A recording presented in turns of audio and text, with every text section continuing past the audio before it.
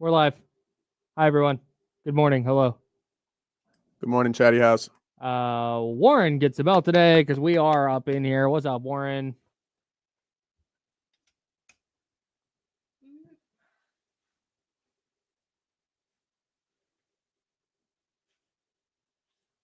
Can't wait to fill out a bracket.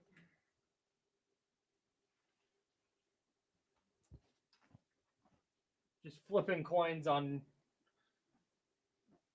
12-5 matchups. What's up, everyone? What's up, Rest Dog? Good morning. Good morning. Wizzy and David, what's up? I've never made a bracket. I think now's the time. Now is the Yeah. time. Absolutely. Did you send Joe your link? I'm sending it right now. Nice. Perfect. Hell yeah. Oh, what's up, Casey Tucker? Yeah, dude, I'm with you, man. Also, that Boston in your profile picture is adorable. Salute to Boston's. What's up, Marcus? What's up, Filthy McNasty and Chris, King of Mactown? Everybody pulling up. David Jackson. Hello, friends. Loki, hi. Local guys here. Wow. Hey. Wow, a legend in our midst. What's up? What's up, man? What's up, Tara? Bacchus? Do we know the right pronunciation here? It looks like Bocus. Bocus microwave? Bocus? Bacchus. Bocus. Bocus. I don't know. Like focus. B-Wave. I don't know. Is that how you spell focus? If it was an F? Big night last night for Talk 6K. Isaiah Crawford getting in the game to shoot a couple free throws. That was big time. Oh, yeah. What's up, B-Stone? Hi, Mark.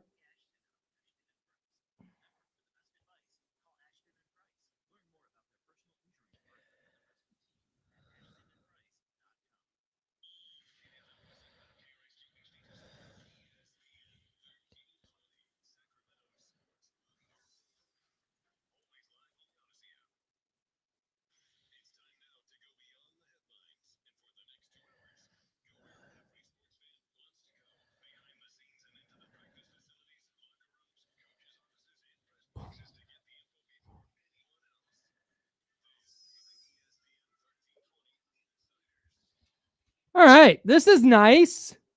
It feels like it has been a year and a half since we've done a show with the beam lit up behind me. Oh, yeah, look at This is that. so great. Oh, very cool. It's I missed you lighting the beam this morning. Well, I don't often do that in front of people. Do you want me to do that right now? Absolutely. I think So I was gonna do a thing on the radio. And again, hello everybody on 1320 AM. On the radio, if you're watching on YouTube and Twitch, youtube.com/ESPN1320 and twitch.tv/ESPN1320, you can see a friend of the program, Andrew, put together this 3D printed Golden One Center with the beam that comes out the top, and you can light it with different colors. You can do a thing where it's like audio activated, so it'll change every time somebody talks. I was going to do a whole bit with it once we got it into the studio where I made a big ceremony out of lighting it. But it's very, very, what's the word I'm looking for? Underwhelming. Like the first day I did it, I was like, yeah, we're going to do it. And then it just, boop. Like, watch. Like when I go. Light the beam. Yeah, I think that's what we need. The beam. Ready? No, watch. Oh. It doesn't go. Oh, so we need the whoosh. Yeah, we need sound effects. And then we need it to go. Like shoot. Yeah, like it just hit felt the ceiling. Felt very underwhelming. But the beam is lit cool. because the Kings won last night, 132-122, and it's so funny how much a victory can just do. I feel no differently about the Kings today than I did yesterday, except today because the most recent thing in my brain, my lizard brain, is that they won. I'm like, yeah, maybe they can make a run. It's unreal, dude. Yeah, they play like that. You make a run. I get made fun of by my friends for this often. Yeah, man.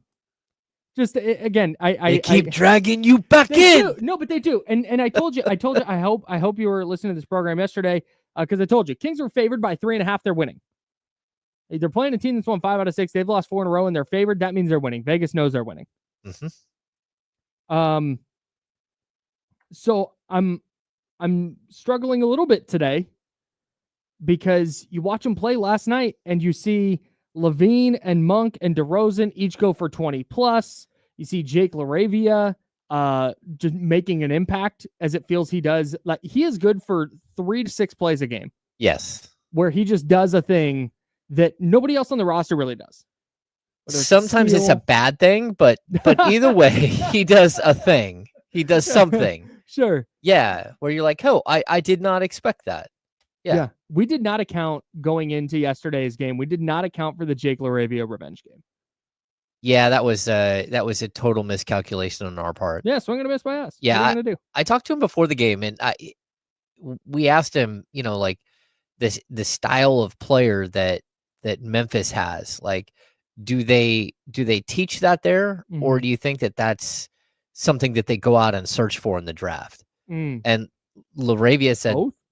He said, no, I think it's they search for that player. He said, because that's like who I was in college. Sure. And that's who, like Vince Williams is. And that's who, like he said, that's what they search for. All those dudes. These players with crazy motors, Mm-hmm. the John Conchars of the world. And then they just put them in a situation where it's chaotic and frenetic, and they play to the strengths of those players. Yeah. I thought it was interesting. Yeah, and you saw it last night. And LaRavia, it wasn't just that what he finished the game with. It wasn't just that he finished the game with 12 points, couple boards and assists, a couple of steals. He eventually fouled out, trying to chase down Jalen Wells on a 3-point attempt, but he was one of the most impactful players in the first quarter run that ultimately defined the game. Oh, totally. It was 27-26 Kings with 2:21 left to go in the first quarter. And you're watching the game and you're going, man, it's going to be a dogfight. Like, this is going to be one of those games. Can they grind it out? Mm-hmm. And then they go on a 10-0 run to close the quarter. And instead of being up 1 or 2, they're up 11 at the end of the first. And then just kept the Grizzlies at arm's length throughout the game. It was close. They never really pulled away. But without Jake LaRavia, who was plus 10 in 4 minutes in the first quarter, without him sparking that run, I think that game goes a lot differently. Oh, I totally agree. And what I liked about what LaRavia did was, number one, he almost got Jaren Jackson Jr. fouled out. Mm-hmm. Like, he played incredible defense on Jaren Jackson. Just fantastic. He also shifted over and defended Desmond Bane for moments in the game too. Mm-hmm. Like, his versatility as a defender is crazy. Mm-hmm. That guy can guard 2 through 4. Yeah. I don't know if he can guard once, but 2 through 4, he can hang. Mm-hmm. And like, adding that piece that he's long, he's athletic. Again, the motor you can't really quantify, but it's something that you see out on the court. Just his ability to just get in the way and be all over the place at one time. And so he had like the Euro step dunk, and he started on their bench. That was so fun. I've had plenty of conversations with him. LaRavia is one of the few players that doesn't seem to know where the lounge is, so he can hide out in pregame from the media. Mm-hmm. And he also seems to like enjoy talking to people. And so he's been in there a lot. And his experience in Memphis wasn't very good. Like, he left there and didn't look back. Like, it wasn't. It's a weird situation too, because they kind of just gave him away. Yeah, that and they also, like, he wasn't a fan favorite, which is totally bizarre, because the first minute he was on the court in Sacramento, he became a fan favorite. Like, right, like in the first minute he was on the court, and changed his entire trajectory as a player in a city. And so I think for him, this has been a really overwhelming, like, I can't believe people love me here. And it's a good thing, because he's a free agent this summer. He doesn't know what's going to happen. But it's definitely something that he could see being a long-term fit. It's so funny what it takes. And I don't know if this is, I'm not deep enough in the weeds and other fan bases to really know, but I do know in Sacramento, it is so funny what it takes to become a fan favorite. Yeah. It's like, you're either really good and productive, Domantas Sabonis, or you just try your ass off, and maybe you average 6 points and a board and a half and half an assist. But dude, if everybody just knows you're on the court, and you're flying around and you're doing all the things you're talking about defensively, just being disruptive. Is he an awesome point of attack on ball defender? No, he's fine, but he's always in passing lanes, always in the right spot. Smart with when Jaren Jackson, he's got him trapped in the corner last night. You know you have a defender in the sideline. You know you have a defender in the baseline. You're going to get super aggressive trying to knock the ball away. And he does and creates a turnover, creates a free possession for the Kings. Yep. It's like, that's all you have to do. That's all you have to do here is if you go out and you go at 100 miles an hour for every minute you're on the court. Yep. You're going to get love here. I totally agree. Quincy Acey is the guy that always pops into my head who just like was so beloved. As soon as he walked on the floor, everyone's like, "Oh, it's Acey time." Yep. Michael Smith from the mid to late 90s, absolutely adored here in Sacramento. Michael the Animal Smith. There are a lot of players that come into Sacramento, and all you have to do is be a blue collar guy, because that's what I think Sacramento fans pick up on super quick. They're like, "Oh, he's one of us." And so you're instantly drawn to them. And again, it was his first game. Like, he scored 7 or 8 points in the first quarter in his first game in Sacramento. And just the way he did it was just like, he was all over the court. He's diving, he's in transition. Yeah, he doesn't mind diving on the court, all of these things that you're watching.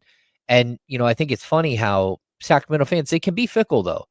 Sure. And I even warned about this yesterday on D-Lo and Casey. There's this moment right now where people are frustrated with Malik Monk, and since he's been back, and all of a sudden you're starting to see some sort of tide shift there. Calm down, everybody. The guy just came back from injury. He's joining a team that's totally different. They're not all on the same page. He's still the guy you love. He's got to make some adjustments.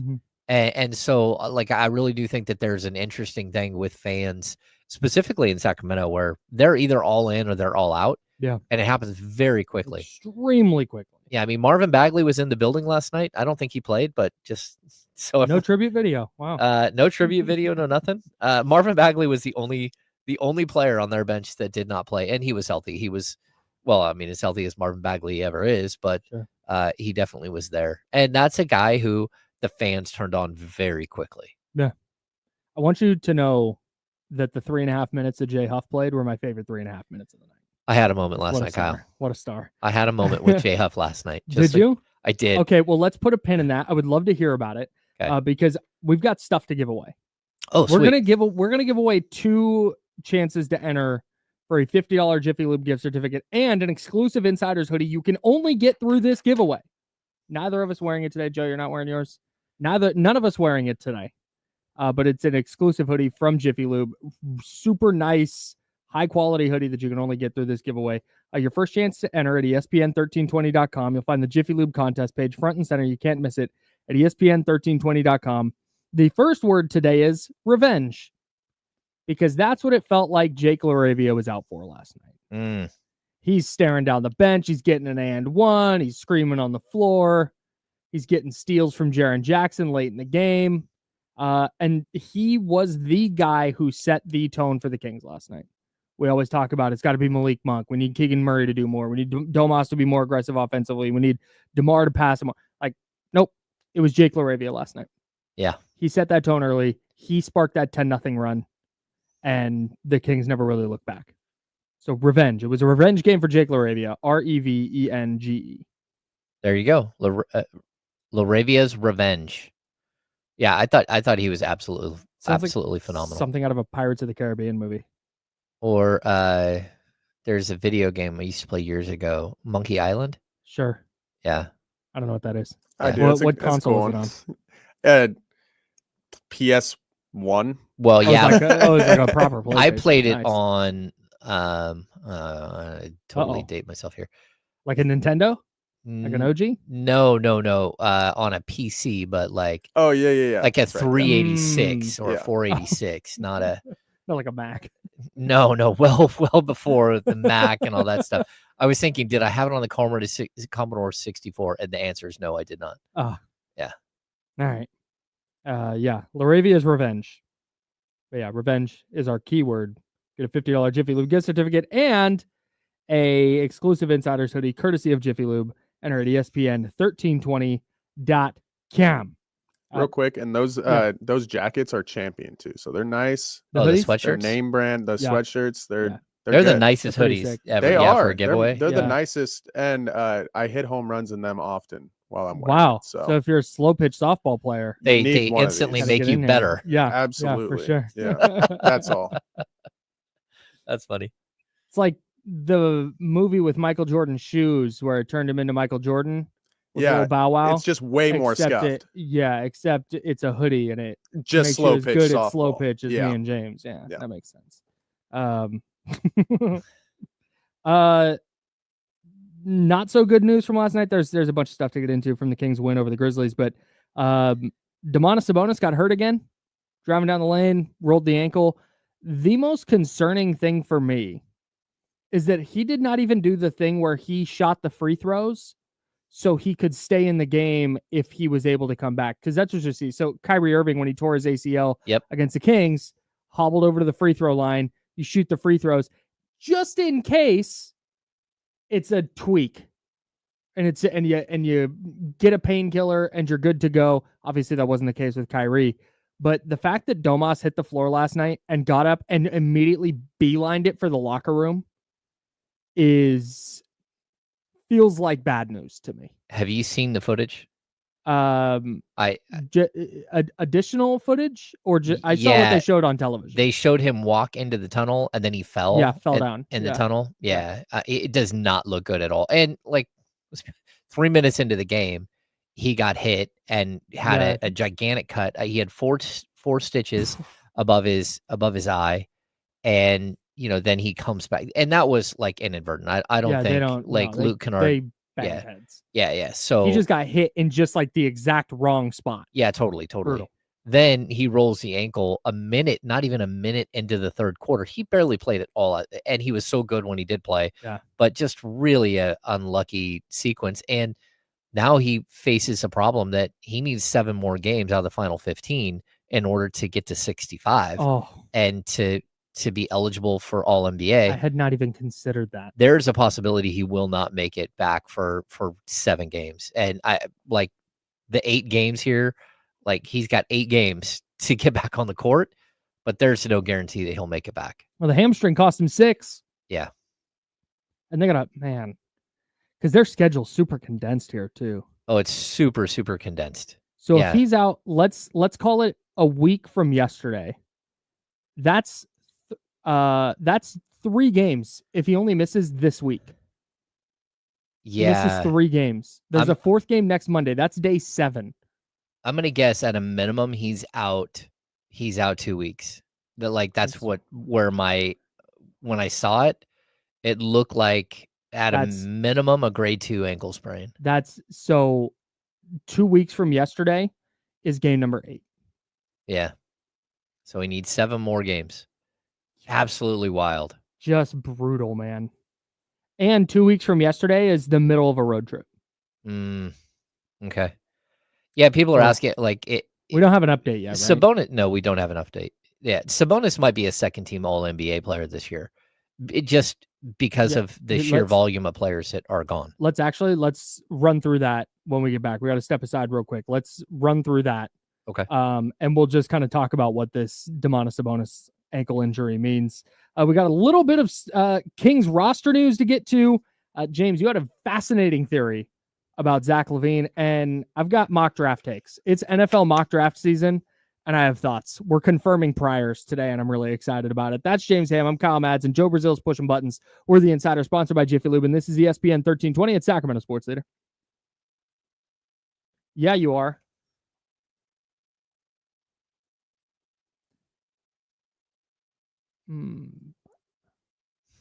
Oh, buddy, we're getting to it.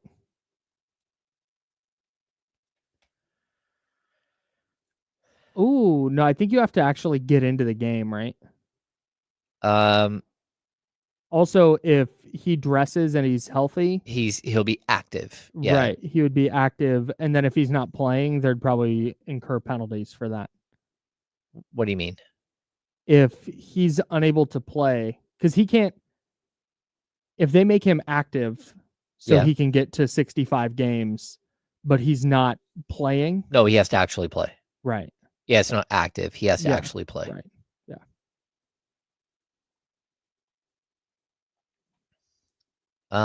I don't think he has to play 20 minutes. You have to average, I think, 20. Yeah, you have to average 20 minutes. Because that's where DiVincenzo got hosed last year, right? It was because he had played enough games. Yeah, what was his deal last year? Why didn't I can't remember. did he not did he not? It was something about 20 minutes with Dante DiVincenzo. Yeah, or 24 minutes. Yeah, it was something weird.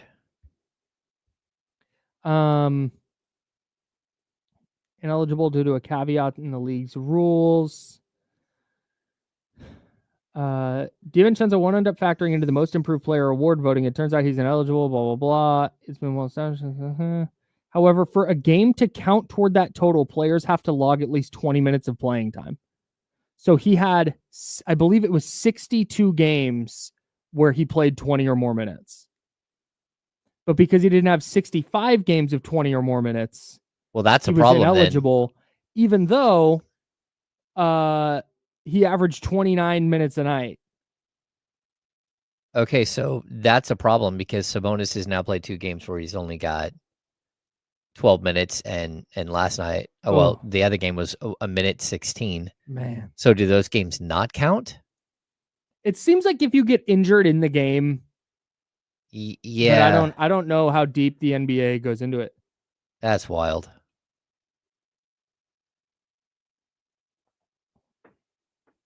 I'm trying to. Yeah, we can get into, like, there are so many players that are ineligible this season. It's wild. I want to write something down. Yeah. Let me see. This is my favorite game. It's does Kyle have a pen in his bag? There's always one sitting right here. It might be mine. Oh. Hey, big winner.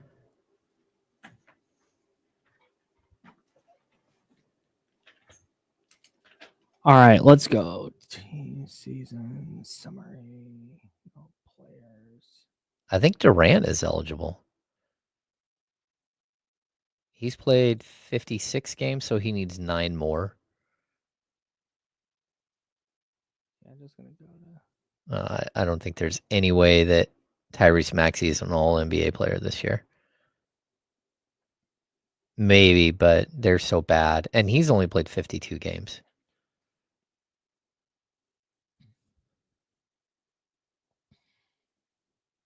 Brunson probably out. He needs 4 more.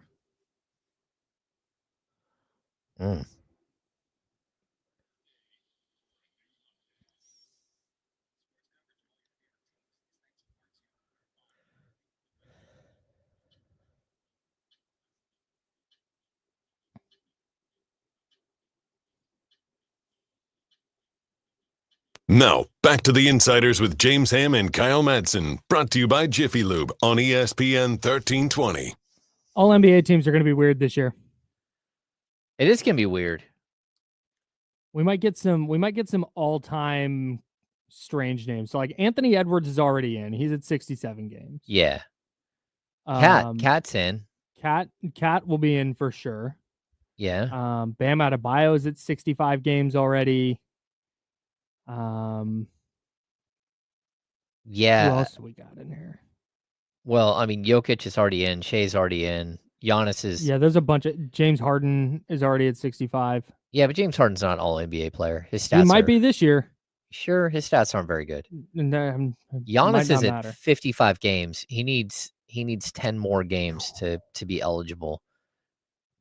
And they've probably got 16 games left, 15 games left. Yeah. Yeah. Tatum and Booker are going to get there. Just talking about games played. Yeah. LeBron is going to be interesting, whether LeBron makes it or not. He's at 58 games. I don't know if he's going to make it back to play 7 more games. But Jalen Brunson, same thing. He's 4 games short right now. You think he's going to be out that long? I don't know. Oh, got it. But Huh. he had a pretty bad ankle, so. Yeah, I mean, like Devin Booker might be in, but then again, they're not going to make the playoffs, and they're certainly not going to have 2 All-NBA guys when they don't make the playoffs. Yeah, I'd imagine. Yeah, that would be but difficult. again, but this is the whole point: is there are so many players. Joel Embiid not going to be there. Kyrie Irving not going to be there. Steph Curry currently at 59 games. He'll probably get to 65. But you mentioned LeBron; he's at 58 games right now. He's a huge question mark. Yeah. Luka's out. Luka AD's is out. not going to get there. Giannis might not get there. Kyrie's out. Kawhi Leonard's out. Paul George is out. Oof. Like there's a lot of players that are just not eligible. Like did you mention Tyrese Maxey already? Maxey's close in games He's played. 52 games right now. Oh, that's going to be so he'd have to play almost every game. And on top of that, they're horrible. I don't know if he's in or not. So Franz Wagner, 49 games. He's not going to be. Paolo's probably going to be short too. Paolo's going to be way short. So both of the guys from Paolo doesn't even show up on the scoring leaders. That means that he's below the amount of games. But even a guy, even when you start talking about guys who might sneak in, Wemby's another one who won't be in. Nope. But even guys like hey, Norman Powell's had a great year. Norman Powell's played 47 games. Oh yeah. He's not getting there. Gonna be a strange top 15 players according to even like LaMelo Ball, 44 games. Guy with really good stats. Yeah. Is not going to get there. Anthony Davis not going to get there. Ja Morant not going to get there. We're going to see some weird ass names in the All NBA groups this year. Yeah, James Harden is at 65 games, but I mean he's at 22.5 points and 8.7 assists. It might not matter. Yeah, he might just get there on name value and the Clippers made the playoffs. Yep. They might make the playoffs. Boy, Jaylen Brown might not make it to 65 games. I mean, Jaren Jackson will. He's at 62. Tyler Hero will. He's at 65 already. Do you think, and again, we're talking about this because Domantas Sabonis hurt his ankle last night. No update yet on the extent of that injury.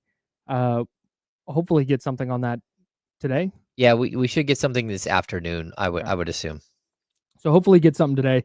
If we get that news during our show, we will have it for you right here on ESPN 1320. And of course, D'Lo and KC from noon to 4 will cover anything that comes up on the Domantas Sabonis injury front. But we're talking about this because he might fall short of the 65 game threshold to make All NBA. And we've been talking all year, like, man, as these players keep falling off, because he's fringe third team, right? Just going into the year, he's going to be right there in the mix. Yeah, he's been All NBA 2 years in a row, and he's been third team both years, but even like the first year he barely missed first team. Right. I mean, barely missed second team. So he's right there as like a third team guy. Yep. But hey, you know what? He's just so every player who falls out because there's no longer positions, every player who falls out, that's one extra shot for him to either establish himself as a third teamer or move up. And so now with this latest ankle injury, so we've decided he is at how many? 58? Yeah, he needs 7 more games. Minimum. If that 20 minutes in 65 games rule is hard and fast for injuries too, that means he needs 9. Right? Yeah.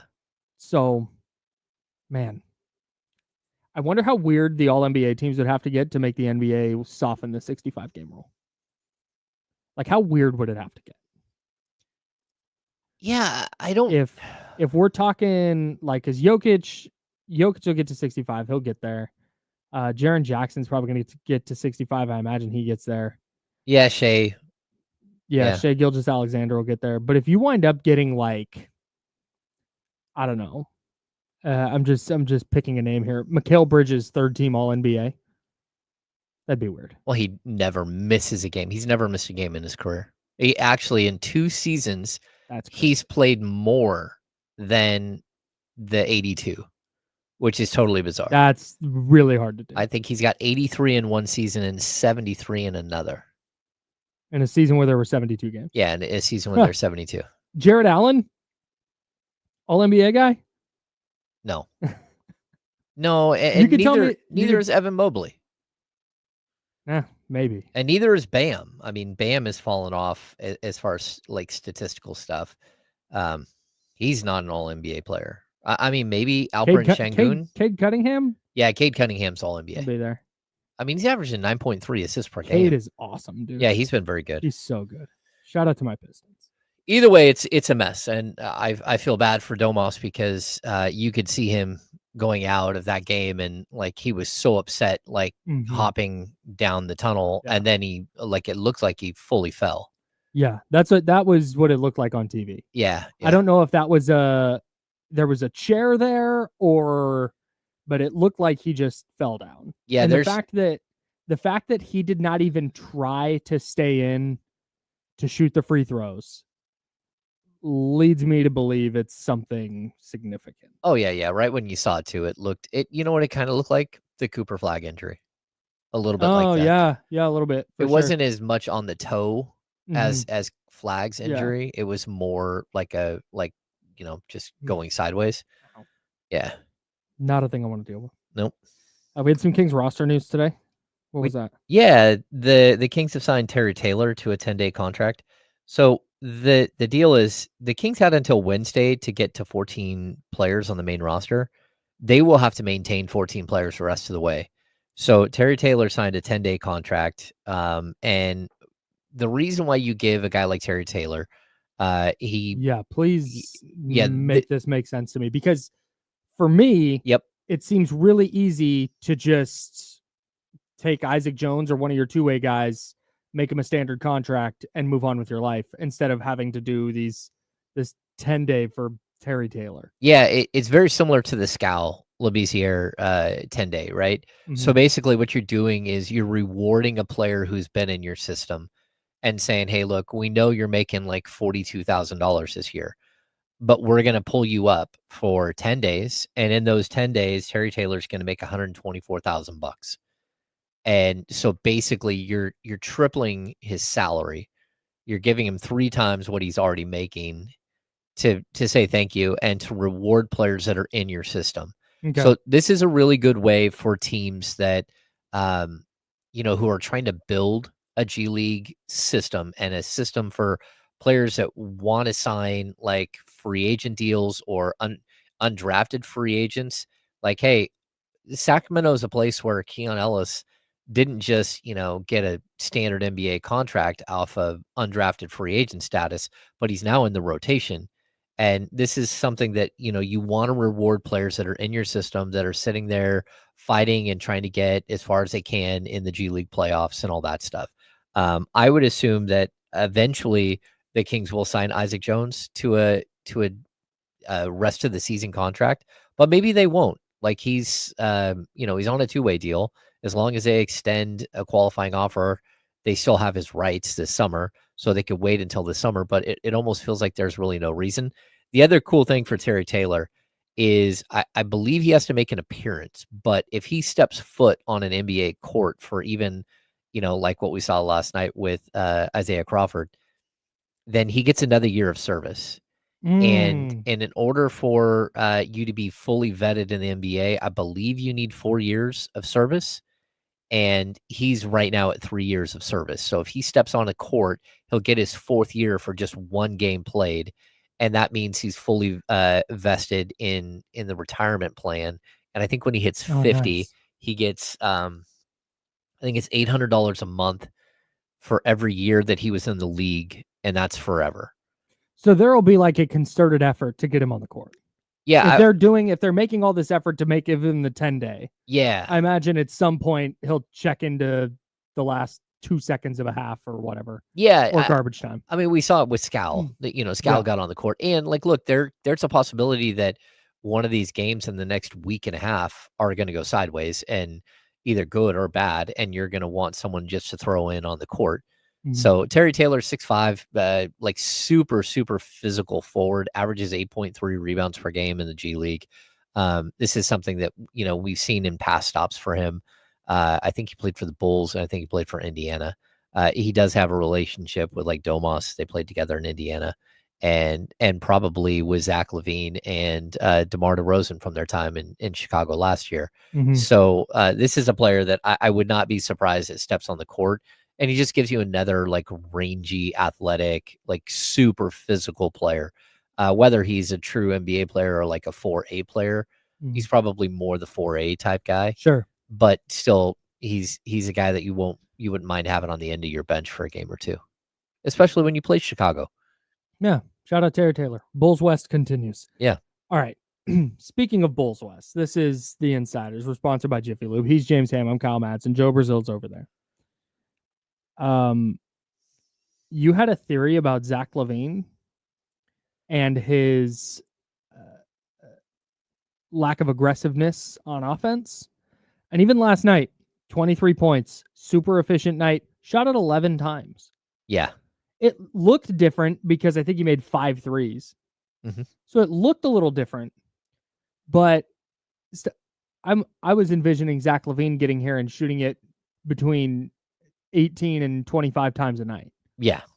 I think that's what everyone thought. Yeah. And what's he now at 40 across his 40 total shots in his last 4 games? Something like that. Ugh. Yeah, he had 16 the first 2, 13, 11. Yeah, 40. Whew. That's not enough. No, that's not enough.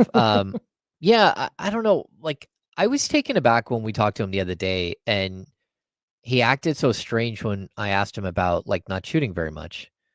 That was so odd. You know, he went 5 of 10, and you know, like, you're like, what's going on there? It's like, well, what do you mean? I shot 50% from the field. I'm wondering if he's just not caught up in the 50, 40, 90 thing. And, you know, like in order for him to get to 90% on the season from the free throw line is impossible at this point, right? Yeah. But as a King, he's averaging 52.7% from the field. He's averaging 44.1% from 3, and he's averaging 89.4% from the free throw line. And I don't know if he like got that number locked in his head, like, oh, a 50, 40, 90 guy. That's gonna be, Yeah. I'll be one of the most efficient scorers in the league. And to be honest with you, for the volume of scoring that he does, and for a guard, he's probably the most efficient guard in the NBA. He is. It is super impressive what he does at the volume that he does it. Yeah. But I just wonder if it's not like he's just locked in on those numbers and like, oh no, I've got to get those numbers. I remember a few years ago, I think I told you this, like, we got to the last game of the season, and Buddy Hield had an incentive built into his contract that if he played 72 games, yes, this is great, and he hit 85% from the free throw line, he got like I think it was a $500,000 or $1 million bonus. Yeah, got a lot of cash. So like the 4 games before, Buddy Hield got to 85%. 4 games, he didn't take a free throw. Like, didn't take a free throw at all. And then in the final game, he got fouled shooting a 3, and you could see him like shaking in his boots at the free throw line. He bricks the first one, drops below 85%, hits the other 2, but it's not enough. Like, and so he drops to like 84.6. For the next 25 minutes, Buddy Hield tried to throw his body at everybody. He tried to flail on 3-point shots, but he couldn't. He never got another foul attempt. Oh, that's and he so funny. Finished the season under 85%. So, like, look, I think there are numbers that stick in players' heads, and they're like, oh, this is what I want to be.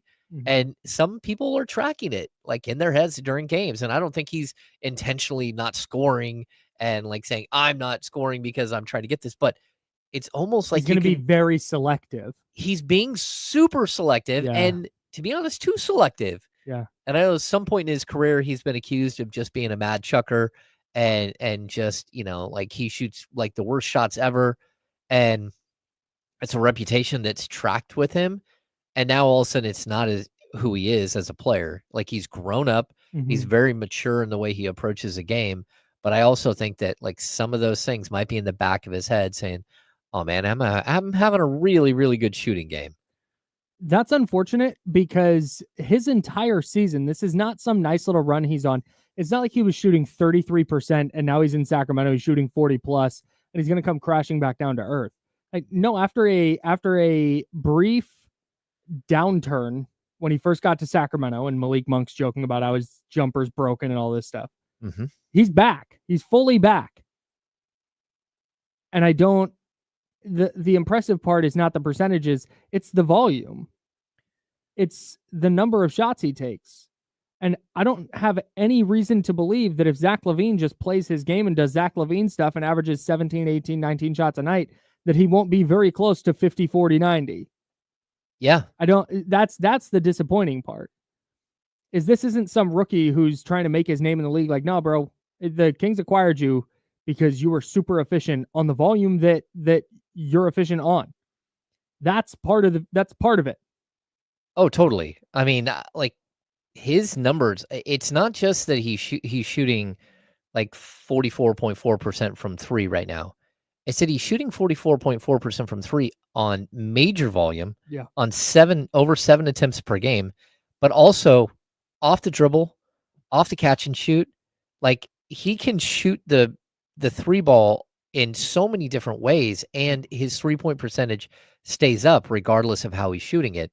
That's one of the more impressive things, because a lot of players are like, hey, I'm really good on the catch and shoot, but they're not good in, off the dribble. No, he's good at all of it. And, he's good at creating for himself. He's good at creating for others. He's good at moving into open space and catching and firing. And so they just need more of it. Maybe last night helped. Got 11 shots up, made 5 threes, scored 23 points. Yeah. But that's going to continue to be something that we're keeping an eye on, because that matters not only for this year, and any chance the Kings have at doing anything rides at least a little bit on Zach LaVine coming back to being Zach LaVine. But now we start talking long-term. Oh, yeah. And what does this look like long-term? And is this going to be a problem for him his entire time in Sacramento? All right. We got a ton more Kings coming up, but it's full-blown mock draft season in the NFL. And I have some mock draft takes for you. Mel Kiper from ESPN dropped one today. Daniel Jeremiah dropped one today. I'm going to talk less about the actual players and more a bigger picture thing that jumps out from both mocks. That's James. I'm Kyle. That's Joe Brazil. We're the Insiders, and we're sponsored by Jiffy Lube here on ESPN 1320. It is Sacramento Sports Leader. We're clear, everyone. We've done it.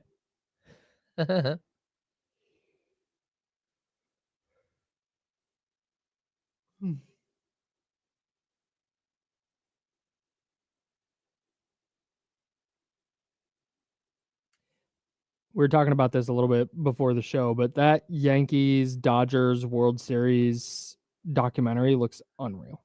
Yeah. Oh, I can't wait. I'll be right back. Cannot wait to tap in.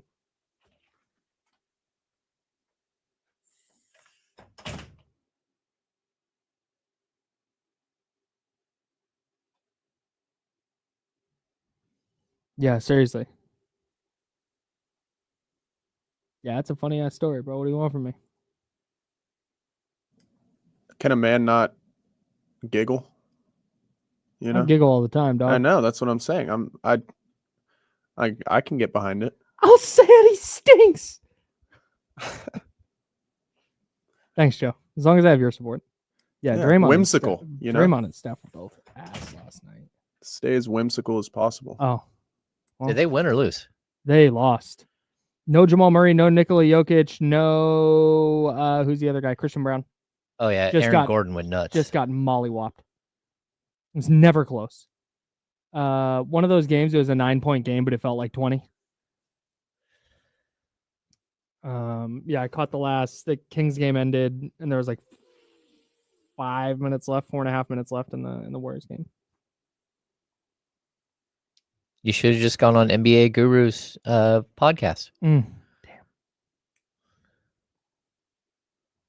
I don't know. I need to see him play. He's just not on the court enough. Good player, though. Yeah, he was really freaking good.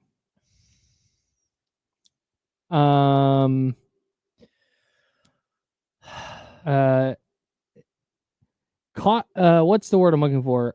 Uneasy about White Lotus going forward. Uncomfortable. It's going down a couple of tracks that are just like too far. Yeah. But great show. I look forward to Sundays. So I should watch it though, right? Yes. Okay. Yeah. All right. Okay. And It's if you just haven't gonna be watched uncomfortable. if you haven't watched the first 2 seasons, you should watch those as well. Oh yeah. Yeah. I'd start on episode 1. Oh yeah, they're spectacular. Okay. I'll give it Right, a. But you have to understand, it's very different and it's awkward. And it's Yeah. a very slow burn. That's Yeah. fine. I mean, honestly, sometimes I enjoy that. Like, I enjoyed how slow Yes. Severance was at first. Like, I'm not enjoying how slow it is. Severance? Yeah. Yeah. Yeah, this is what I'm saying. I'm a little bit uneasy going forward. Well, I'm giving this season. If you guys don't watch Righteous Gemstones, though, I've heard That's the about that one. one. Yeah.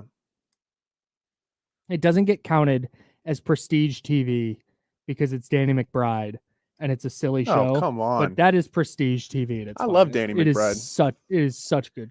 I such think- good comedy. Eastbound and Down is like, that's up there, man. That's one of my favorites. He's funny. I love that show. Bro, we were talking about this today. I didn't want to talk about it on the show. Devastating television. Yes. Just absolutely gut-wrenching television. That Yeah. goes a completely, with James and I were talking about this, goes a completely different direction than where you think it's going. In the most like devastating way possible. Oh my God. Yeah, harsh. That the guy who plays the dad is in a show I recently started watching called 1,000 Blows, which is a story about late 19th century England, London. Yeah. Late 18th century London. It's about this female gang called the 40 Elephants, and this Jamaican immigrant and his buddy go over there and they start boxing in the like underground bare knuckle boxing circuit. Mm-hmm. Really fun, really good show.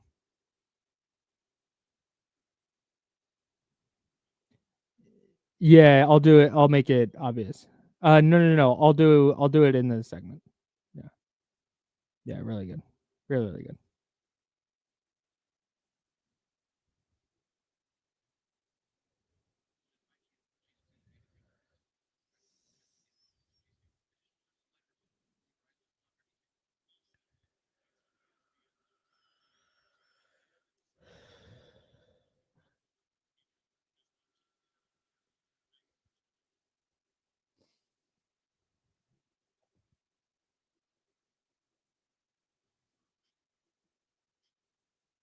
Now, back to the Insiders with James Ham and Kyle Madsen, brought to you by Jiffy Lube on ESPN 1320. I want to put a pin in the King stuff briefly.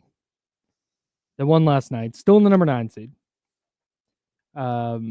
It's fully mock draft season in the NFL. Oh, yeah.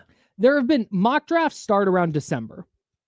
That's when the first ones start to trickle out because that's when NFL teams are really finally out of it and fans really start looking ahead to the draft.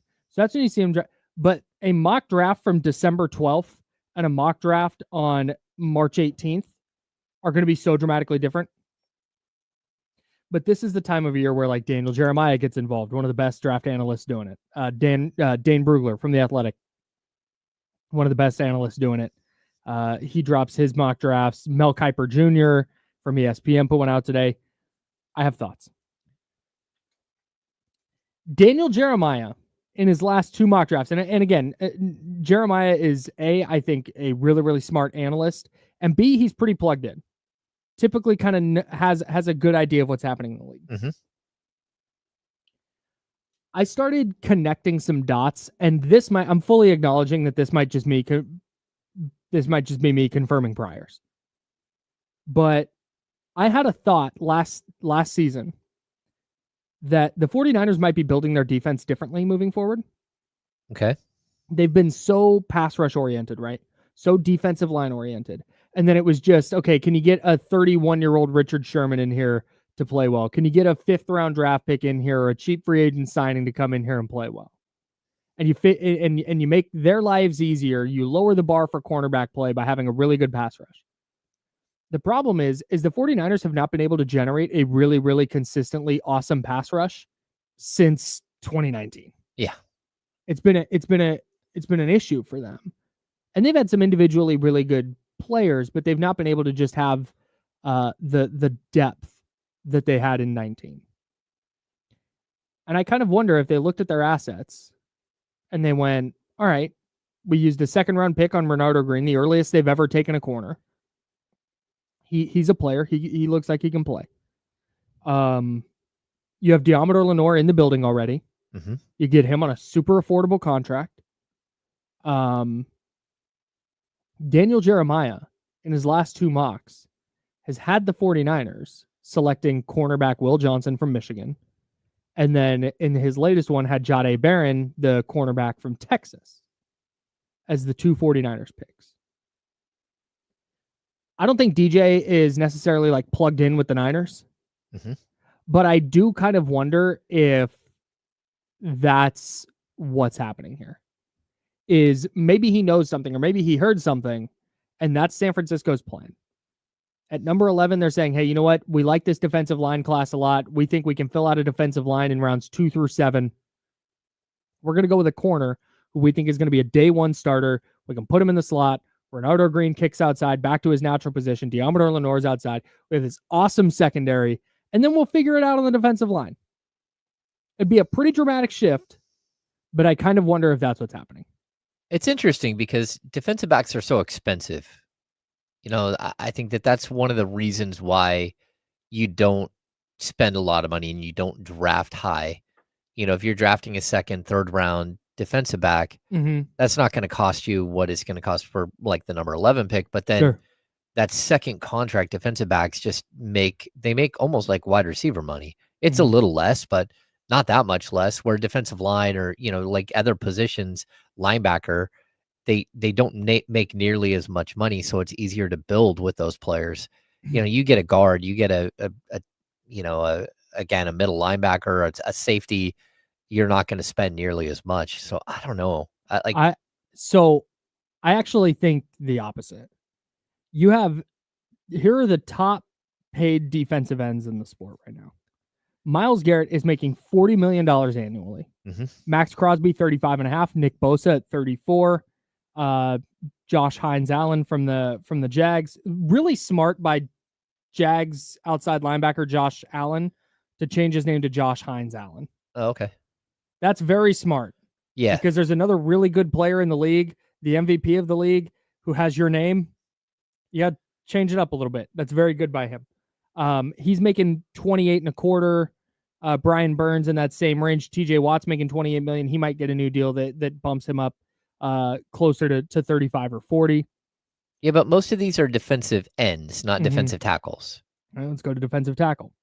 You have Chris Jones making, and the 49ers have made it clear what they think of defensive tackle value. Yes. When they traded DeForest Buckner, an all-pro at his position, they went, we don't want to pay you top of market money, so you're out of here. We're going to keep Eric Armstead because Eric Armstead can also play on the edge. Yep.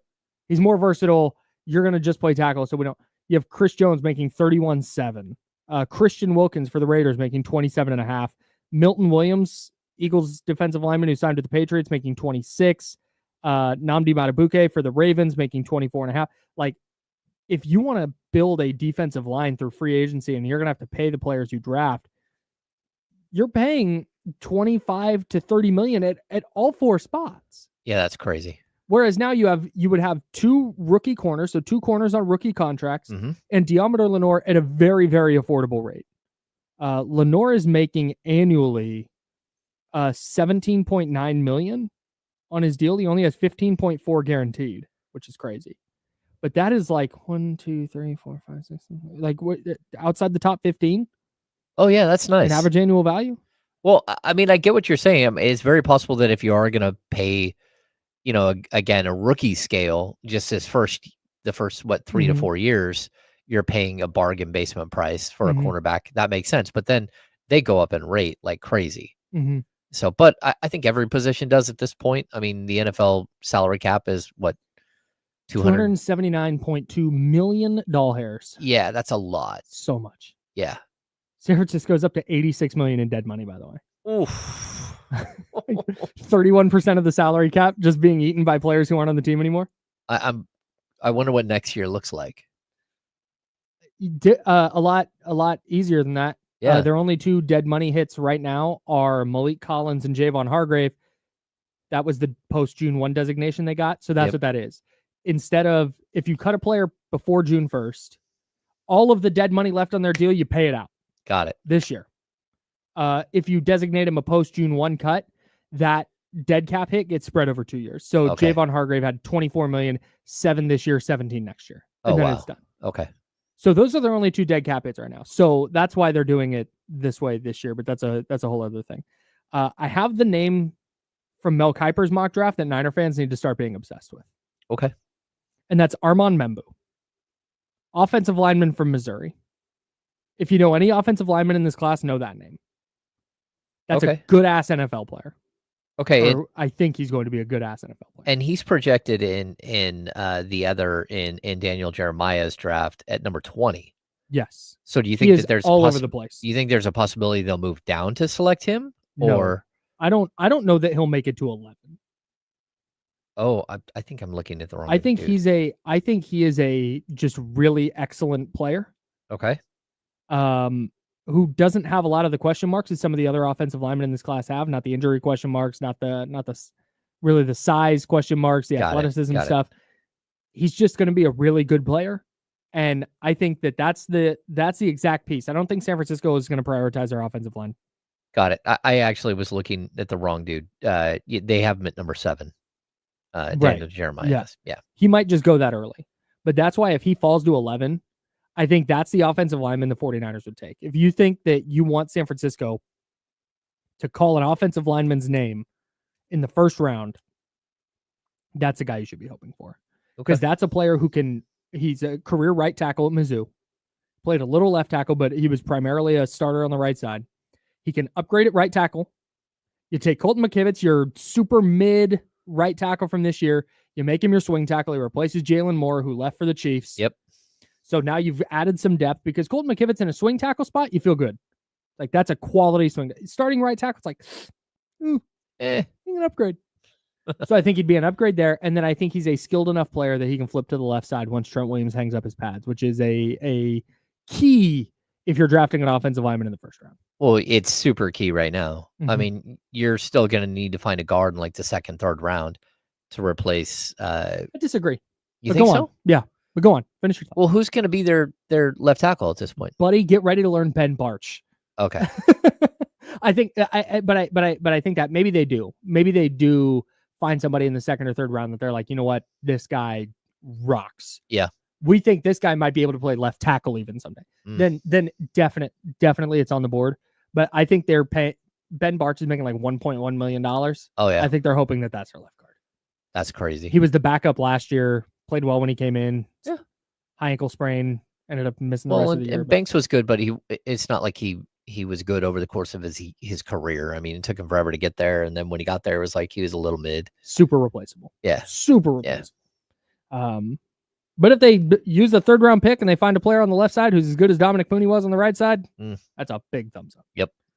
My whole thing with the draft, and we're gonna talk plenty about the NFL draft coming up, but my whole thing is mock drafts start to come out. I think the 49ers need to care less about need this year and more about just getting good players in their building. That has to matter more than anything. Yeah, as long as they play offensive line, defensive line, and linebacker. Yeah, it's not like you can get those guys at some point, but I think if, for example, like Ty Warren, the tight end from Penn State, if Ty Warren falls to you and he is the undisputed number 1 player on your board, just take him. Yeah. Just get the good player in the building. Or worst case scenario, move down 3 spots or 5 spots and let somebody else take them and get us a third and a fifth or whatever you get. Yeah. If you're stacking up picks to move back, then sure. Speaking of stacking things up, I'm stacking up wins on Underdog. We had 5 out of 6 yesterday. Oh yeah. And the only one we missed was Domas because he got hurt. If he gets hurt in the first half, they'll take him off your lineup. If he gets hurt in the second half, you got to keep him. Oh, he played like I know 54 seconds. I know. And he missed a bunch of time in the first half. Just brutal. So 5 out of 6, but that's still a win because of the flex play. And March College basketball starts tonight. We have play-in games tonight for March College basketball. I'm going to have lineups, like multiple lineups a day. Because my bracket is going to be busted super early. That's just facts. So I hope you'll play along with me at Underdog. Download the Underdog app. Sign up using promo code KyleM. Here's where I'm at tonight. Giannis, 27.5 points. I'm going higher against the Golden State Warriors. Kyle Kuzma, same game, 20.5 points, rebounds, assists. I'm going higher. Kevin Porter Jr. is at 8.5 points. I don't think Golden State has anybody who can guard him. I think he's going to go higher than that. And then Moses Moody, I'm going higher than 12.5 points. I don't think Steph Curry's going to play tonight. Draymond Green may not even play tonight. I think we might get a big Moses Moody game, so I'm going higher than 12.5 points for Moses Moody. That's my lineup. Download the Underdog app. Play along with me. We have a ton of fun doing this. Would love for you to participate. Download the Underdog app and sign up now using promo code KyleM to unlock a special offer of up to $1,000 in bonus credits when you make your first deposit. Join in on the fun when you sign up with promo code KyleM. That's promo code KyleM. Claim your special offer today and get up to $1,000 in bonus credits instantly upon first deposit. Must be 18 plus and present in a state where Underdog Fantasy operates. Void where prohibited. Terms apply. Concerned with your play? Call 1-800-GAMBLER or visit www.ncpgambling.org. In Arizona, call 1-800-NEXT-STEP or text NEXT-STEP to 53342. In New York, call the 24/7 Hope line at 1-877-8-HOPE-NY or text HOPE-NY. All right, we'll be back with more Kings, more NBA. Good night for the Kings to get a win last night. We'll tell you why next on ESPN 1320 Sacramento Sports. Thanks, Joe. Did you get the bubble? All right. I hit it too. Just in case. Boop. Stacking picks, baby. Bruh. So bad.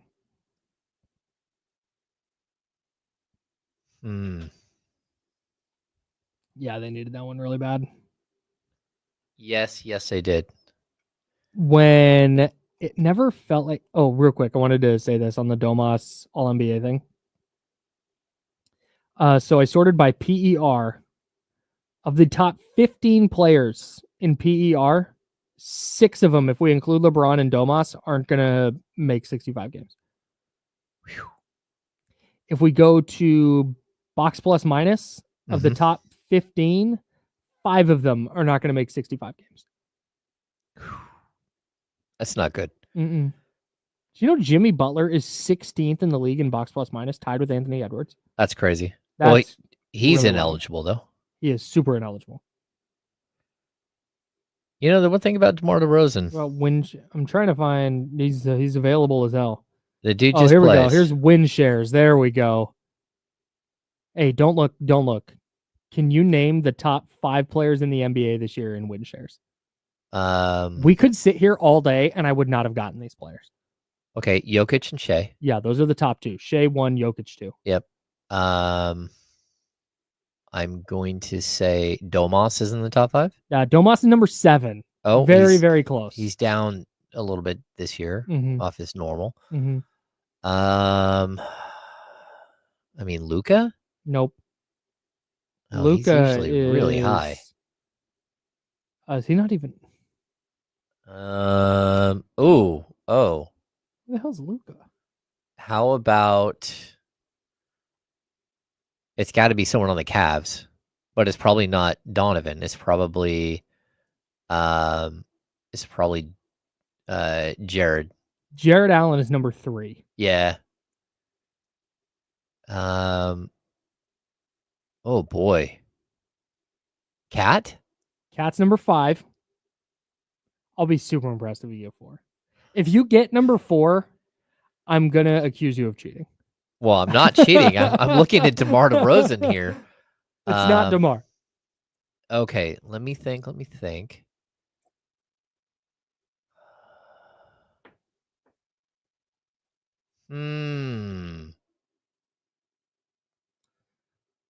Not Brunson, not LeBron. It's not Anthony Davis? It's not.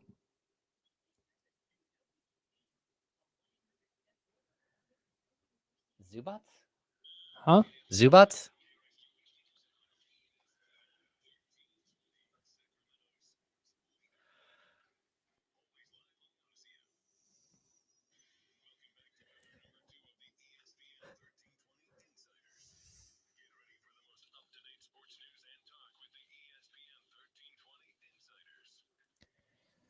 Hour number 2, that's James Ham. I'm Kyle Madsen. Joe Brazil on the 1s and 2s. We're hanging out with you till noon. Then we'll hand it off to D'Lo and KC, and they'll take you up to 4 o'clock right here on Sacramento Sports Leader. They're actually going to take you up to March College basketball. The first 4 from Dayton right here on ESPN 1320 St. Francis against Alabama State. Throw the records out when those two teams play. And then North Carolina, San Diego State. I'm really excited for that one. I love watching San Diego State, but also I don't typically have a horse in the Duke UNC race. Mm-hmm. I have a bunch of friends who are UNC fans. I have a bunch of friends who are Duke fans. So I'll hope that my friends are happy, but I don't like root for one over the other. Right? Okay. The backlash at North Carolina getting into the field makes me really want North Carolina to make a run. Oh, that'd be fun. It'd be so great. They were like 1-12 against quad 1 teams. Like just the top teams. They were like 1-12 this season or something. Yeah, they apparently their resume stinks. And they don't deserve to be there outside of being North Carolina. This is what I've understood from my very brief reading of this. Ivica Zubats, by the way, as you noted. At the break, we were talking about. I did not look it up. The top. That's a really great poll. We could have sat here all day. I don't think I would have gotten there. Yeah, it's. We're doing top 5 in win shares in the NBA this year. Was our question. It's usually a winning team. Mm-hmm. That's like one of the things you have to look out for win shares. Mm-hmm. And then on top of that, big men usually like rise up the ranks. It is. Here's the top 8. Shea. Yep. Point guard. Then Jokic, center. Jared Allen, center. Ivica Zubats, center. Karl Anthony Towns, center. Giannis, power forward. Domas, center. Jason Tatum. Then Tyrese Halliburton. That's wild. Bunch of bigs and then Jason Tatum who plays. So it took big. me like 7 guesses to get. Yeah, that was 5. impressive. That was really impressive. Yeah. All right. Ivica Zubats, great poll. Yeah, I had Jared Allen in my fantasy basketball team the last couple of years, and just a monster, dude. He sneaky incredible for fantasy basketball. Yeah. Have you seen the thing he does when he gets called for defensive 3 seconds? He just yells like primal, like yes, and like puts his hands up and like high fives teammates. No idea what the bid is, but it's great. When he's called for it? Yes. Wow. Have you seen this, Joe? Yeah, I love it. Isn't it funny? It's like a 2K animation. It's like, yeah, he just gets super hyped and like yells so loud that you can hear it in the arena. You can tell exactly like what his personality is. It's hilarious. Oh my God, he's the best. Yeah, no, he's funny. He's great. Big Jared Allen stands over here. Boy, do we have a treat on the Elk Grove Kia talk line. 916-909-1320, 916-909-1320. Mitch in New Jersey wants to talk about the 49ers' best player, and then we can get back into the Kings. What's up, Mitch? What's up, fellas? Vibing. What's going on, Mitch? Working at the gym. Nobody got hurt for my stupidity. Nobody got lice, including yours truly. So sweet. What do you want to say about the 49ers? Oh, I was going to give you my win power 6 numbers tomorrow, but you don't want it? No problem. It's okay, Kyle. I think 49ers best player available, and Raiders, they better get Sanders or Jackson Dart. And it's looking like they get McMillan, and also the other good. There's a lot of good running backs, so McMillan would be the first one I would take, and then just get a hint in the second round. But I'm hoping they get a quarterback for the future. I don't want to be Geno Smith more than 1 year. All right. Very good. Thanks, Mitch. Appreciate the call. Shout out to you for not getting lice. Very excited. I know. I was worried about it. We asked. I think I asked last time. Yeah. Niners. I'm all in on the best player available thing, unless they're running into the scenario that you talked about, where if you can trade back a few spots, and there's a bunch of dudes that you like in that range, and you can get 2 or 3 extra picks to move back, then okay. Because you got to throw a bunch of darts at the board this offseason. Oh, no, totally. So if you can get more picks, then I'm down with that too. Yeah. I mean, if there's a way to get an extra third, an extra fifth, something like that, I'm all in. Because that extra third could be one of your starting offensive linemen or one of your starting defensive linemen. Yep. And that fifth could easily be a linebacker and that you're grooming to take over, down the road. Yeah, absolutely. Good night for the Kings to get a W last night. Yeah. They beat the Grizzlies 132-122. No update yet on Domantas Sabonis' injured ankle. At least I'm assuming it's an ankle. Oh, it's on an his ankle lower for sure. body injury. Yeah. Ankle for sure. The Warriors lost to the Nuggets last night, 114-105. No Jamal Murray, no Nikola Jokic, no Christian Brown. It's not great. Tough way to have a 7-game win streak snapped. Aaron Gordon had 38 points. That's crazy. He was so freaking good because he did the thing. Okay, remember we talked about Keegan when the Kings played the Warriors? And we said, man, it would be great if Keegan realized that he's bigger than like most of the dudes the Warriors are going to put on the court and just put his shoulder down and got to the rack. That's what Aaron Gordon did all night. I think he was 17 of 24 from the field. Wow. Yeah, they just couldn't guard him, and he knew it. So his career high was 41, but he scored that back in the 2017-18 season. Right, when he was still the guy with the Magic. Yeah. He scored 38 like a couple of times since then, or at least once since then. But that's crazy for him to be the guy who just busts you up.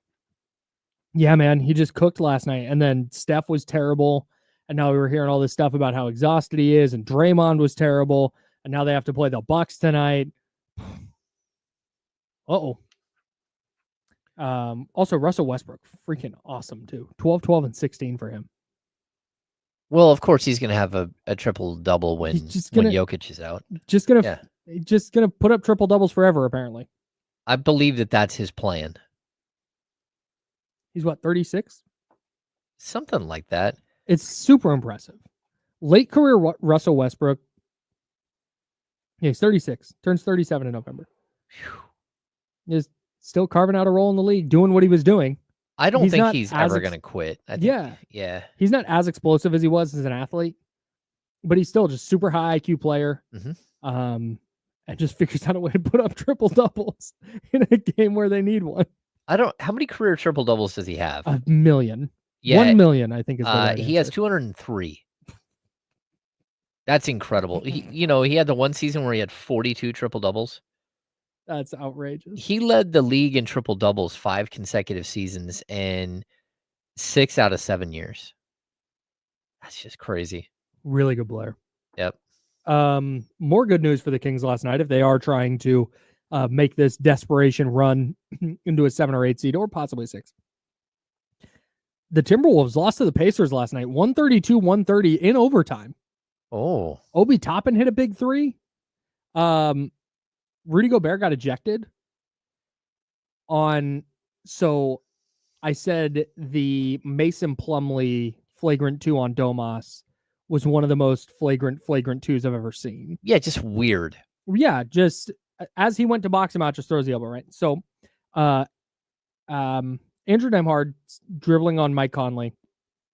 And as he dribbles by, I think his elbow might have gotten Mike Conley in the face area. Okay. But it wasn't like he was, you can tell when a guy throws an elbow, like they're annoyed and they're like, get off me. He was just putting the ball down and going, and his elbow caught Mike Conley. As he's driving, Rudy Gobert steps up and full-blown shoulder to face and follows through with the elbow. Oh. Yeah. Nembhard throws the ball at him. They got to be separated. Gobert F2, he's ejected. Nembhard technical, it was his second. He's ejected. Whew. And then the Timberwolves went on this massive run. Okay. And they were down, I think, 14 at the half. They took the lead some point in the third quarter. It might have been early fourth. But it was like, oh, they're going to pull away here. This game's over now. And then I checked the score later, and they've lost. I thought they were en route to 9 in a row. And the Pacers just kept battling. They pull out a win. And Minnesota. So Golden State 7-game win streak snapped last night. Minnesota 8-game win streak snapped last night. All of that. Good night for the Kings to get a win. Yeah. Another good reason for the Kings to get a win. Phoenix beat Toronto by 40. I'm not going to lie. I didn't consume a second of this game. No. So I'm not going to sit here and pretend like I turned it on. Phoenix, I will continue to say this. I want no smoke with them in a 1-game play. Because they might hate each other.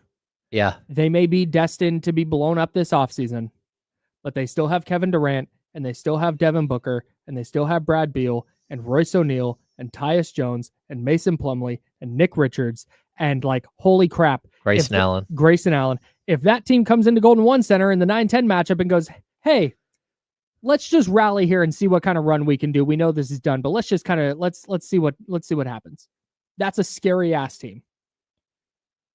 Yeah, that's wild. Because they're just capable of that. And Toronto's tanking. Toronto's toast, but yeah, I agree. Phoenix is the team that you're Still. looking at. You'd much rather play Dallas. I'd just much rather not have to play either one of the. Like try to get into this the 7-8. Of course, yeah. But you're probably going to have to play Phoenix, and you got one more shot at Phoenix right now, like at the end of the season here, and that could be a really, really big game. That could be huge.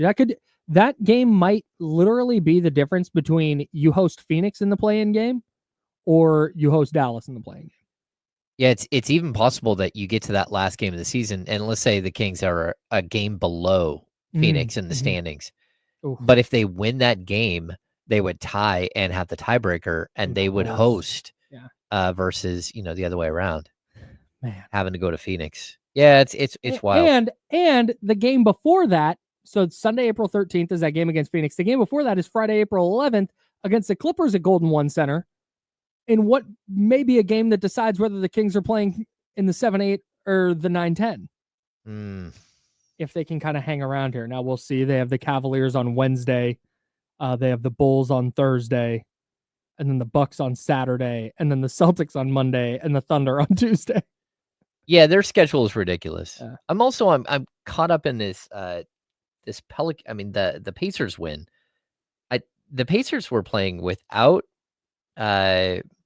almost everybody. Siakam. Without Siakam, without no Halliburton. Halliburton, without Miles Turner. Mm-hmm. Yeah, Obi Toppin put in 34 and 10 and played 45 minutes. Yeah, 7 of 10 from beyond the arc. And Tony Bradley, they signed off the street a couple of days ago. He had 12 and 9. Yeah, it's just totally bizarre. How do they do this? How do other teams do this? How are the Kings the only team that can't do this? It's the next man up mentality that the Kings just don't have because they don't have players that match skill sets. Why is Markelle Fultz not going for 12 and 9 and 2 with a steal and 2 blocks? Why do they have 3 point guards and the Kings don't have one? I mean, really? TJ McConnell, 11 points, 4 boards, 13 assists last night. Yep.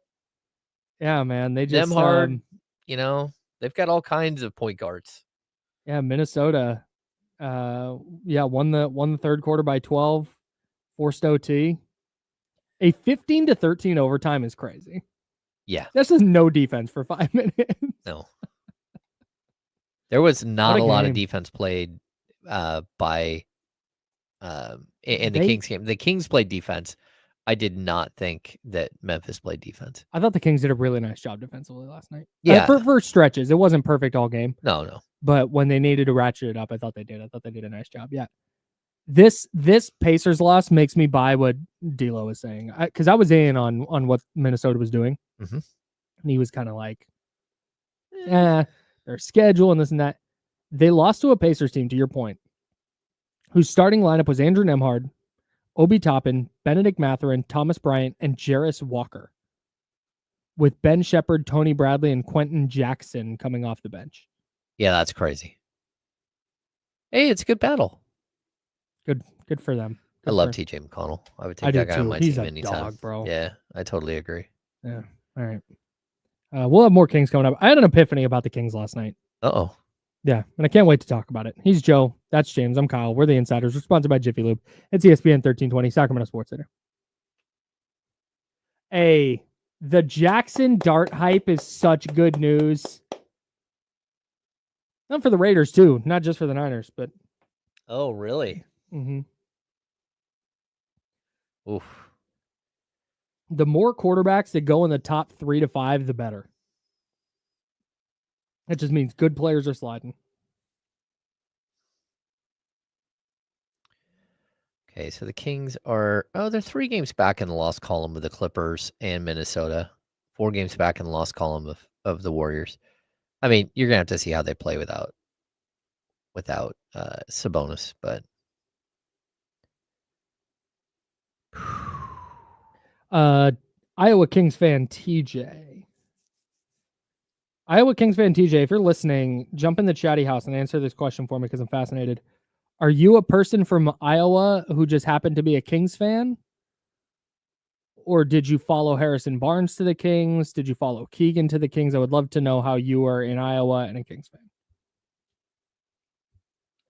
See, Brian, I think we'd have to call it a Kyle Piffany. A Ken Piffany works perfect.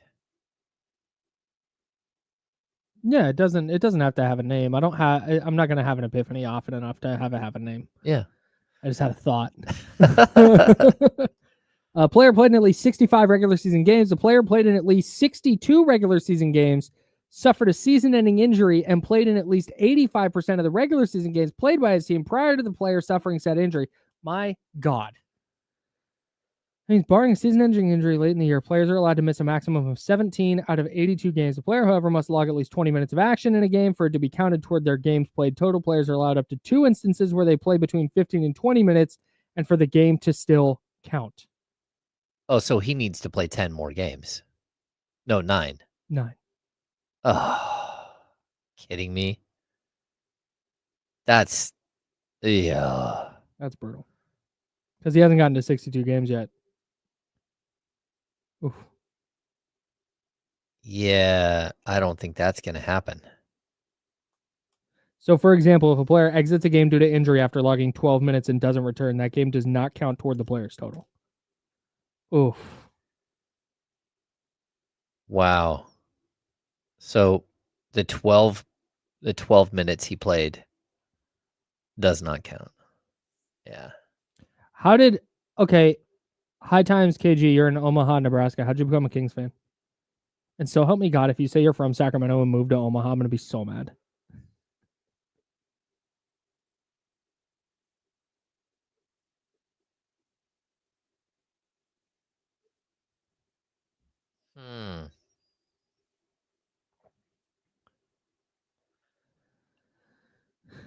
It's not a snub if he's ineligible.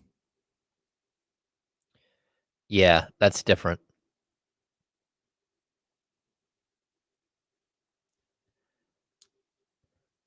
I don't know if I like Will Campbell or not. Honestly, I didn't think I haven't done a lot of diving into Will Campbell. Pause. Because I didn't think he was going to get as far as 11, but now I'm going to have to. Yeah, because he's sitting at 10 in the Jeremiah draft. Yeah, early on, he wouldn't fall out of the top 5. Unless somebody did something weird with their mock. And now it seems like it might be a real thing. You might be disappointed, Aldrin.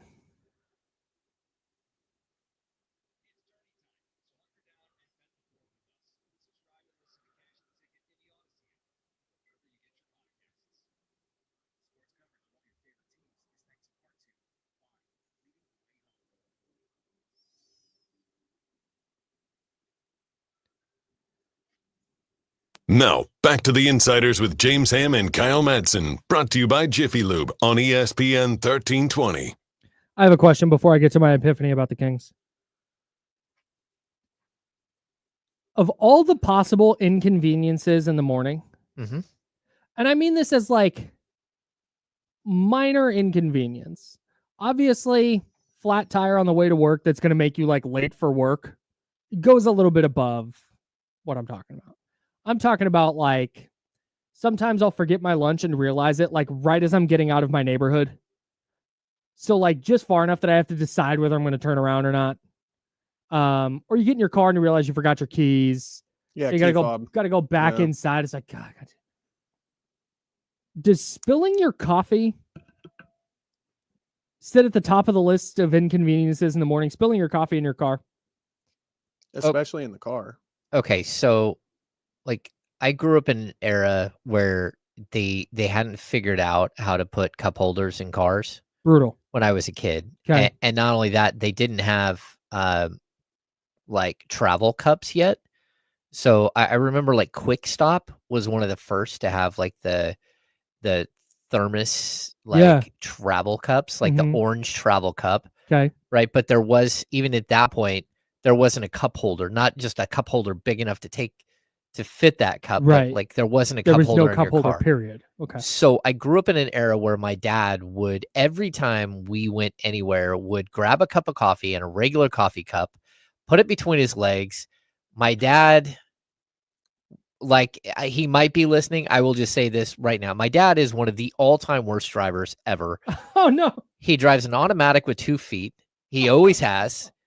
Like, you're riding with him and you're getting whiplash like driving like 15 feet. I'm sorry, Mr. James' dad. I didn't want this to be an airing out of you, but go ahead. My dad, the first stop we would get to every single time would jam the brakes while still having his foot on the gas, splash the coffee all over his crotch, and burn himself every single time we went anywhere as a family. Brutal. So, like, get the reusable mug. There was no reusable mug at that point. Oh, not at that point. This Got is it. and it's like. And this isn't like, you're not grabbing an iced coffee at this point in time. It's just that was just a hot black coffee. I don't even think they had invented the idea of iced coffee yet. Yeah, so everywhere we went, my dad would have coffee all over his pants. That's funny.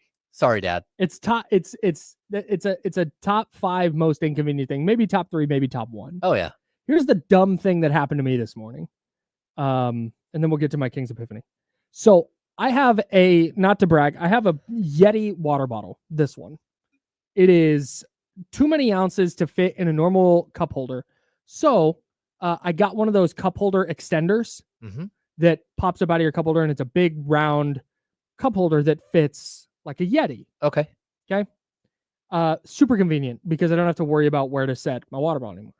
But when I have a coffee in the morning, so I stopped at Dutch Bros on my way out today.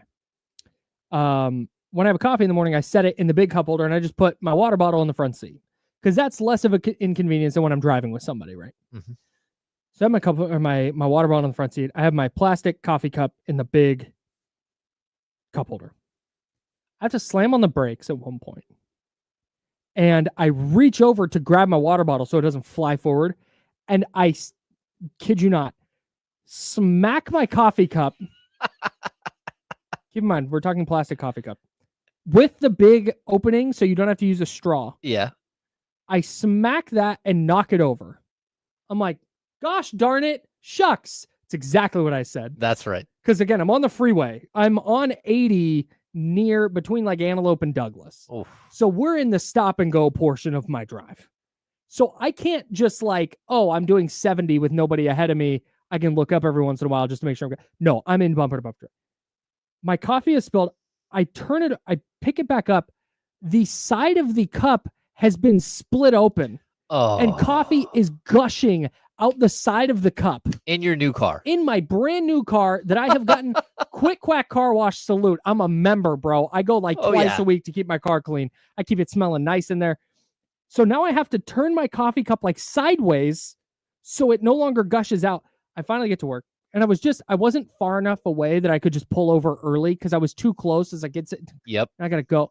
So I'm watching the coffee that's in my front seat evaporating into the seat. Oh. Just soaking in. I'm watching this big puddle become smaller and smaller. Just brutal. I get to work. I throw the coffee cup out. I get my big coffee container out. Well, first of all, I have to stick a bunch of napkins in there to get the coffee out of there. And then I take it out. My 2 cup holders are full of coffee.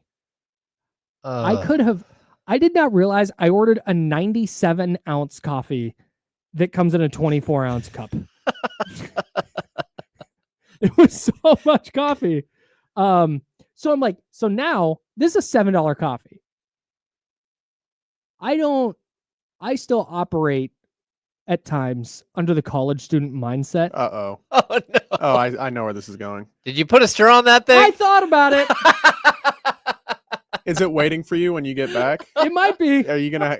I dropped a couple ice cubes in there. We're gonna see how it goes. You got a coffee for the drive home? No, I seriously, because I have extra straws. I pondered it for a second. I was like, what if? No, it's gross. That's gross. That's gross. A true college student, you would have attached like 3 straws so you could still drink out of the cup holder while you drive. 1000%. Well, you said you get your car cleaned twice a week. It's for that reason, is it not? I guess my so. gosh. It's nice and clean in there. It's spectacular. It's not college where you're taking a credit card and scooping spilled beer off a desk into a solo cup to drink.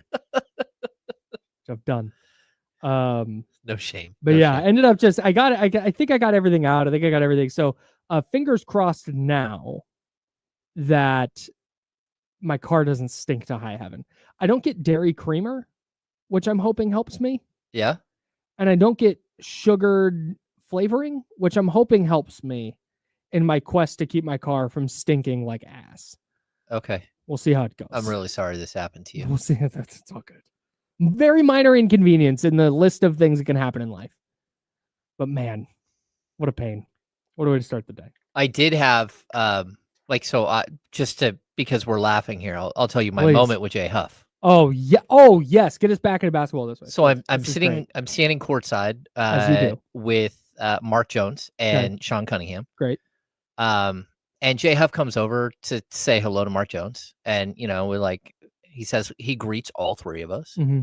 And Mark asked him about like his nickname, and Jay's like, well, I've kind of heard like Hufflepuff because of his last name and his beard, right? And I'm standing there with him. Sorry, keep going. Maybe he seems like he'd probably be a Hufflepuff, right? And then I'm like, well, I just threw it out there. I call you the Big Amish. He looks at me. He's like, huh. I'm like, the beard? He's like, oh, I get it. So we should call Basketball Reference, call him the Big Amish. I got it. We'll do that. We were looking for one. Yeah, I'll hit up my guy. That's right. I'll hit up my guy and let him know. Have we got a nickname for you? Every time I see Jay Huff, I just think, man, I bet you he can make some wooden furniture. Just like, it looks like it. Yeah. Like he's definitely made a desk in his day. I think so. He's whittled things. Shout out to Jay Huff. Real quick before we forget our second keyword for the day. Mm-hmm. This feels appropriate given what we're talking about. Our second keyword, and again, this is at the Jiffy Lube contest page at ESPN1320.com. You can't miss it. It's front and center. You go enter this keyword. You get a chance to win a $50 Jiffy Lube gift certificate and an exclusive Insiders hoodie that you can only get through this giveaway. A lot of Kings games this week. A lot of chances to enter to win. Mm-hmm. We'll pick a winner on Friday. The second word is whelp. WELP. Well, it was for the Kings yesterday, but now it's for James dishing out nicknames to people to their face, and for me being unable to not spill a coffee. That's right. Welp. Thank you, WELP. Brian Cavett, for actually putting that in the post earlier. So. Oh, nice. Yeah. Oh, yeah. Welp. WELP. For your chance to win a $50 Jiffy Lube gift certificate and an exclusive Insiders hoodie that you can only get with our giveaway. All right, here's my epiphany from last night. This is the Insiders. We're sponsored by Jiffy Lube. Joe Brazil's over there. That's James Ham. I'm Kyle Madsen. I have learned everything I need to learn about the Kings. There's nothing, and this is what we were talking about at the top of the show. Like, you want to see them win, and there's a big time win last night. You had to get that one. Because if you don't get that game last night, you have a real chance to spiral into like missing the play-in entirely territory. Mm-hmm. That was on the table. I don't think that's on the table now because you went out and took care of business against Memphis and you gave additional proof positive that this group of players can work. But there's nothing they're going to necessarily do in the regular season. I think at least nothing realistic that is going to change my mind about this year. Anything that's going to make me go, maybe this group of players does work. Or, maybe the front office should stick around. Or, Doug Christie has to be the head coach. All of that is dependent entirely on what happens in mid-April and beyond. Unless they win out, I don't think they're going to. I think we are on a trajectory where anything that happens in the regular season is gravy. It's more fun when they win. But the vibes won't matter if they're the 7 seed and they lose 2 playing games, you know? Yeah. Well, I mean, I think we all look at this team and think, well, they're probably just locked into the 9. It feels that way. There's a possibility. Again, they're only 3 games back in the loss column of the 7-8, and they're only 4 games back in the loss column of the 6. Mm-hmm. But it just doesn't feel like this team. I think last night could change your mind, right? And if you want to get roped into like, well, did they find themselves again? And I don't know how. Like, I refuse. Yeah, I'm with you. Like we do analogies all the time, Mhm. and the Kings right now, they kind of, to me, you remember when we had the fun day at the gym, the Odyssey day where we all went and everyone broke their fingers. I was gonna say fun day for some of us. Yeah. Some days for fun of us, for some of us, but we had the puzzle building challenge, right? Yep. And like when we went to do the puzzle building challenge, like everyone started to build a puzzle like you normally build a puzzle. Like, right, you find your corners, you find your edges. And that's not what I did. I grabbed every single red piece that I could see and I built the 98 Rock emblem logo. And so we got done with way more of the puzzle. I feel like that's the Kings. They don't have their edge pieces. They don't have their corner pieces. They just have the middle, the big middle, whatever it is, of what you think that they can be building. Sure. And that's just not the way you ever build. You always build with, like, again, you find all the edge pieces, you find all the corner pieces, you build the puzzle, you build the frame. So then you can start filling in and it all makes sense. That's where they're at. They don't make sense. They've got just like, they don't have any of the, what you would standard think is your cornerstones of the franchise. I still think that Domantas Sabonis is your cornerstone of the franchise. Sure. But then you brought in a bunch of players that don't play with him right. That don't like complement him. Right. And so you're sitting there wondering, like, what are you doing? Like, Malik Monk still compliments Domantas Sabonis. Keegan Murray still compliments Domantas Sabonis. I think Zach LaVine can. But like, there are other pieces here that just don't fit. And so you're caught with this like weird build that feels off. And you're also, you got a head coach who has done a really good job of actually stringing wins together, regardless of what just happened, the 4-game losing streak. He's still well over 500 and he's taken over a nightmare of a team. And for one of the first times ever that we've talked to Doug, he brought that up last night that, like, he's like, I've coached like 3 or 4 different teams at this point. And it's so difficult to reset again and again and again and try to get back to basics when it's like, didn't we just do this? It's like, yeah, you just did that, but that was 25 games ago. And now you have 4 different players. You got to reboot again and again and again until they get it. And then you can start to build.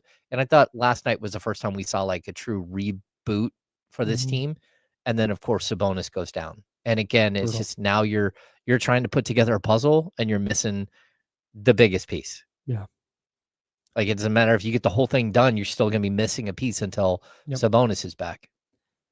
Yeah, man. And I just don't, I'm just not going to get roped in by a nice win over the Grizzlies. It was, again, game you needed to have, thumbs up. But we thought, let's see, they won those 4 in a row: Charlotte, Utah, Houston, Dallas. Some good wins in there. And then, oh man, you lost that game to Denver, but man, it was close. You let it slip away. You felt like you could have had that one. Back on track against Spurs. Nice, got to win. And then you lose 4 in a row. And you look pretty bad in that stretch. And I think that might just kind of be this team. We're going to see them look pretty good sometimes. We're going to see them look pretty bad sometimes. And this season is going to hinge entirely on, hey, can the stretch of a week or 2 when they look pretty good, can that be when they play a play-in game or 2? Maybe. And then can they string together 4 out of 7 playoff games against Oklahoma City or the number 2 seed? Yeah. And it's all going to come down to that. And I still, again, I don't want to zoom out too far. I still have questions because of the puzzle analogy you just laid out. Like, there's going to be question marks about this team going into the offseason no matter what. But I just, like, last night against Memphis, it was cool. Like, this is fun to see. I don't have any reason to give the Kings the benefit of the doubt that they're going to look like that more nights than not through April 13th. No, it's true. I mean, it feels more like a one-off than, oh, they figure something out. Like, nah, they hit some threes and the other team didn't. And they played some good defense. Like Jake LaRavia had a couple of nice moments. Keon Ellis had a couple of nice moments. I thought Devin Carter gave you some really good minutes last night. Yeah, 4 steals. And it's just, okay, is that reliable? Is that sustainable? Nothing through 67 games makes me think so. No, I'm with you, Kyle. Like it's very difficult to see like the path, and what you're hoping is that, again, like revenge games. Can revenge games carry you through? You got another one coming up against the Bulls. You've got all these little things that like might motivate you in a different way. Mm-hmm. But at the end of the day, like this team feels like when your glue guys last night had huge games. Mm-hmm. Like that's what happened. Your glue guys were able to cover enough of what's wrong with the rotation. Mm-hmm. Like LaRavia, Ellis, again, Devin Carter, they were able to string something together enough to hold you together enough for you to hold on and beat a team. And, I'd even throw in Jonas Valanciunas coming in and just being like really, really strong. Yep. But that's why you won. You won because it was the best team effort that we've seen all season. Yeah. Like straight up, just like you got 3 guys to score 20, but everybody who stepped on the floor. I mean, Trey Lyles played a handful. He had 9 rebounds, and he got in a screaming match on the sidelines with DeMar DeRozan, and like there was a bunch of stuff going on last night. But the intensity of the team was what was right. Yeah, it's like great, love that. Yeah, can you carry it over to Wednesday night against Cleveland? Best team in the sport. Can you give them a run? Can you continue that against the Bulls the next night? Or maybe you feel the urgency go down a little bit? Yeah, I don't know. It's a good win though, undoubtedly. And I think that if you need an example of what you and I have been talking about with the need for those glue guys, the guys who do all the like little things on the margins, that was it last night. Yeah, that was it. On a game in, game out basis, if you had like 2 more guys that just did those things where you expand the margin for error, where you don't need Devin Carter, you don't need Jake LaRavia, it can be somebody else. That's where I think you start cooking with gas. But we'll keep following it. Hopefully they start stringing a bunch of wins together. That would certainly be more fun than talking about a team trying to finish 500. That's James. I'm Kyle. He's Joe Brazil. The handoff, one of D-Lo or Casey. I think it's D-Lo's day today, but I'm not totally sure. One of them will be in next, right here on The Insiders, sponsored by Jiffy Lube. It's ESPN 1320, Sacramento Sports Center.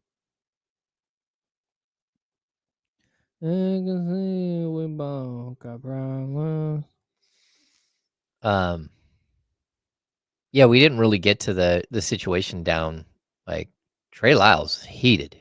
I did not even see that. He was heated for a while.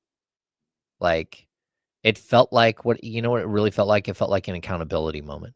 He got very upset when DeRozan had the really egregious turnover where he totally forced it, went to the basket, turned the ball over, didn't even get near the basket.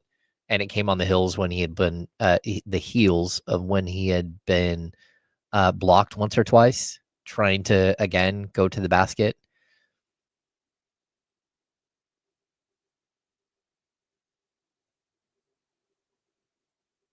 I'm okay with that.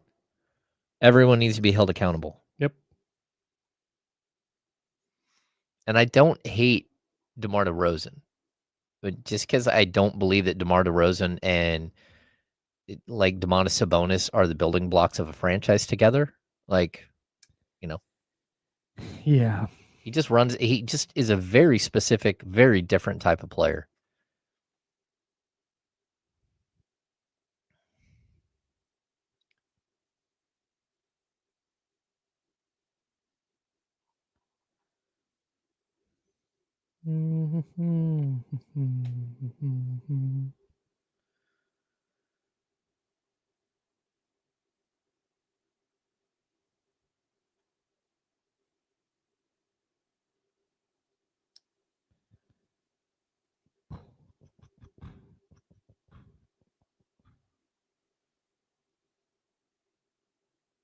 Nothing yet, Jay.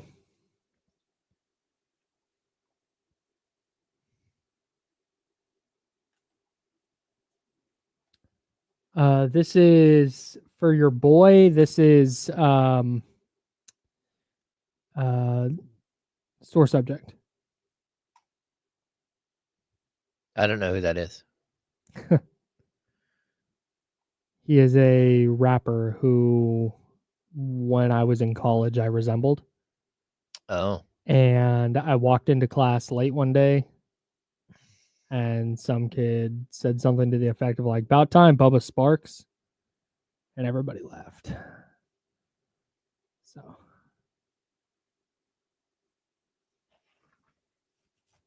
hey, it's Damian Barling. Hi guys. Damian Barling of D-Lo and KC. We're not on right now. We still have 2 minutes. That hoodie's so sick. 2 minutes. Yeah, we're a little quiet.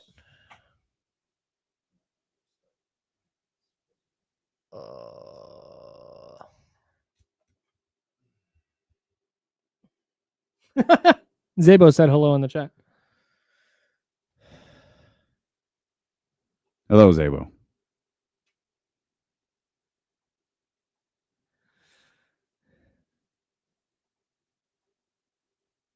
Yeah, no, this is not. I'm not hating on the person who said that. It was a bar for sure. I just got. 15 years ago. Yeah, something like that.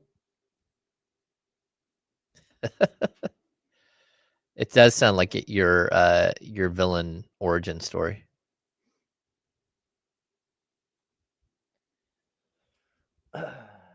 If one more person sends me an invite to their bracket challenge, you have to fill out the one for work though. The work one I'll do. Like that's easy. Dame, you got to fill one out too. I don't mind filling one out. One of my buddies from high school,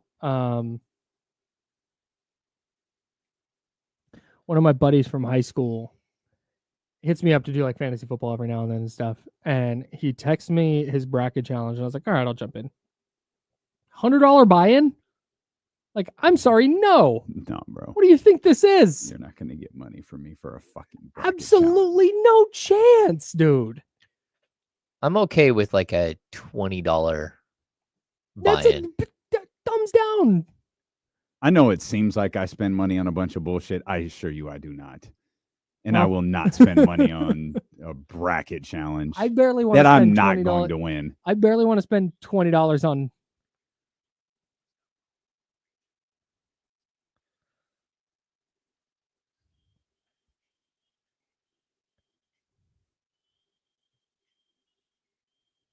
Now, back to the Insiders with James Ham and Kyle Madsen, brought to you by Jiffy Lube on ESPN 1320.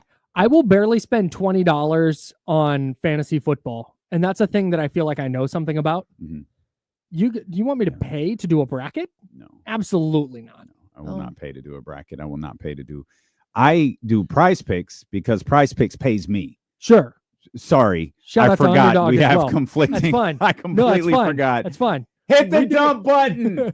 I sincerely apologize. We do daily fantasy sports. Because yes, they pay us. That's correct. Yeah, like I'm sorry. Oh, hey, we got this great. Like, no, I'm not going to lose money for the sake of a commercial. No, help a brother out. You give me a little promo money. All right, let's see.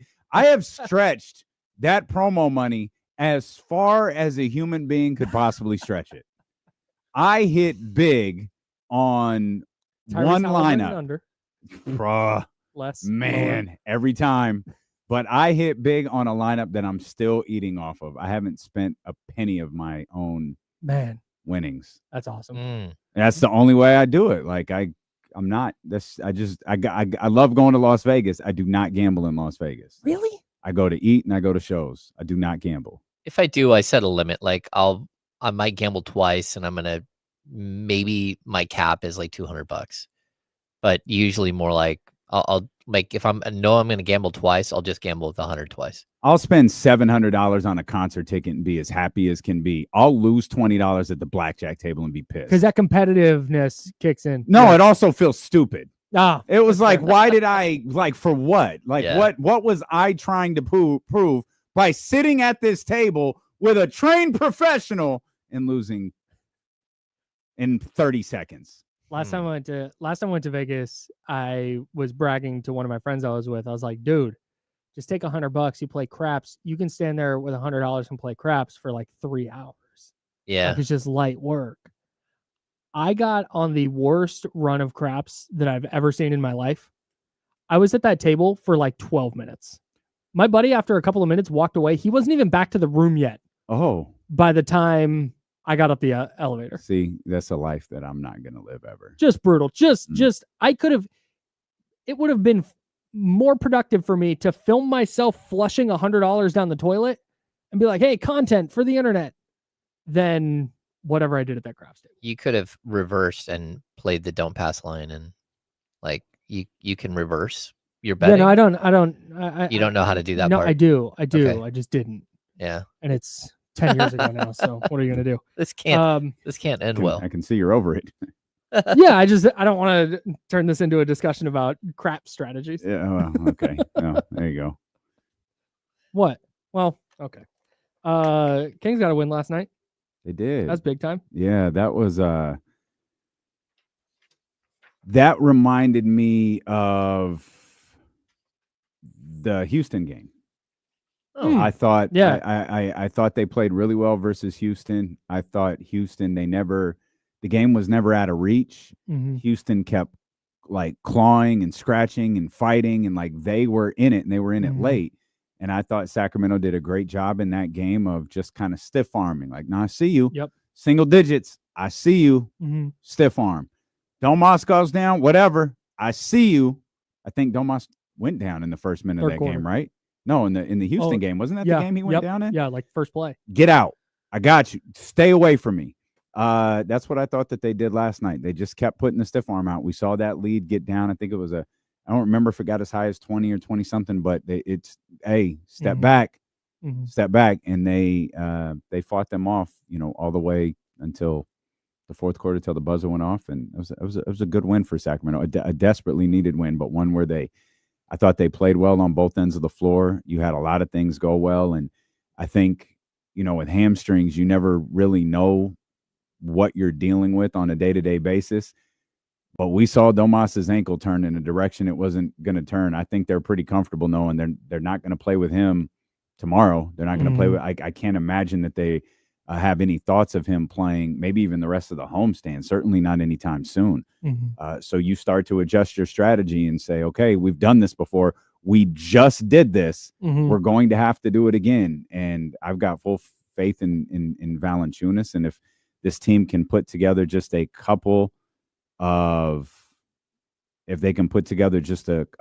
the pieces that went right for them yesterday, they can compete in every game that this homestand presents. They don't have to be perfect, in my opinion, but they have to take components of what they did yesterday and implement them into other games. They have to be gritty. That's what I saw last night was, the LaRavia, Devin Carter, who was the other that came in and played really well? Keon Ellis. Yeah. And even Jonas, when they were gritty and they had all those steals. They were playing passing lanes, but they are also physical. LaRavia got under Jaren Jackson Jr.'s skin and really, really took him out of the game. And, I just thought that we haven't seen that type of gritty performance. And it kind of shows you the starting five really isn't that gritty. Yeah. They're just not. That second unit is pretty gritty. That could change with Valanciunas in the starting lineup. Oh yeah. Because when I evaluated the bench, I thought the group played really well. I actually took Valanciunas out of the equation because once you got to the third quarter, he was essentially a starter, right? Well, that and Domas missed so much time in the first half at the cut. He was right. So he was essentially, he was stepping in there as one of the main guys. So maybe he can bring that grittiness that you're talking about from that second unit into the starting lineup, knowing that they're probably going to have to lean on him pretty heavy moving forward. Yeah, and Trey Lyles was the other guy. Trey Lyles played really well. He had 9 rebounds. He was super gritty. All of them just played a different style. And I think we keep looking at, you need this defense, you need that. I think it might be that the physicality level, most of your physical players are playing on the bench. And so you need to maybe mix that up as much as you need to mix who scores and who doesn't. Just a pure physicality. I mean, I don't know. It's difficult. And I guess this kind of goes back to what I was saying, because I was saying, I don't think I'm going to learn anything new about the Kings in the regular season. because you just mentioned the Houston game. That's almost exact. The same type of game. And I'm not going to be suckered into like, oh, hey, this is who they are now, because I don't think you can count on Devin Carter to give you 10 really good minutes every night. I don't think you can count on Jake LaRavia to be as good as he was last night every night. You haven't been able to count on Trey Lyles to be that good every night. And when you get that, it's great. And maybe you win a couple play-in games, or you win a play-in game because of that. But is that it doesn't move the needle that much for me. I don't see enough of the things you were talking about, like that they did different last night. I don't think necessarily all of those are sustainable moving forward. Well, but I also don't think just trying to catch lightning in a bottle. Sure. I just don't think we have to do that. I don't think we have to. Jesse said this yesterday, and I think it was spot on. We are, as Sacramento Kings, media, fans, whatever, we are the epitome of day-to-day right now. Everything should be evaluated on a one-day period. And we're evaluating the Sacramento Kings versus the Memphis Grizzlies last night. I thought it was fantastic. I'm done trying to, they all talked about fixing things on the fly. Everyone who spoke yesterday, I think it was LaVine, Malik, and I think, and of course it was Doug. They all talked about, we're fixing it on the fly. Doug's an airplane analogy. We're fixing the plane while we're trying to get to the destination. It's like that's fine. We can't evaluate this team that way anymore. You evaluate them as, okay, Memphis versus Sacramento. That was great. All right. What's tomorrow? All right. It's Cleveland. Okay. When Cleveland and Sacramento play, I'm looking at Cleveland versus Sacramento. When that game is over, it'll be Sacramento versus Chicago. It'll be Sacramento. I think trying to lay out what this team looks like overall, I think we're past that. Like, we can't. There's nothing I think there. That's what I'm trying to say. Yeah, like there. Yeah. Then don't torture yourself. Like, you can't do it. Oh, I'm not. I'm very comfortable where I'm at. Well, if my favorite team was contenders too, and I was finally willing to admit it, I'd feel that way too. Did you see that trash last night? Hey, oh my God! Yeah, well, who got him? Oh my God! Who got him? Wow, who got him? Aaron Who Gordon. got him? Or Russ. Oh yeah, Russ. Russ was really good last night. Russ had a night last night. Was it Peyton Watson? No, it wasn't Peyton Watson. Russ was awesome last night. Aaron Gordon had 34 or 38. That's crazy. That's crazy. Really? But I just think the idea of, hey, let's look to see what they could do tonight. I think that's expecting them to carry over the defense, expecting them to carry over the 3-point shooting, expecting them to carry over the aggressiveness, or even Malik acknowledged, we came out with a lot of energy. He almost like, I don't know that I expected that. It's like, good. And my first thought was like, oh, okay. I don't know. I don't think that's what he meant. I think he meant like we were on 15. Yeah. I thought we'd come out on 10. We were on 15. Yeah. That's how I took that remark, but it did catch my attention where I was like, oh, okay. But maybe, I mean, if you just needed a vibe setter, you're big on vibes, a vibe setter heading into the 7-game homestand, man. That's a good one. And now we'll see what they could do against Cleveland tomorrow. More of that on D'Lo and Casey? Yeah. Trysta Tuesday? Trysta Tuesday. She's got meetings today, but she's going to be with us. Jason Jones will be with us as well. There's a ton to talk about. We're pretty excited. Can't wait. D'Lo and KC taking it up to 4:00, where we got first 4 from Dayton, St. Francis, Alabama State at 4:00. Records out the window when those two teams match up. Can't wait for that, but can't wait for D'Lo and KC. Coming up next, that's James Ham and Joe Brazil. I'm Kyle Madsen. We're sponsored by Jiffy Lube, and we're the Insiders. Back with you tomorrow at 10 a.m. right here on ESPN 1320, Sacramento Sports Leader. Until then, drink water. Be nice to people. Woo! All right, Chatty House. Appreciate you guys. Good show. See y'all tomorrow, Chatty House. Chatty gang.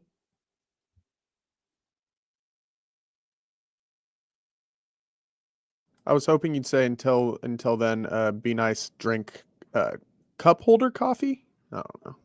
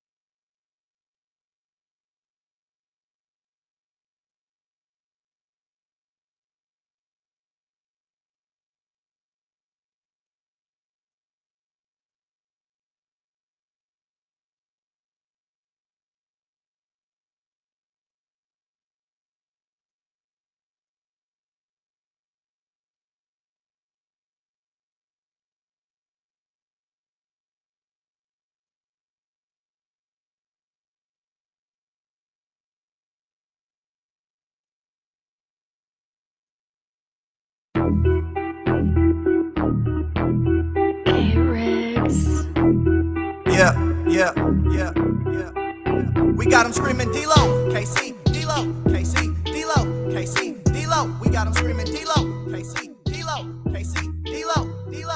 We your number one spot. We your number one spot for some sports, huh?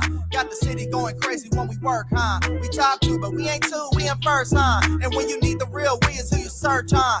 D-Lo, KC, D-Lo, KC, D-Lo, KC, D-Lo. We your number one spot. One more time. Hey. Uh-oh. It happened. Well, It happened. I'll be damned. I wasn't sure when we were going to hear this song again. They do not know what Sacktown brings. When on the low, that's a Sacktown thing. Talking about us, it's a bounce out thing. Must they forgot we some Sacramento Kings. Whole squad going crazy, yeah, we back with it. Northern Cali going crazy, one sack winning. If you doubted us, then ain't no back spinning. This is real right here, ain't no catfishing. So tell me what you see now. Coming down the lane off the rebound. It's 9-16 now. Look towards the sky like the beam now. Tell them like the beam, like the beam now. You can tell them like the beam now. Tell them like the beam now. You can tell them like the beam now. Tell them like the beam, like the beam now. You can tell them. We're getting that chorus in there. We're getting that chorus in there. But we just go on one verse. Job's not done. Long homestand. Job's not done.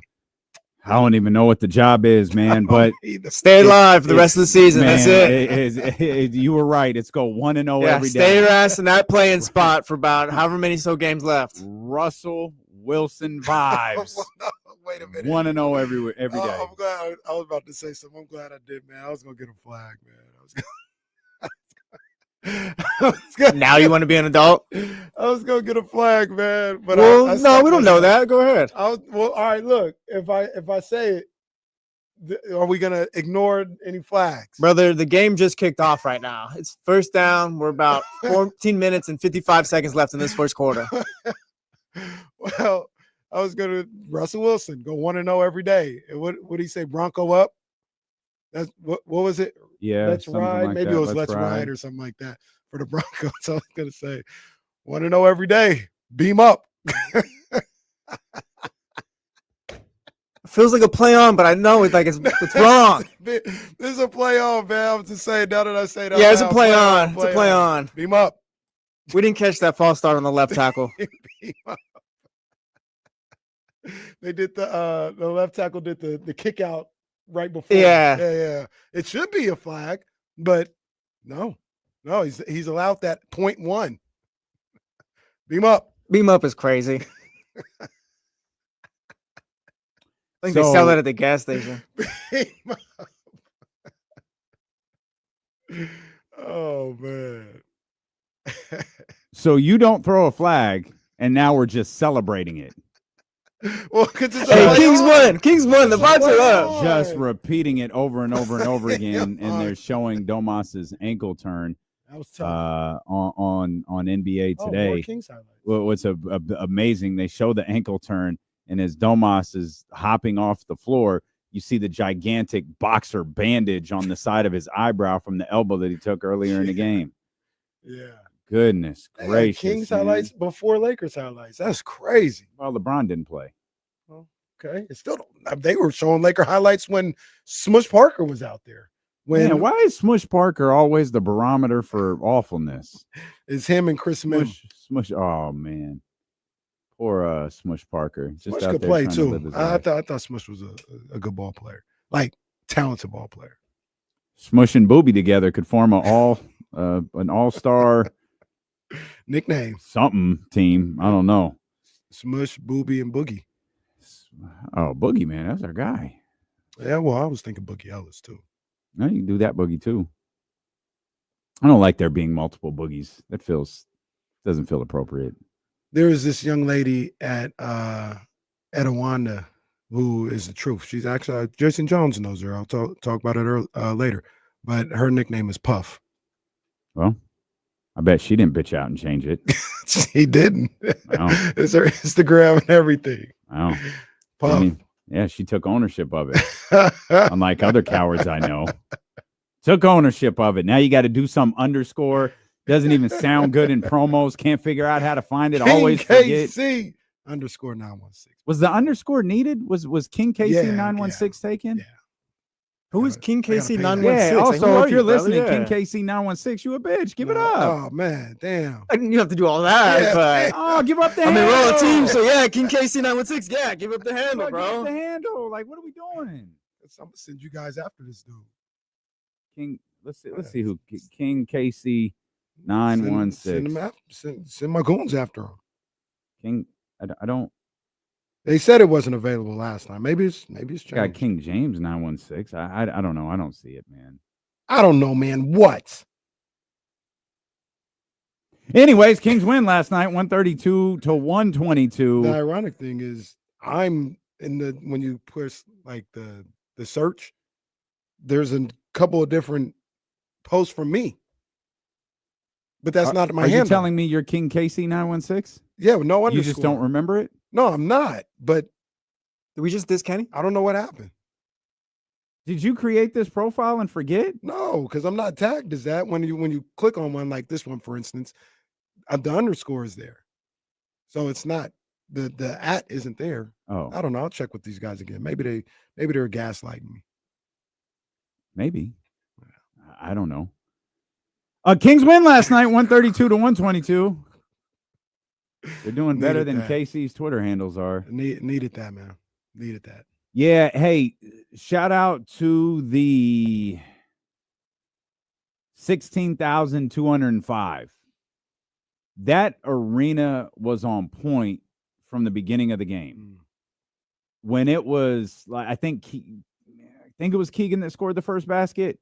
Like the crowd was there. Yeah. Like they were into it.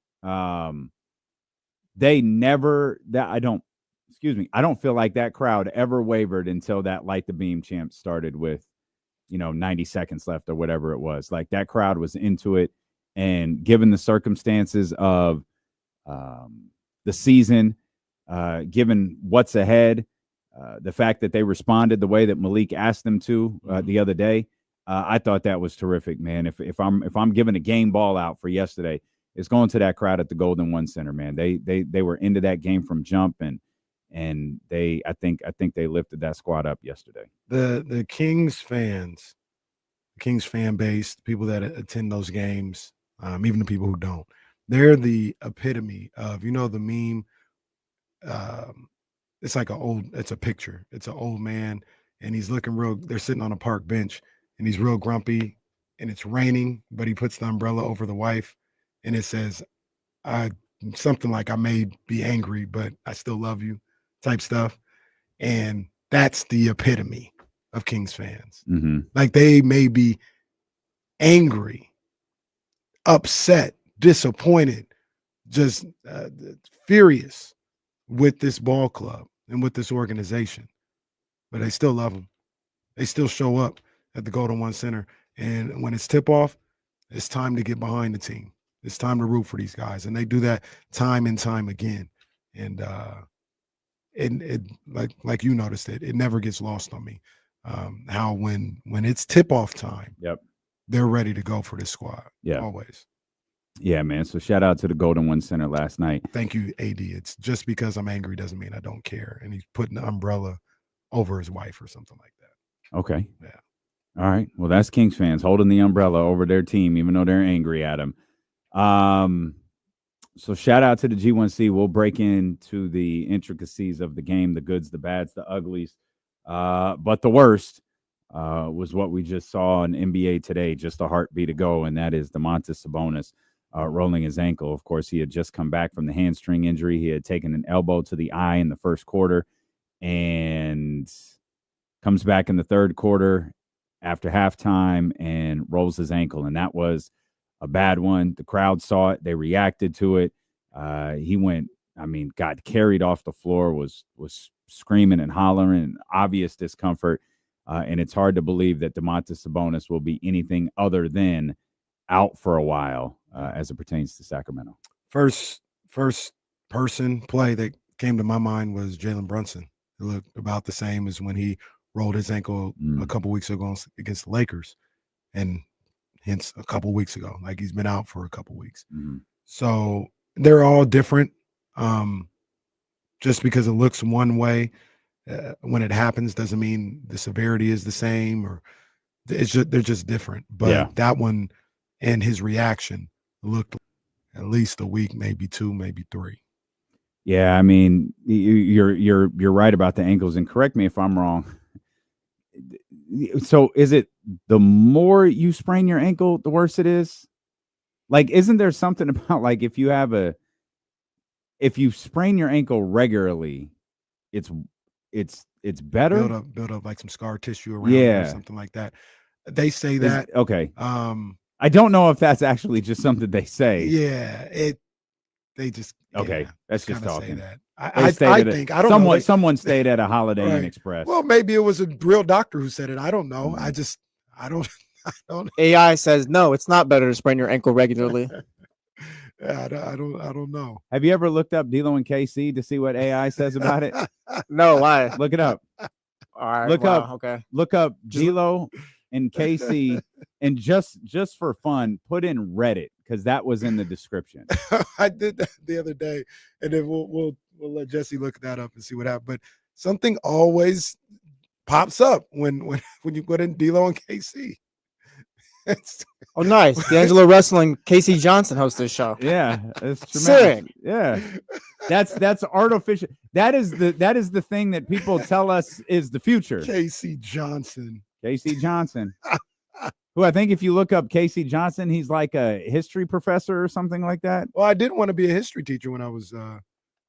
Did you want to be an older white man too? Because I'm pretty sure that's what Casey Johnson is. Yeah, we got more detailed breakdowns, description of the show, Reddit discussions, recent discussions, 1,000 episode milestone, and then calling out De'Aaron.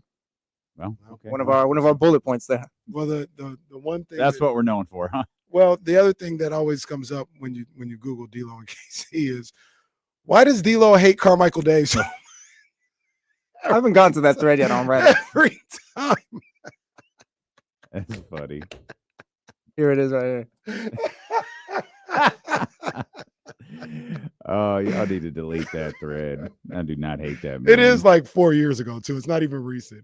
Somebody says it's a marketing thing. It's radio. It's a common radio strategy to take shots at larger shows. That's sweet. That's adorable. That's adorable. We'll come back. Let's talk about this game. Let's talk about the good portions of this game. There's not a lot we could do with Domas. We know he rolled his ankle. We know we'll just wait to hear. Can we talk about the straw that stirs the drink? Well, you love straws and you love drinks. We'll find out who KC's referring to when D'Lo and KC return here on Sacramento Sports Leader. We're just getting started on ESPN 1320.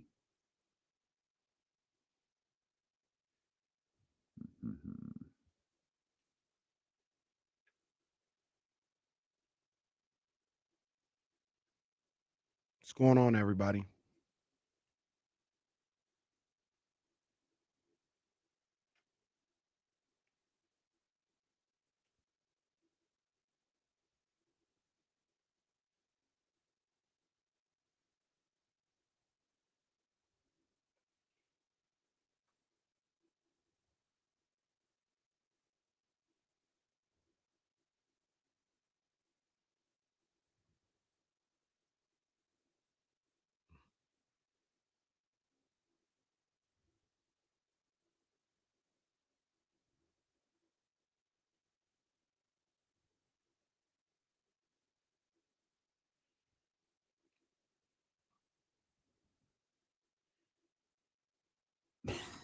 That's funny. You have to type D'Lo and KC, KACIE for man. Come on. Oh, man. They kind of hinted at this at the end of the show. Yeah. I did see that. My girl Gail Bean. It's funny how this goes sometimes. I was introduced to her from P Valley. Mm-hmm. She was like the evil. It sounds funny. The evil stripper. No. I was like, I like her. Yeah, I'm a fan of her. And then I go back and watch Snowfall. She's like one of the most prominent characters on one of the great shows in recent memory, and I'm just late to the party. Old girl, I was introduced to her from Beauty and Black. She also was in Snowfall. She was one of Franklin's, the two girls, the one who didn't die. She's like the lead on this new show. The first one? No, I got no. Yeah, the two that work for him. Yeah, I got you now. She's like one of the lead on this Tyler Perry show, and I didn't even know until I watched Snowfall. Sal, I went back to watch it. It wasn't as bad as I thought it was, but it also wasn't as good as I thought everyone else said it was. Yeah, we were 3-man Wolfpacks. Yeah, everyone loved it. Wait, what show? The promo? Yeah, it's on John Cena's promo. Like I went back and listened to it. I thought it was even WCW liked it. And he doesn't like anything. Yeah, I listened to it. It wasn't as bad as I thought. But it wasn't that good either. I don't think. He was too animated, like a cartoon character, too much. Yeah. I didn't like it. I don't know. I guess it was just me. I didn't like it. I was whack. I'm with you, brother. Yeah, I wouldn't call it good, but I don't know. It wasn't like it was bad, but not as bad. Maybe I don't know. I don't know. He's got to do it a different way, I think. Like the points he was talking about, like I sort of get it now. But I did wonder if I want to face, what do you say, the real John Cena and not this whiny bitch or something. That's what Cody said? Yeah. I wonder if that leads to a slightly different John Cena. Hopefully. Also, please spare me the whole insert wrestler coming in to talk to John Cena. John, you're not like this. You're better than this every time now. Like, I hope this is not what they're doing. He also like CM Punk's gonna try to save him next. Oh, don't do that. Would be so. Oh, that'd be so. Like I said, they should throw it insert wrestler. No, John, you're better than this. He didn't even he didn't address. At least he didn't address The Rock. Not yet. Yeah. He's gonna be back next week though. Everything was whack. Are they still overseas next week? Yeah, they're in like Italy, I think. Oh, that's right. They'll be on 1 o'clock. That's right. Yeah, I saw that. Another shout out Netflix, by the way. They took some money from us yesterday. Oh, I think Netflix and then Kenny's movie also took some money from us. Yeah, I saw that. Because James's little segment was blocked too. Yeah, I saw that. I was like, wait, James's segment? Yeah. I was like, oh yeah. Casey, you gotta talk to your people. Hey, Dion, you gotta talk to people. Money. You gotta eat. You gotta eat. You gotta eat. You know what I mean? Stephen Brown, I agree with you. I was a little.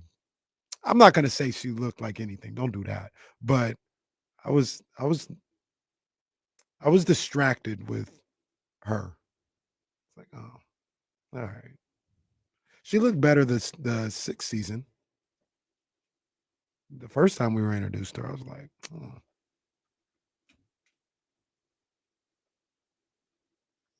Paradise might be the on KC show of the year. Sorry, Chatty House is on it now too. I can't lie. I haven't done the Paradise thing yet, but I have been watching White Lotus. Yeah, you big on White Lotus? I haven't watched White Lotus. I like it. What would you say? It's Apple? It's HBO Max. No, I think it's HBO Max. Yeah. Yeah. And then you got to watch Paradise. I'm going to. I'm going to. I think I can watch it by myself and no one will notice. I can watch that. I'll get to that after. What is White Lotus about? You know, that's a great question. No one's ever explained that part. Like, everyone says never, it's a great show. I don't know what it's about though. I've never seen the first. I think it's 2 seasons, and they already been cooking. Yeah. Okay. So I was told that the seasons are individual plots, so it's okay. Like, all right, cool. And I missed the first few minutes of the first episode. It was kind of like, okay, what's this? This is White Lotus. Oh, okay. What episode is it? Oh, it's the first one. All right, cool. And like, we're into this show, and I'm like, is there supposed to be something happening?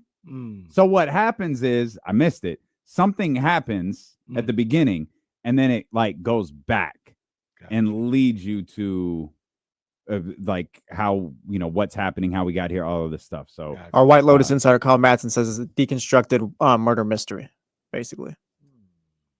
All right, pal. Okay, that's fine. Okay, a deconstructed murder. I'm all for it. I'm digging it. I see you. I'm digging it. I'm gonna check it out though. I'm gonna check it out. It's something I feel like you have wind to pay down. attention to, where it's like, what's happening here? Basketball's starting to wind down a little bit, so probably in April, May. Basketball's starting to annoy me. Like all basketball? Well, no, I think the 4-game losing streak has something to do with it. I told you I took a. Well, that's what I mean, and it's like took a strike. I told you I NBA. watched the Lakers Suns. Yeah, but what I meant was the Lakers Suns was on. Yeah, no, it's not like I was sitting there like with popcorn and a soda. It's like, oh, it's on while I'm doing other things around the house. The Kings are in full 49er status for me. You know how it goes. Like when the Niners lose, I don't watch the shows. I don't watch the Sunday night football game. I'm good off. I don't listen to Bill Simmons. Didn't listen to him a lot this past season. Bill Simmons a big Kings guy. I know that. No, he does. I know that hurt you. No, say for football, he does his the Sunday review.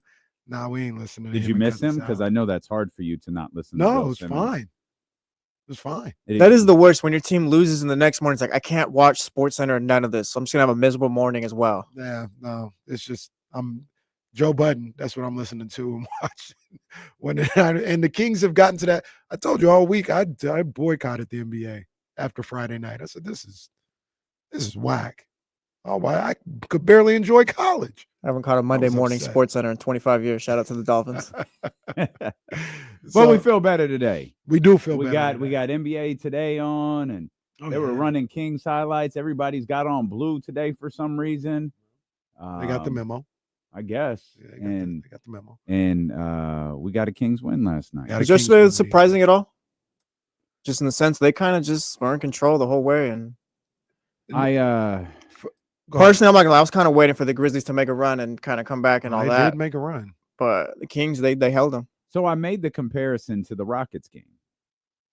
That the Kings, I thought, controlled things against the Rockets really well, and the Rockets would make that push, Kings would hold them off. Rockets would make that push, Kings would hold them off. I feel like that's what happened last night.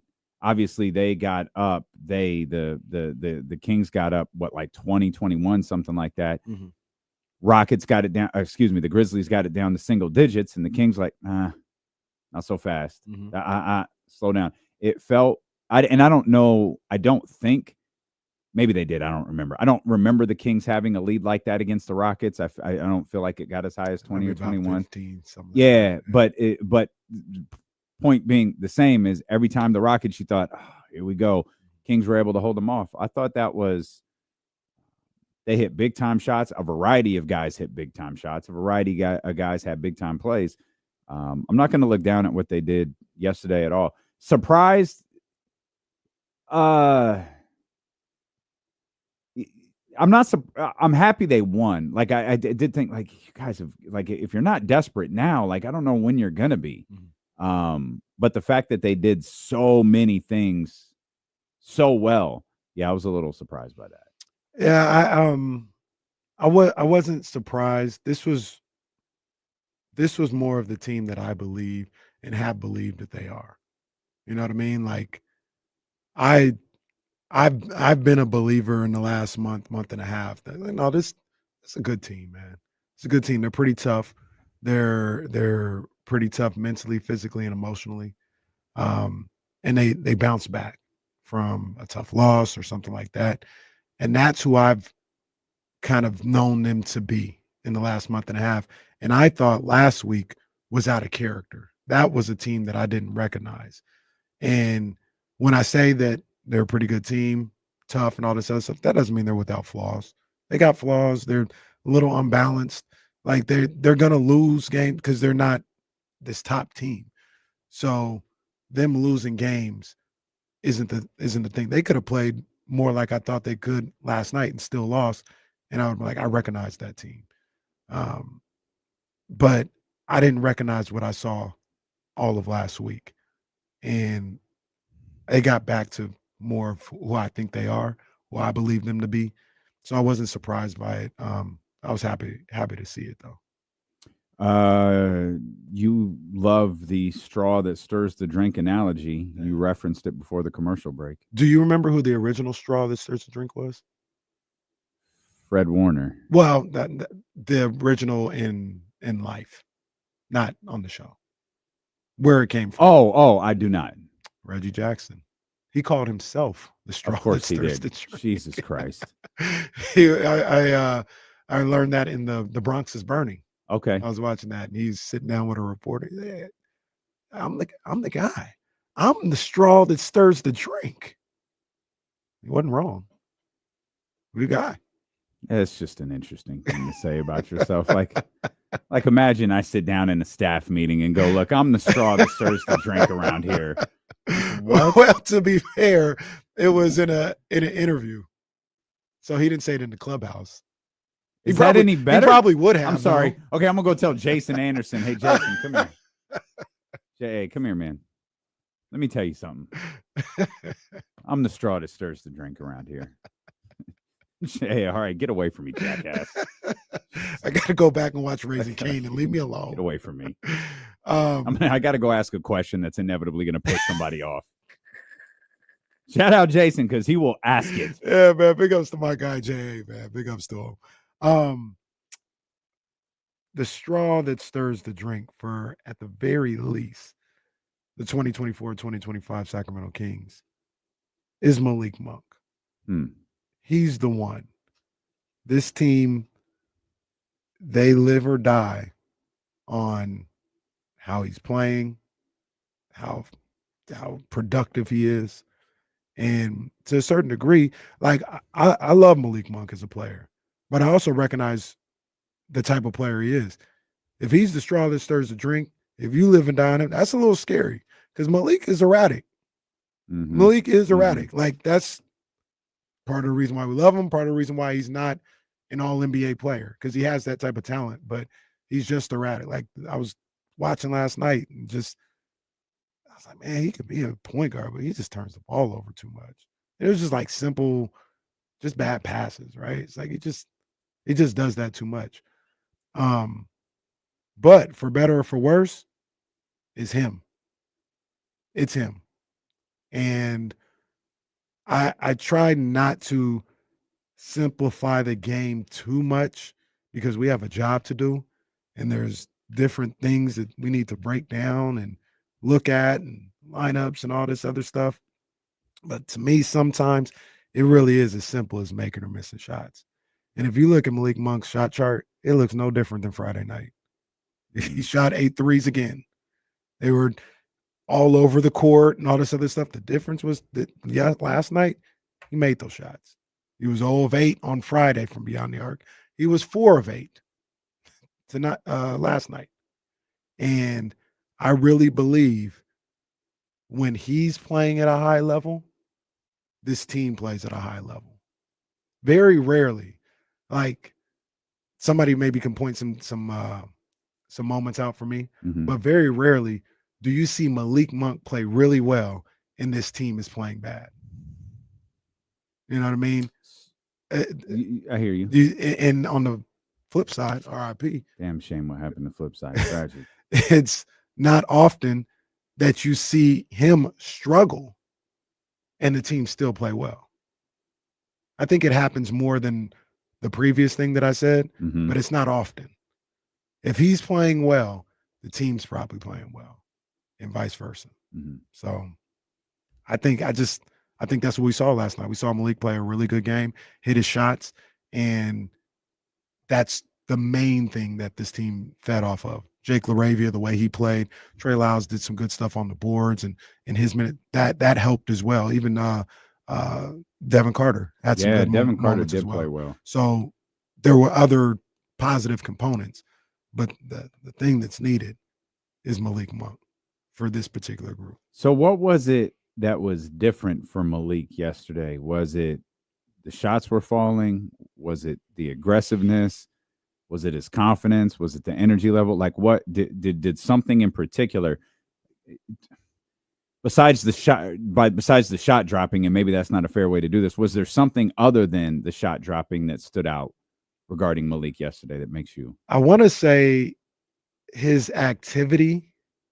He was a little bit more active on both sides of the floor. Just you just noticed him a little bit more on both sides of the floor. But man, I hate. I really do. I was trying to find an alternative sometimes, but he just made shots. Like I looked at Malik on Friday. I went back and watched a lot of his minutes on Friday, and he wasn't not active on Friday. He wasn't not taking shots, or it wasn't a different variety of shots. Like I said, look at the shot charts. They're about the same. He just couldn't throw it in the ocean from beyond the arc on Friday night. Yeah. And it just made everything else look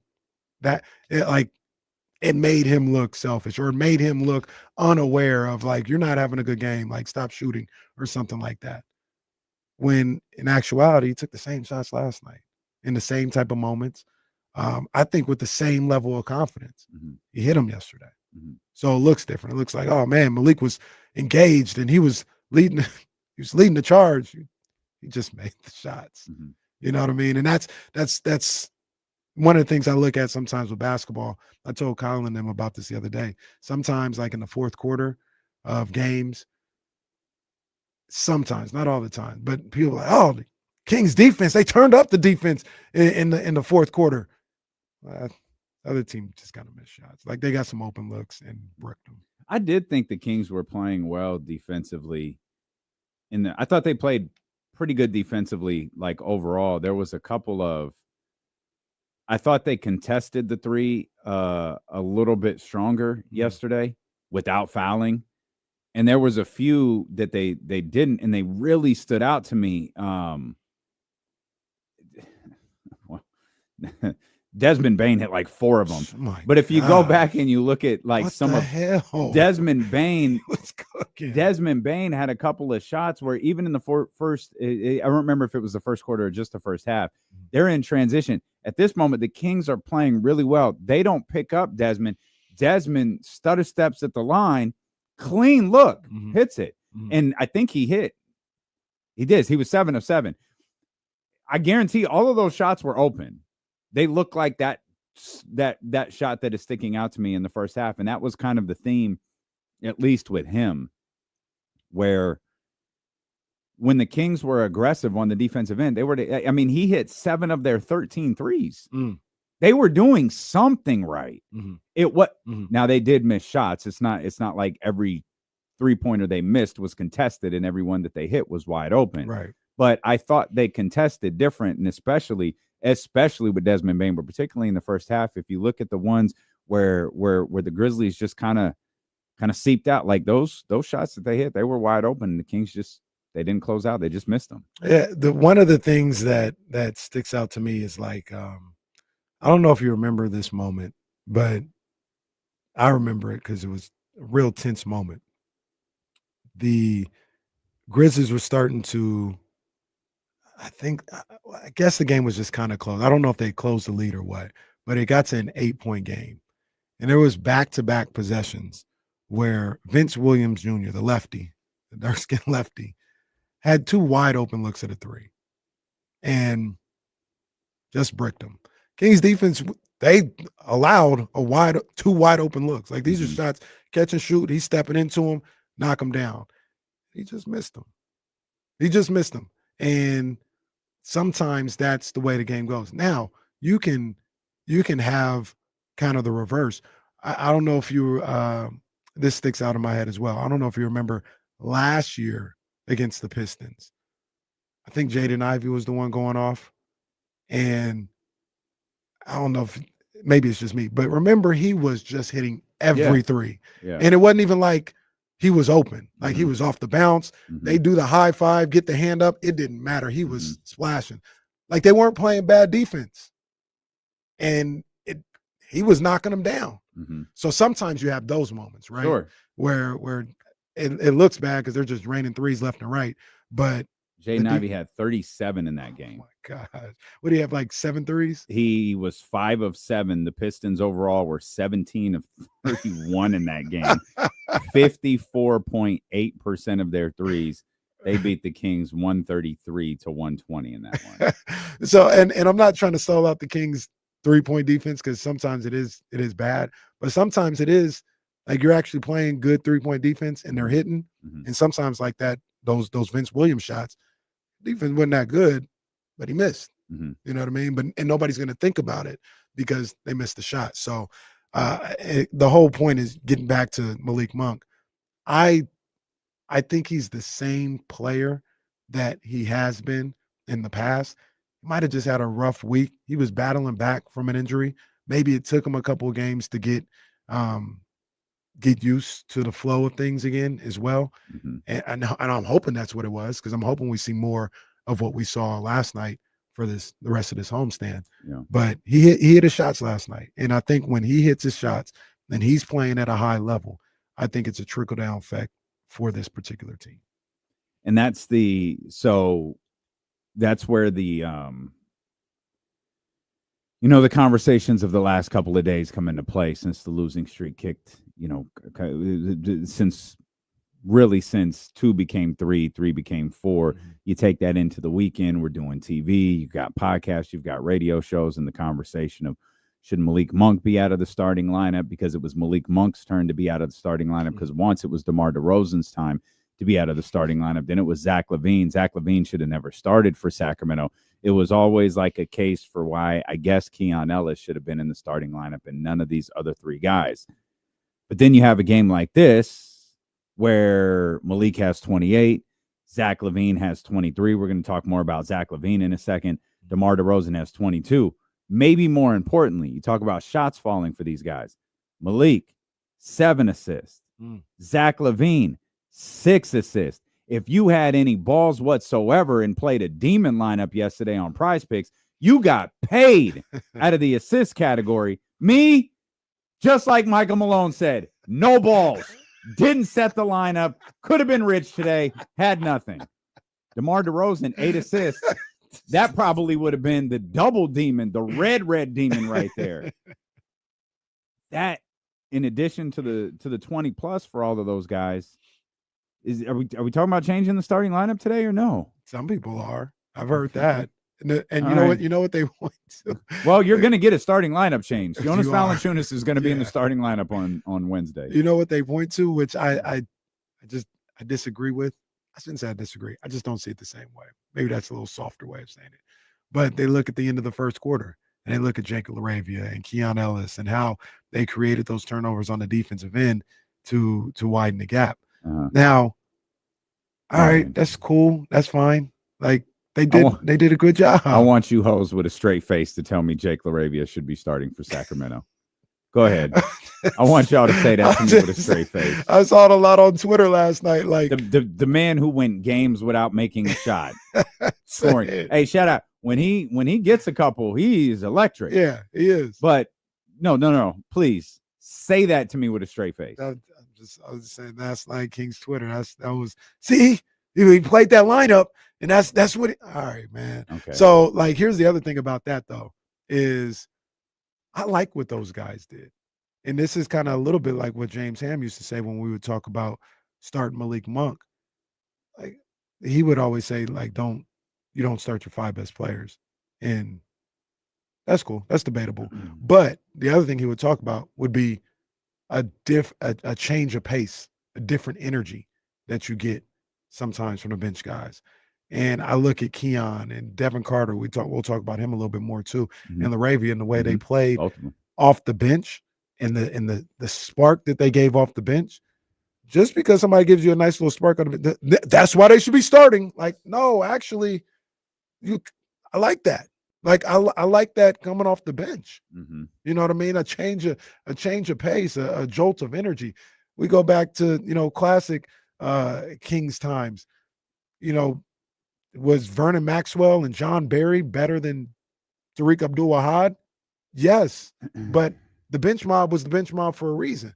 They came in, brought a different type of energy, a different look in the middle of those games, and I think that's what LaRavia, Keon, and potentially Devin Carter could help with this team. Like I don't think they need to start. Like I think you went with a deep cut right there. I mean, Bobby and Mike was a conversation for as long as Bobby and Mike were both here. Absolutely. I remember DL on stage looking Bobby Jackson in the face. Hey, why aren't you starting? Saying that live on stage. Yeah. And it was like, I hope Mike's not here. I don't think it was. I think it was Bobby, Chris, and someone else. But that's always It's the backup quarterback thing. Like, you love the guy Mm-hmm. Until they're starting and you lose 5 in a row or 4 in a row or whatever. Yeah. And say they do start and they're playing well, but then you go to the bench and you lose an energy, or you don't have a guy that can come in and defend off the bench.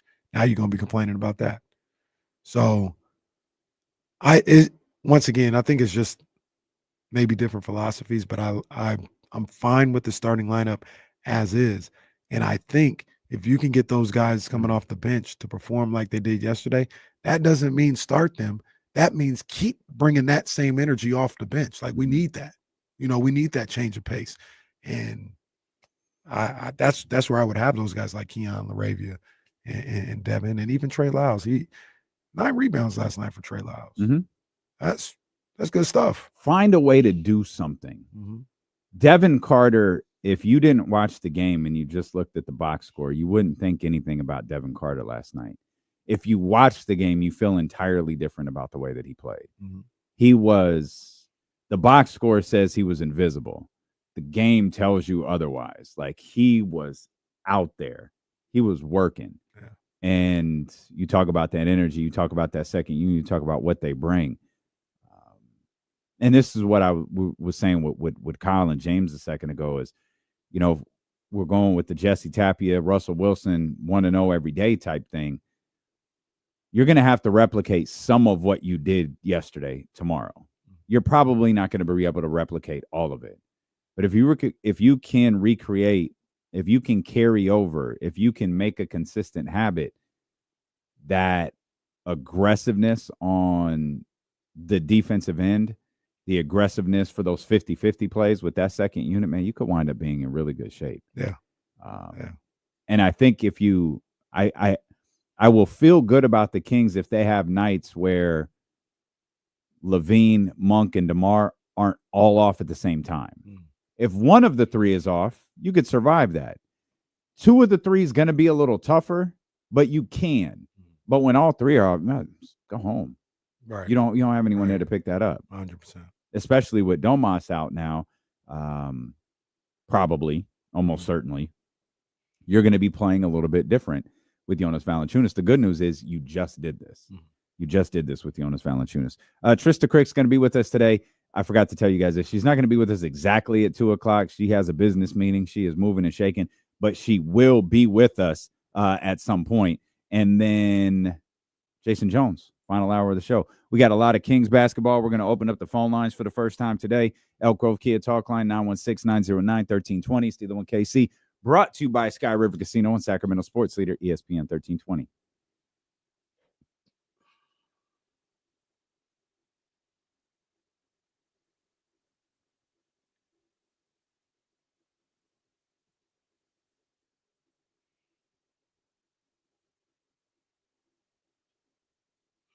So, all right, Mark, let's do a little exercise.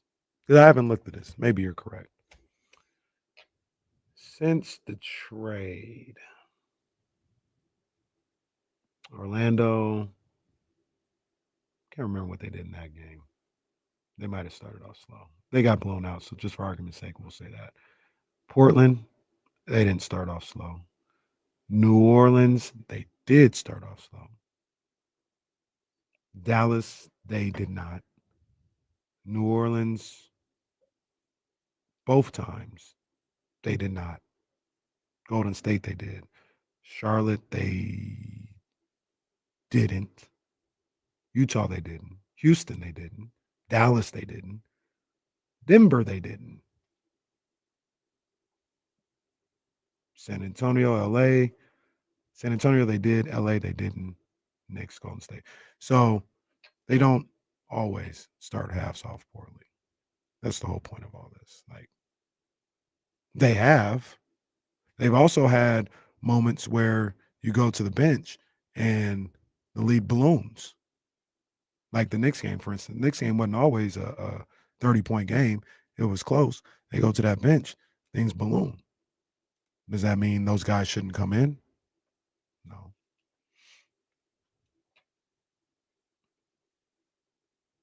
And then so you say Utah, they definitely did. Utah, they didn't. Like, what is your definition? Like, if it's a 26-24 game, that doesn't mean they're starting off slow. It means it's just basketball being played. So I guess the other question would be, what's your definition of starting off slow?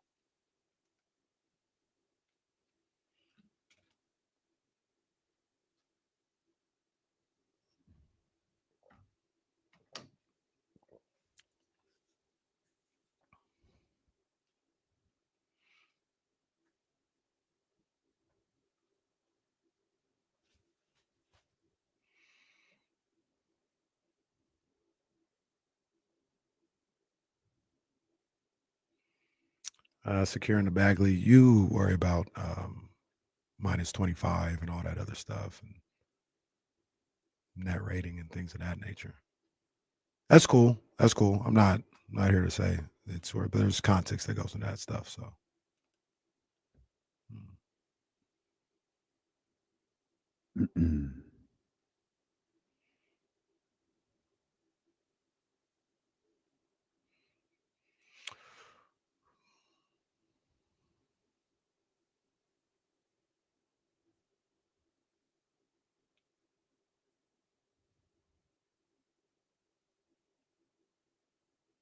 So Tyler Jennings, this is what I say though. This is what I always say. Like, watch that game yesterday, and I watch it, and I watch Phoenix, and I don't think they played that much differently.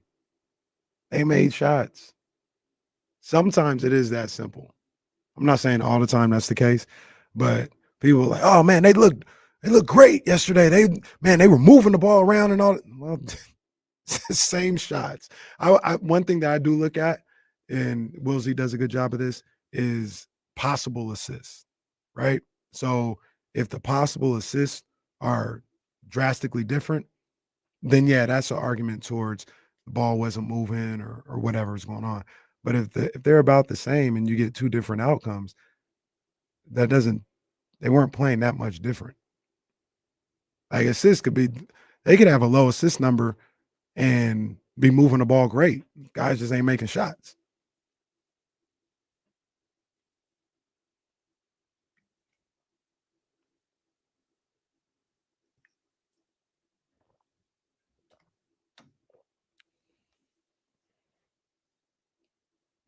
Even in a win, the arguing continues. No, it don't ever stop. That's all right. And people love plus minus and all that other stuff. That's cool. That's all right. Numbers make everybody smarter or dumber, depending on what side of the numbers you're on. It's just the way it is. You can use numbers to do anything. Ken Rudolph once told me that. Yeah. 916-909-1320, Elk Grove Kid Talk Line. Start with our man, Tom. Tom, what's on your mind, brother? As I'm stirring my drink this morning, I find myself agreeing with KC. Uh-oh. Oh, boy. Well, it happens. Yeah. I find myself with Malik Monk. To me, it's not a matter of confidence. He always has the confidence. I think it's his leadership style. So after several bad games, he comes out and he says, I need to be better. I need to concentrate. I need to be better. Yes, he says we're working on things, but he basically says, I need to be better. So he comes into a game like that, and I think he just a little extra focus maybe, asking for the crowd. The crowd's in it, and he says we need to do it for our fans. And as you say, he was 0 for 8, and then he was 4 for 8. So I think it's just a little concentration there that he says, I got to do it, and I got to do it right now. And then my teammates will follow. That's absolutely could be the case. And that's I guess that's the proverbial straw you and Tom are talking about right there. Do as I do. Mm-hmm. And yeah, maybe there is something to what you said. Maybe this team does go as Malik does. And maybe he is his. I don't mean this.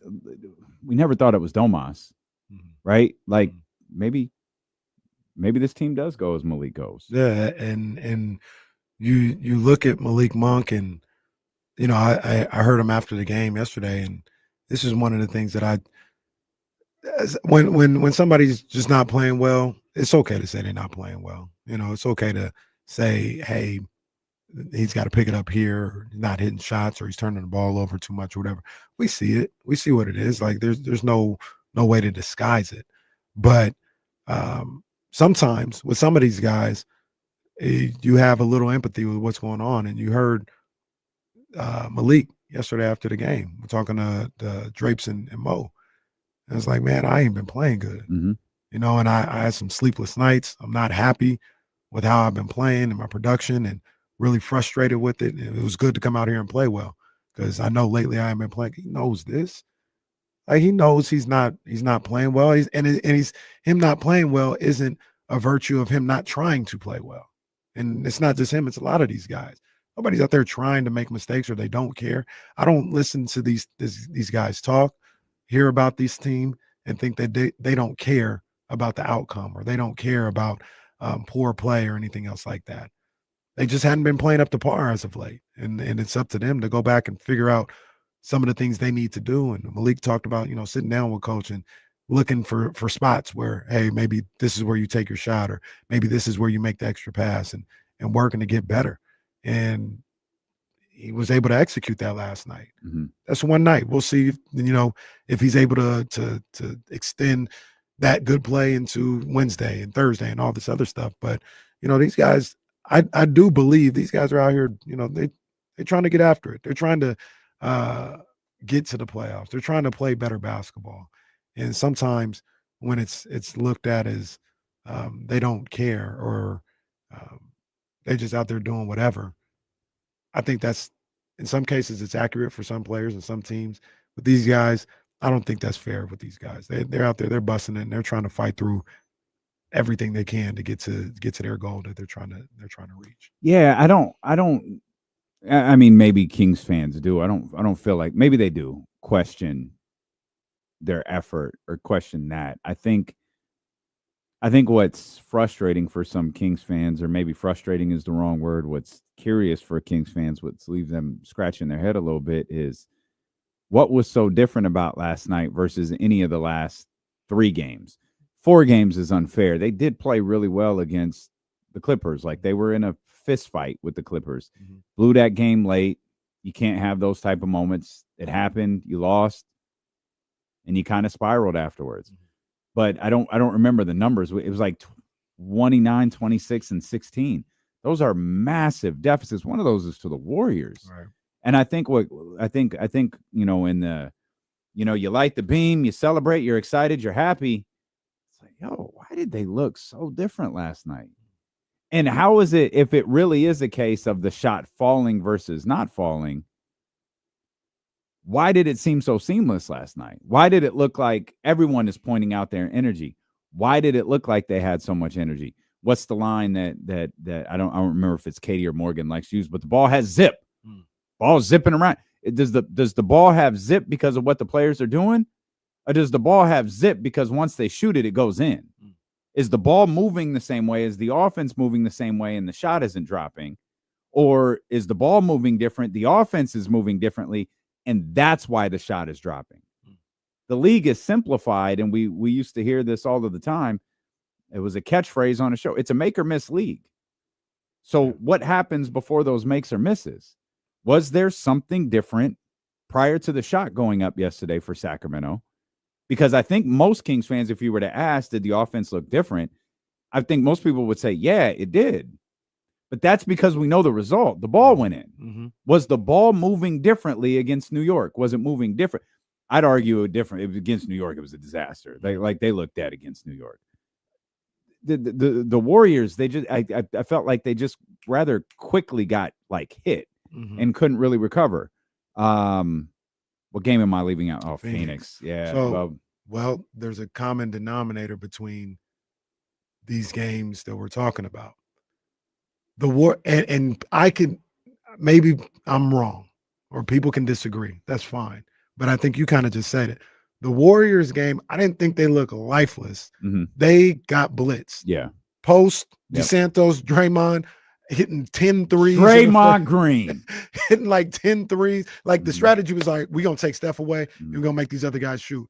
And they shot 13 of 17 from beyond the arc, it felt like early in that game. And it's like, damn, all right, well, that's not working or whatever. And the thing that doesn't it doesn't matter because they didn't win, I guess, for some people, is they did work to get that game back. It was like a 6-point game. It was 20 at one point, like 21 in the second quarter. They got it to 6 halfway through the third quarter, weren't able to get over the hump, and then the Warriors pulled away. But that game, to me, looked different than the Knicks game and the Suns game, and looked different than last night. I'll ask you real quick, what's the difference? Like, what do you see the difference being? Between the two games? Look at Knicks game, Suns game, and then look at Warriors and last night's game. The effort looked different. They didn't look defeated. They looked defeated to me versus New York and Phoenix. Back-to-backs. New York and Phoenix were back-to-backs, traveling back-to-backs. Okay. They traveled from LA, which isn't a long place, but they didn't get out of the They didn't get out of LA till probably. So they weren't defeated, they were worn out. Potentially. Okay. But all right. But like you look at the Warriors game, you look even the Clippers game, they had a day in between there. Mm-hmm. You look at the Warriors game where, like I said, they didn't look sluggish. They just got beat. Like they got beat by a better team. Mm-hmm. And then you look at last night, they're moving around, they're doing all this other stuff. Well, they had a day or two before to get their legs back. You're talking about I hope you can kick that. Well, yeah, this week you got to deal with that. Now the difference might be there's no traveling in this back-to-back. Sure. So you look at Malik Monk coming off an injury. You look at DeMar DeRozan, who's 36 years old, you know what I mean, and playing high minutes. It's late in the season. It could be something where that's the case. Like they're battling through that mental and physical fatigue. And if you want to be a playoff team, if you want to be a team that gets into the postseason, you got to kick through it. Nobody's saying like, oh, it's okay to lose because you're playing on back-to-back. They ain't saying that. Like if you want your goal, you're gonna have to find a way to get over those humps. But that's the thing when I look at this past week. The two games where they look lifeless were second games of back-to-backs, traveling second games of back-to-backs. The other games, they were ready to compete. And they're gonna have to find a way, because you mentioned it. You've got two more back-to-backs on this homestand. You're gonna have to find a way, and they're against top talent. You know what I mean? You're gonna have to find a way to. Ain't nobody gonna be slowing down for you or whatever. I'm sure Chicago's gonna be at the Sawyer the night they play Cleveland. I'm sure the Thunder are gonna be at the Sawyer the night they play Boston. They're gonna be ready for you. So what you gonna do? The Thunder might be at the arena scouting. like it's a high school tournament. Yeah, they're gonna be in section 101. Yeah. Gonna be Shai Gilgeous-Alexander gonna be sitting next to KC. Oh, you're gonna be up. You're gonna be up a little higher, man. How good this team right here, huh? So that's one of the things that stick out to me in this week of, because Friday was ridiculous. I did not like what I saw from them on Friday. That was the worst of it all. Let's look at another player who was a focus of conversation over the past couple of days, and that's your other guy, Zach LaVine. I don't think anyone, would be frustrated or disheartened by the way Zach LaVine played yesterday. 23 points, shot dropped at a high clip, 5 of 8 from 3, 7 of 11 from the field, 6 assists, as we pointed out earlier. Those assist numbers were really good for Sacramento, 35 total for this group. But 7 of 11, Malik, Keegan, DeMar, all shot more than Zach LaVine did. 7 of 11, but he hit at a high clip, and again, 5 of 8 from 3. I don't want to say you were demanding Zach LaVine be more aggressive last night. Do you feel like he was? A little bit more. Like not where I think he should be. But he was a little bit more than 5 shot attempts against the Warriors, and the one on Friday, like I think he ended up with like 11 or 12. He really had like 6 because he started after the fourth quarter. Yeah, in the fourth quarter. So it was a little bit better than that. But I still think there's more for him to do. There's more that he I don't know what happened. I heard James talking about this, and James thinks it's maybe stat related. I don't know if it's that. I don't want to go that nefarious to what it is, but he went on the complete other spectrum when he was hurt last year and had to watch the game, and he comes back and he's like, I saw some things that I need to work on or whatever. Cool. I will not take a bad shot. I almost won't ever even take a contested shot. Like, I got to be open. And that's cool, but Zach LaVine, like, you're needed to do it. Sometimes you got to take those tough shots. Sometimes you got to take those contested shots. And that's why, like, I think DeMar takes some bad shots for sure, but he understands, like, I'm DeMar DeRozan. Sometimes I got to take a shot with a hand in my face. That's just what it is. Like, it's tight defense. I'm a shot maker. I got to take those shots. And that's what it calls for sometimes. And Zach he will not take a bad shot. He will not take a bad shot. And the reputation he had before this year was he was just a chucker, just takes a bunch of shots. And I guess he's went on the complete other end of that and said, I don't want to be labeled that at all. And I'm just not going to take a shot unless I'm wide open. And even then, I might not take a shot. Do you think there could be a thought to, it's hard to make sense of Phoenix and Golden State in the games prior, New York. But is there something to be said for the fact that the Kings were shooting well last night, 52%, 48%. We'll get to that other number in a second. But the idea that I have shot makers out here, be it Malik, Keegan, or DeMar. I have other shot makers out here. There are plays for me to make. And why take you use the term bad shot? Why take a lower percentage shot when I got capable scorers around me who are in position for higher percentage shots? Maybe again, this is exclusive to last night's game. It's difficult. Like, I can't make the argument for the other three games because the Kings needed something offensively in those other three games.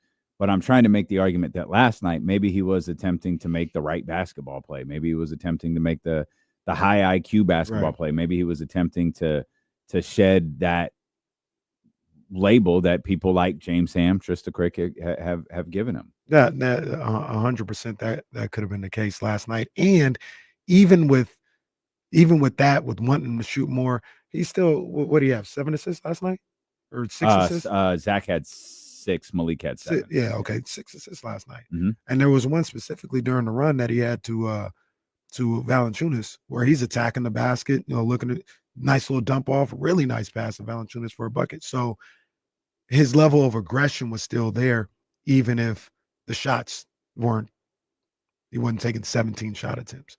You know what I mean? Like, and that's okay. Like, if that's his mentality, like, I got guys that I can dish to and get open looks to. I remember another time he attacking the basket and maybe there was room for him to hit a little fall away from about 9-10 feet away, but he dished it to the corner. And I think it was Keegan Murray hit a wide open 3. That's good basketball. That's good basketball. And a lot of the times with Zach LaVine, it's good basketball. You know what I mean? Like, it's what you want. Sometimes, though, you want him to force the issue a little bit more because he is so talented. But when you talk about last night, I thought he played a good game last night. As far as, like, his aggressiveness with shooting, I thought he played within the game, too. Absolutely. He played a good game last night. Really good game. Didn't force anything. I don't think he left anything out there. I think he put the numbers show it. He put his guys in good position. But these guys were hitting shots at a great clip. Again, 8 assists for DeMar, a team high 8 assists for DeMar DeRozan. Everyone who played minutes except for Trey Lyles racked up an assist. All but Jake LaRavia and Keegan Murray racked up multiple assists. So ball had zip, offense had whatever cliche you want to use. The Kings had it last night. The question is, can they have it again? did the ball have that much energy because they saw it go in pretty early? It was a 37-point first quarter. Mm-hmm. So they came out hot, and they didn't play at that clip, but they shot well the rest of the game. They scored well the rest of the game. Like they had a 28-point quarter and then 2 more 30-point quarters. Right. That's what I thought about that too last night. That's big time. Yeah, being able to score on those 30-point quarters. That's Kings basketball. Yeah. You know what I mean? I know people may want it to be something else. Doug may even want it to be something else to a certain degree. But they're going to have to score to win these games. And when you can get those 30-point quarters, I think that to me, that's a sign of when they're playing good basketball. When you're getting 31-point quarter, 33-point quarter. What they have against I'll look it up. Against the Warriors, didn't they have like 2 17-point quarters or something like that? Like they're not going to. And maybe it was the Knicks. Maybe that's who it was. I'm looking at it right now. Warriors had they had an 18-point quarter and a 21-point quarter. They didn't have 17-point quarters against the Knicks. No, I don't know what it was. I think you're thinking of the Warriors. They had an 18-point quarter, 33, 32, and a 21-point quarter. Maybe that 21 was what I was thinking of. But again, they're not built to win that way. Yeah, and that's why it was so surprising. And I could be wrong, but it was so surprising how well and how competitive they were playing in that Clippers game, because that wasn't Kings basketball. And they were still right there with an opportunity to try to pull that one out. What was that, 111, 110? Yeah. In overtime? Yeah. So, yeah, man, I love the way they played last night. I love the way they competed. Doug Christie talked about it a little bit post-game. He was like, that's it. That's how we're supposed to play. And when he says something like that, I believe it's not just the wins and losses of the whole thing. It's how they play, how they compete.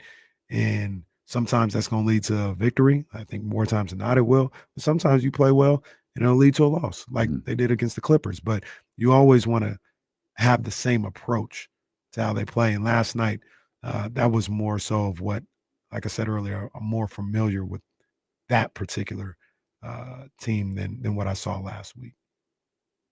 Let's get TC in here. Elk Grove Kia Talk Line, 916-909-1320. TC, what's happening, baby? Yes, sir. What's up with my two brothers? TC, what's good, my guy? Oh, man, just tapping in with the homies, man, and loved ones. So, hey, I'm, excited about that game, like everyone else. We just got to keep it going, you know what I'm saying? And we got to get in where we fit in. But what I noticed last night, and kind of what I like in a way, is what I seen from TL last night. Trey Lyles, man, when he got on Monk and when he got on DeRozan last night, bro. I don't know if that was about passing the ball or whatnot, but that one when he was at the top of the key and DeRozan was doing a bunch of drip, like, pass that to him, bro. So if I was Trey, I'd be tripping too. Like, bro, I'm playing deep in stretch 5. We all out here trying to link at one. Pass me the ball, big dog. So I like what Trey Lyles did yesterday, bro. Getting at both them dudes like that, in my opinion. That's all I got. Okay. Yeah. Did you see that moment? I think I saw that moment when I should ask TC, but was it when they were on the court or when they were Monk and DeRozan were coming off the court where they had like a talk with each other? Was it DeRozan or LaVine? I can't remember. I think it was DeRozan because Chatty House brought it up earlier too. Someone in the Chatty House brought it up. Was it on the court or was it when they were going to the bench? I don't remember exactly. Because I thought I saw something when they were going to the bench, kind of late third quarter, and it was just I didn't think it was like crazy, but it was animated, and I was trying to see like, all right, are they having just a simple discussion or are they going back and forth a little bit? And I couldn't really tell, but like you said, Chetty House was talking about it earlier, and I was trying to figure out what moment that was, and then TC brought it up. So. Well, we know Trey Lyles is the crazy one of the group. He will choke you if he needs to. Rick Lopez, watch your back. Crazy Trey. It's always the quiet ones. Crazy Trey. Them light-skinned dudes always willing to start a fight. 916-909-1320, 52% from the field. I'm gonna learn how to talk one day. I got this, guys. 52% from the field, 48% from 3. However, 10 missed free throws last night for Sacramento. 66.7%. They shot 30 free throws last night, but only hit 20 of them. Devin Carter, the biggest culprit in Devin. The biggest culprit in things going wrong from the free throw line. Did you think he was gonna make that dunk? I never did. No, it happened so quick. It was like, no, I didn't. I saw that. He's like trying to size him up. I was like, I know he just going. It was kind of like, it was more like, he tried it. All right, brother. I was like, damn, well, maybe I was wrong. I wasn't familiar with your game like that. But even with that being said, he played well last night. I liked his energy. And what he brought to the table last night. I don't like him missing the free throws. Mark Jones was talking about it, he with us at the line is like, he with y'all. Man. Need to make your free throws, big dog, so they ain't got to say that Devin. about you. Yeah, come on, Devin. But I thought he played a good game. I thought he played really well last night. Like he was working his ass off. I think he told, maybe it was the TV crew, I'm not sure. He was going to go shoot free throws after the game. I think I heard Morgan reference it. I can't remember if it was on TV or on the podcast, but I know it was something like, I'm gonna go shoot free throws. And it's one of those things. Casey points this out a lot. The averages aren't fair. Malik Monk 4 or 5, Zach LaVine 4 or 5. That's not bad, right?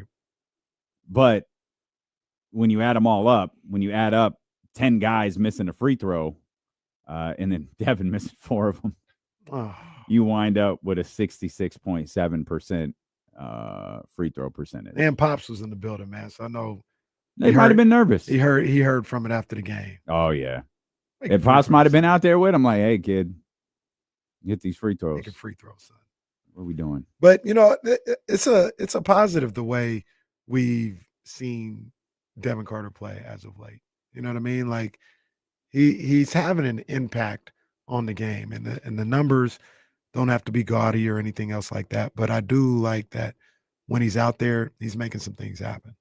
And whether it's on the defensive side, getting deflections, being scrappy, getting putbacks, all this other stuff, like it's cool. He's going to have moments where game is still a little overwhelming for him because, he's got work to do on his game and just getting used to the league. But at least you see a pulse with him right now. And there were times when he first got on the big club where it was, oh man, flatline. I feel like you see where he could be a player. Mm-hmm. Like we did not see that at the beginning. It's like you can't put him on the floor. Now it's like, all right, there's things that he does that are really good for them. He's gonna have to hit free. He's gonna have to contribute something offense, finishing those dunks. But you see him like he doesn't feel like, all right, I feel like I know what Devin Carter can do. That will help Sacramento on the basketball floor. We'll come back. We'll talk more Kings basketball, talk NBA basketball. Trysta Krick's going to join us sometime, probably within the next hour or so. We'll take a look around the rest of the league as well. And Doug, Zach LaVine, Malik Monk, they all acknowledge the same thing. I'm not really sure how to feel about it, though. Talk about it. Get your thoughts on it. Stealing with KC, Sacramento sports leader, ESPN 1320.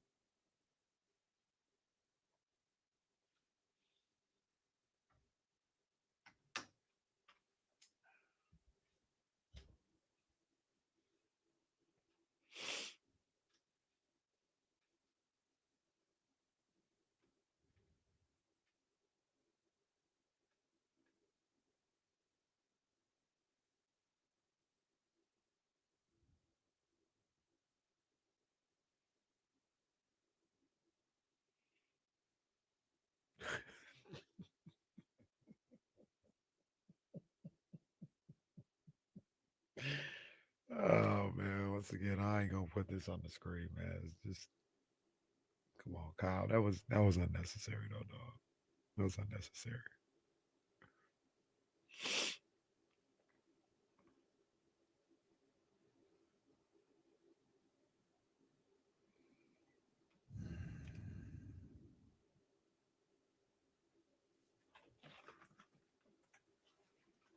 Kyle Hi. Madison. Mike's off for a quick second.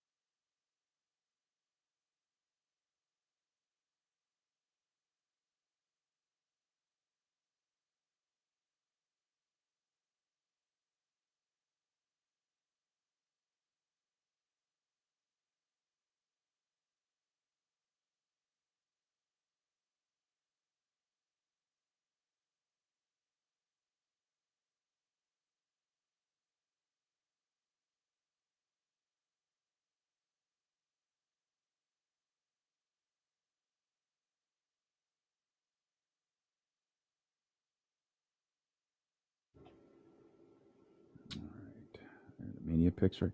Yo, that's crazy. We took those pictures 1 year ago tomorrow. 2 years 2 years ago tomorrow. The Rachel the media shoot? joints with Rachel. Oh man. Shout out Rachel. Yeah, it popped up on my memories. March 19th, 2023.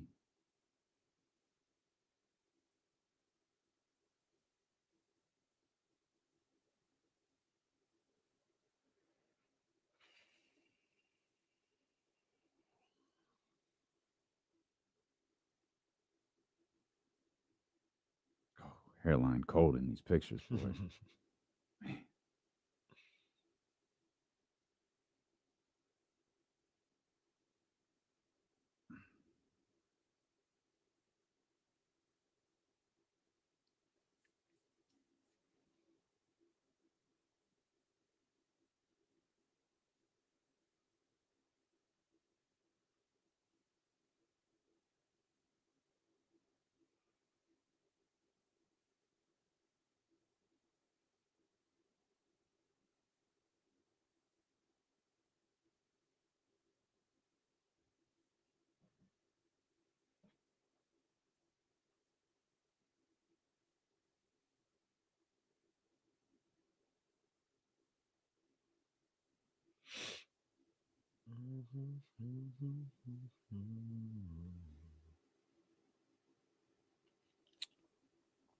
Oh yeah, I saw something that pissed me off the other day.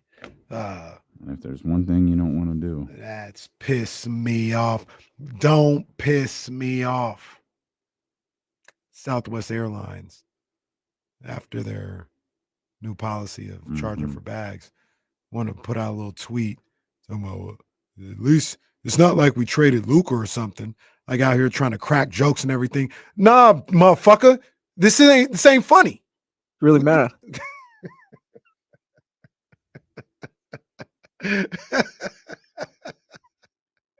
Hey, Southwest, watch your back. They out here trying to crack jokes and everything. Like, oh, they ain't trade for Luka. No, bro. Like, this ain't a joking time. You out here about to charge for bags again. So, no, your little joke. And people are like, oh, even Southwest. Don't encourage this nonsense. This ain't funny. This ain't a joke. You flying Southwest soon? Sure. Although less and less, because it used to be able to get up and down the coast for $50 a ticket. Now it's $130 to get to LA. All right, well, I'm going to open up my options and look for other airlines. I used to be loyal to you guys for those type of things, but now y'all want to play, so this whatever. And then now we got the bag stuff going on. And it's not like we traded Luka.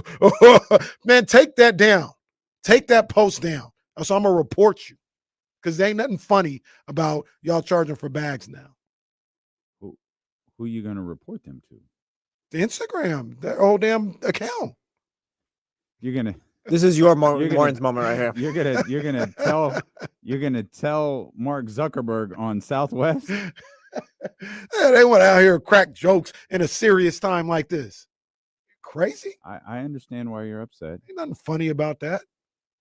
I absolutely understand. I let it go when they start getting rid of the whole $39 thing. I let it go. I was like, all right, man, it's whatever. That's whack, but all right, whatever.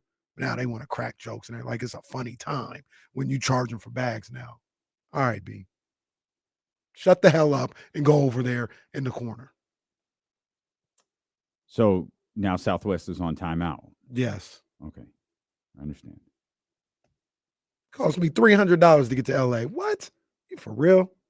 Yeah. It's crazy.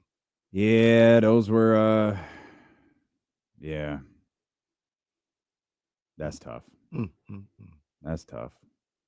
Brutal. Well, it was meant to be a commercial conversation, but I started late. Well, oh man, you started real late. And not only did you start late, you started aggressively. Like super aggressive. No, cussing everything. They pissed me off. And you know, if there's one thing you don't want to do, it's piss me off. Good point by Sunini in here. Casey, man of the people, billionaire, standing up for the little guy. Yep. Thanks, Casey. No problem, man. Then he throws in a "You okay, Damon?" at the end. I'm I called ain't for. even seen the Southwest Airline. That's not true. Well, it's normally how I get to Vegas. That's normally how I get to Vegas. Hey, the PJ, bro. Stop. Oh, don't man. do that. Stop. Don't do that. You like LeBron. About 3 o'clock, you'd be like, all right, I'm gonna get on this plane. Man. No. Though I am good with reward points because our flights to Vegas in May were like $30 because I had some award through our card deal. And that saved me because man, this backyard project is just beat. I got a letter from the county today, like, hey, got a permit notice about your little project. Why don't you go ahead and fill this little piece of paper out and tell us exactly how much everything costs so we can decide whether we're going to tax you some more for it. Oh, yeah, I was going to say, they're going to start taking your money now. As if I haven't given up enough money for this. Yeah. See, mind your damn business is what I would want to tell them. Like, this is my house. I live here. This is what I do. Mind your business. I don't think that's how it works. You got an HOA? No. Yeah. Yes, I do. But it's like $60. I'll be the first people I tell to mind their business. Luckily, them HOAs in the Thomas are stupid. Yeah. I just happened to get the email for this month's withdrawal. Jesus Christ. Come on, man. Like, y'all hoes don't even do anything. Don't tell me what I could do with my HOA is my a house. racket, man. It is. Now, what can an HOA like actually do? Like, if you they tell you don't put the sign up on your yard, and you do, what can they do? Can't they give can they you a fake fee or can they something fake that? find me? Do I got to pay that? Actually, I don't know. Well, my thought, and I don't know, my thought is if you being part of the HOA is somewhere when you buy the house, you sign up things saying I'm part of the HOA. or they're saying they can sell your house. I agree to all this other stuff. So yeah, I don't know if they can do anything to the house, but they can fine you. And you agreed to, if you didn't do this, you would pay these fines, yada, yada, yada. That's my thought. It's trash. The HOA and the condo joint is worse because they're like, no, you can't change your blinds to those. You can't change your blinds without telling us because those are outward facing and we need to determine if those blinds are okay. Yeah, part of me be like, all right, well, tell me what you think when they're up. tell me what you think when they're up. They look great if you close your eyes when you walk past them. We'll have this discussion after I put the new blinds up. You're never going to see them. Get out of my face. They look like blinds, just like every other place looks like blinds. Get out of my face. Now, luckily for me, and you've got to pay every time you file an application. I had a solar system set up on the house already. I wanted to add panels to it because the people who lived there prior to me, I guess, didn't really live there. So they had 6 panels up there, which probably saves you about 6 cents. And they're like, okay, what are you going to do? Well, I'm going to add more panels to the existing system. Well, you got to fill out an application. You got to submit the plans. It's no, it's already there. Nope, this is how you got to do it. So you got to, they charge a fee. All right, here's the fee. Here's the application. That's crazy. Oh, you want to put a pool in your backyard? Okay, jackass. That's another application and another fee that you have to file. Oh, and don't forget, once your solar system is done, it's got to be painted to match the house. You have to fill out an application for that and come see us again. Come on. And what are they doing for us again? Nothing. Like all this money that they taking? Nothing. Oh, I'm sorry. I can use their clubhouse, which I would never use in a million years, but I'm allowed to. You can use their clubhouse. Can I opt out of the clubhouse? Can I opt out and say, I don't want to pay fees. I won't use your clubhouse. You can have me arrested at the gate if I ever show up. That's what they did to us at Kenny's personal clubhouse. Well, we showed up and they were like, I have a personal clubhouse. Who are you? Your name's not on the list. I don't have a personal clubhouse. Was it by Jesse? Were you by the lake? Yes, I was. And that was a clubhouse. That's all. Was Kenny's by the lake. House. Yes, it was. No, it wasn't at my house. Wasn't at my house. There was no house nowhere near. What are we talking about? Now, those aren't my people, but I am lucky that I have my HOA is fine. We're fine. We get along great. So I got lucky. I got a good little HOA, and I don't have no issues. You know, when we put the hoop in the backyard and all this other stuff, and just check in. Oh no, it's good. It's good. Do what you got to do. It's good. We just don't want nothing crazy like hanging over the fence and all that. But you're good. You want to put the nets up? Go ahead. Do what you got to do. Understand? It's good. So I got a good HOA. I can't say nothing bad about my HOA. I'm just talking about in general HOAs. Well, they ain't never told me no. I just have to keep going. Just give them more money. To them. Yeah. It ain't even, we've got to approve this. It's like, no, you've got to pay me for it. Right. It's the mafia. The HOA is the mafia. Oh man, that reminds me. I said we were gonna watch White Lotus. I might have to watch this thing on the History Channel about the 5 families that I added to my list. Okay. Did you see the thing where Robert De Niro is a mobster and the other mobster is Robert De Niro? No. But Robert De Niro's playing like 2 different mobsters in the same movie? What, the Eddie Murphy? No, I don't. What, the T.I. versus like TIP? He's like the protagonist and the antagonist in it. I guess. I don't know. Not needed. But it's Robert De Niro playing 2 different roles in 2 different lead roles in the same movie. And the movie's not out yet? I don't know if it's out or on its way out. Let me get the name of it. Y'all probably know what it is. Robert De Niro. And it's a serious one, not like a little comedy. It doesn't look like it doesn't look like a comedy at all. Okay. There's some great performances, but directing 2 Robert De Niro's. What's the name of it? Stand by. I got you. 2 Robert De Niro's at once is something else.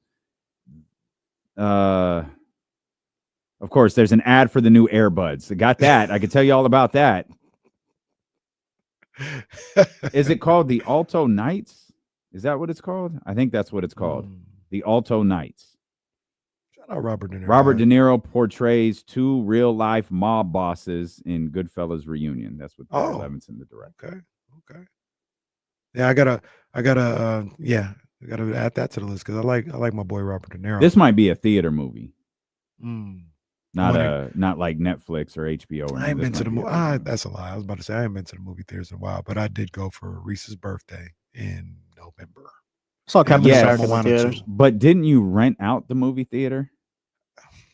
You rented out a movie theater before? Yes, yes or no? You rented out the movie theater. Yeah, Kyle Madsen's even looking too. Please answer the question. Yeah. Okay, that's the end. You rented out the movie theater for your son's party. Just the one you room, rented, not out the whole movie damn theater. movie theater. That's not a room. I live in a room. I go to sleep in a room. That's not a room. That is a cinema with hundreds and thousands of seats. Well, see, that's what I'm saying. See how you said it? It makes you think I took You the whole rented the Regal movie 16. theater. No, just the one screening. That's it. Theater room, exactly. Yes, you're in theater 10. There's not 100,000 in there. There's like 40. Yeah, that was some strong WWE work by you right there. There's 100,000 seats in the movie theater. You imagine trying to watch a movie with 100,000 seats in it. WWE can do it. Why can't I? All I know, me, Jesse, Kyle, we've never rented a movie. I don't even know what that would cost. Man. I don't have an idea. I mean, you could do it. You could do it. But I got to put that. I got to watch White Lotus. But they all got to wait till. Well, Raising Canaan is going on. Your boys are coming back. You see that? Oh no. Yeah, Not June BMF. 6th. Yeah, we're gonna figure out what happened in Mexico. Yeah. BMF. That show is so unbearably awful. But I need to know what happened. I need to know why they're just walking around Mexico. That's how it is, man. And that's why I gotta finish Beauty in Black. I gotta figure out what's going on here. You absolutely don't have to. No, I gotta figure out what's going on here. They got greenlit for season 2. Really? Yeah, man. Wow. They will greenlight anything. That show's off. It's really bad. It's really bad, but it's very interesting. I'm telling you, BMF is 50 Cent's joke. He was like, they will watch anything. I'll prove it. And he put that show and out. I think I saw a ad for another Tommy. That show's been gone for like 2 years. Yeah, Force is still alive, though. Still alive. All right. The Kings are still alive. Still standing, still strong. Oh, that's an old school reference. Shout out to those who were around for that one. That's when I had my board. That's when you had the board. We were at home. Was it like year 2 of D-Lo and Casey? It was Casey. That might have been Casey on the couch. That was on the desk with the bottles behind the bottles. Yeah. The iconic launch of our interviews with Brett and Rick Ross with the bottles behind us. Yeah, man, good stuff. But you're right, Kings are still alive. You were talking about Doug Christie and a couple other guys said some things that. Well, it said a thing that was Doug Christie, Zach LaVine, Malik Monk. Those were the 3. I mean, obviously Doug speaks after every game. Zach and Malik were the guys who spoke at the podium. All 3 of them acknowledged that the team is trying to figure things out on the fly. Doug has said that repeatedly, probably since maybe the Knicks game. I don't know if I don't remember if I'm sure he didn't even talk after. I mean, he talked after the Clippers game. I remember the first time he said it was into practice. So I'm sure it was after the back-to-back with New York. But it's like, okay, I get it. We know that. Do we need to keep pointing this out? Is it beneficial to keep figuring out things on the fly? Has it become a bit of a crutch to when you're not playing well, that it's like, oh, we're trying to figure things out. We're trying to fix the plane in the air. And it's like, I got you. Look, if we're sticking with the plane analogy, the season, we're on the descent now.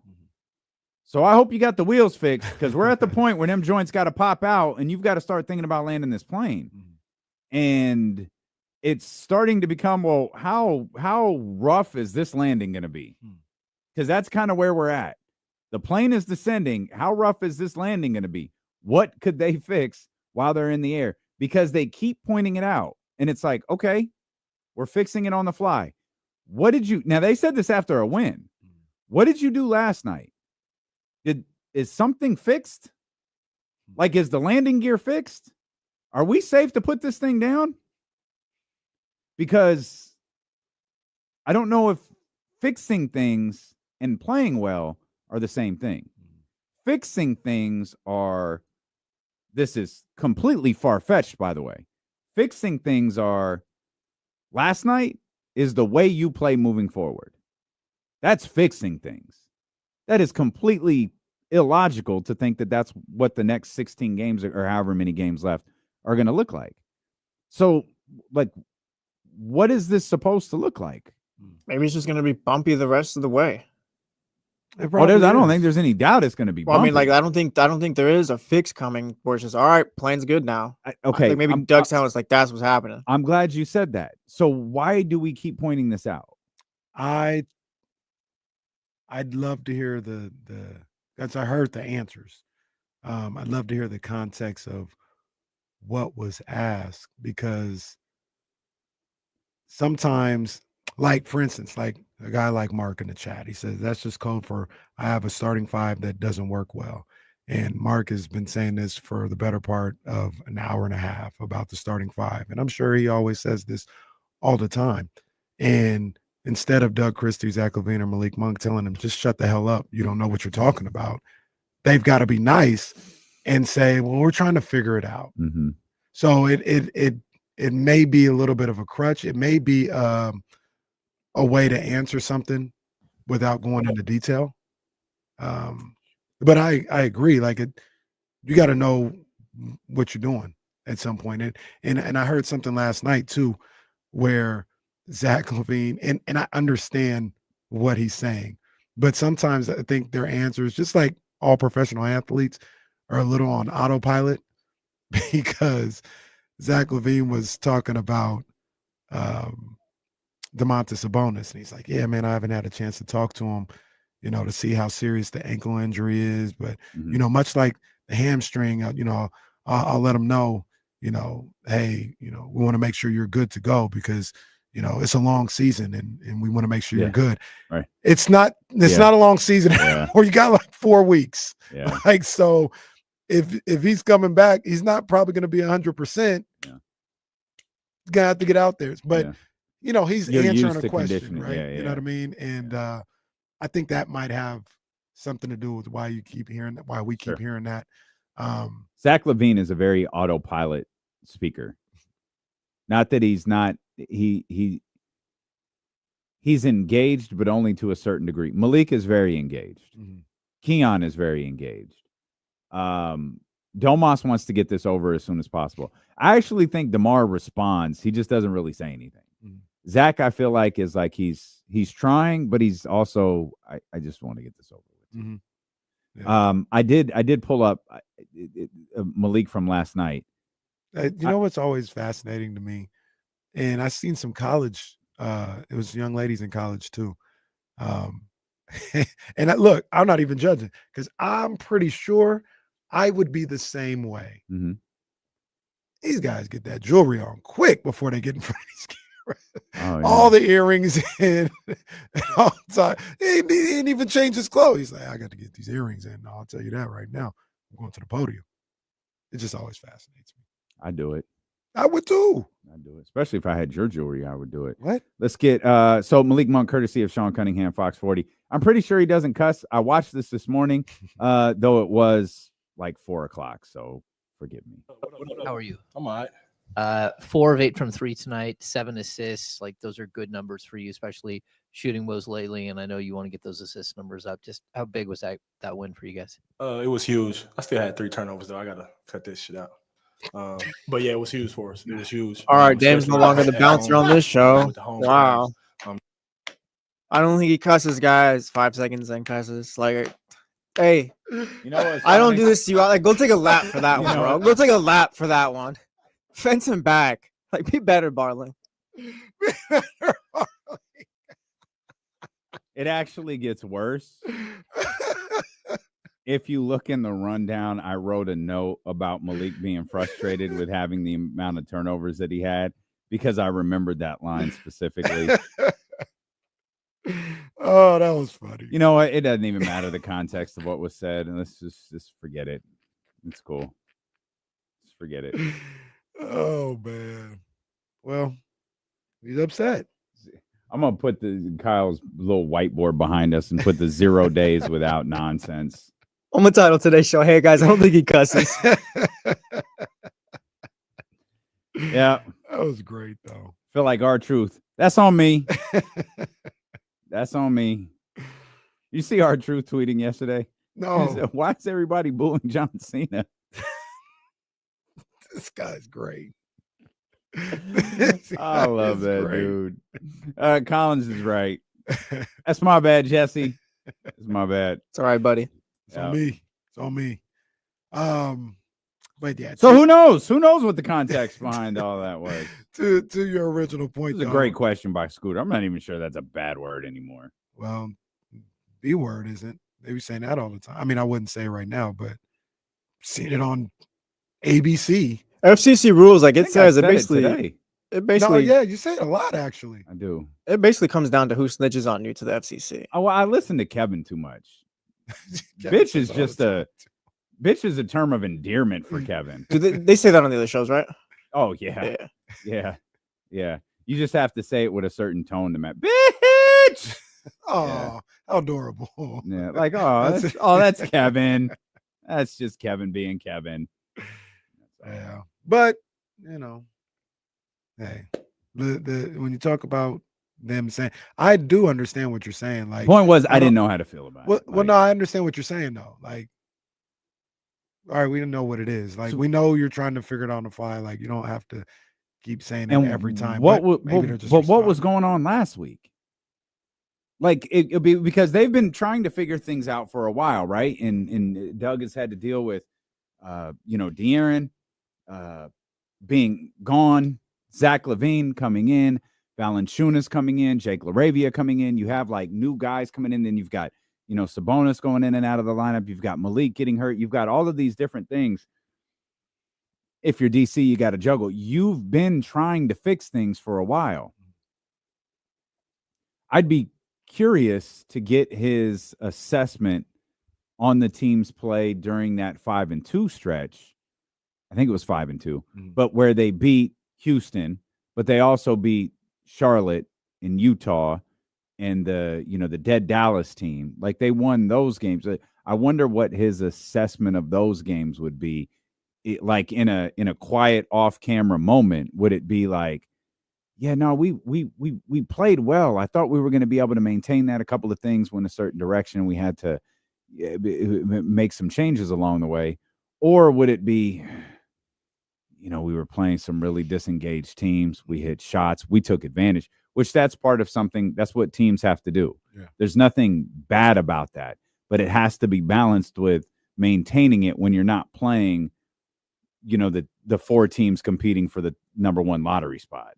Or with the best odds for the number one lottery spot. I got an answer for that. We'll talk about it on the other side. Oh, I just love the other side. It's fantastic. It's one of my favorite places to be. Kenny answers my questions when dealing with Casey return. Trysta Krick joins us at some point here. Jason Jones will be with us in the final hour of the show. Maybe we'll all be together. That's always an adventure. But either way, we're thrilled that you're here with us. Phone lines remain open for you. Elk Grove Kia Talk line 916-909-1320. Steeler and KC on Sacramento Sports Leader, ESPN 1320. Get Johnny Jennings when we get back. Yes, sir.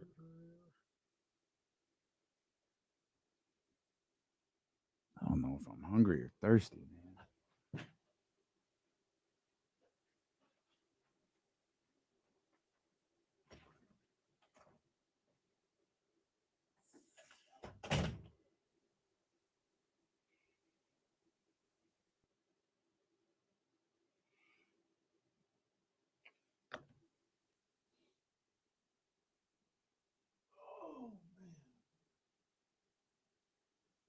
You see the Pirates put out a social media video on Twitter, like, oh yeah, the moment Paul Skeens fouled out, he was opening day starter. It's like, you don't need to do that. Like Paul this Skeens, year? Yeah. Like they released that video like last week. Come on, man. It's like you don't need to release a video for this. Yeah, he's one of the we knew that. biggest stars in the game. It's like he's talking to the managers, some conversation they're having. It's like come on, this is fake as hell. Did you see? We never talk. I meant to talk about this when it happened, and we just didn't get around to. I think it was around like the trade stuff too. But did you see what happened with the Pirates and they're negotiating to get that rookie card from that kid? I saw they offered him season tickets and all that, and blah blah blah, but he turned it down.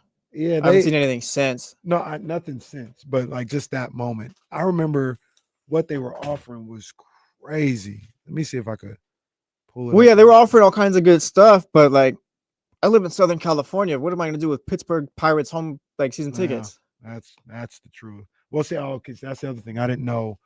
Yeah, they're from LA, I believe. Oh yeah, I didn't know they didn't live there. Julio, like I saw the tweets and all that. I think it looks pretty good, honestly. Like they got the scoreboards, all that. Like, what do you want? Tower Bridge is in the right corner. Yeah. What do you? Yeah. What do you think? Some people are think they did the bare minimum. My man, Matt George. MLB The Show is top tier, by the way. I know we say that all the time, but No, it really is. I think it's my favorite. yeah. Better than FIFA. Yeah, Everybody FIFA sucks loves it. now. Oh, I really? wasted money on FIFA. Well, didn't they, Oh, wow. the licensing is different now. Yeah, it's huh? EA FC 25. I got the PS5 and I bought FIFA like thinking, yeah, it's trash. I haven't even played it. I haven't gotten the new. I'm still playing the show 23. I plan on getting the new one, but I ain't got it yet. So, Jesse, what day is the wedding? October 10th.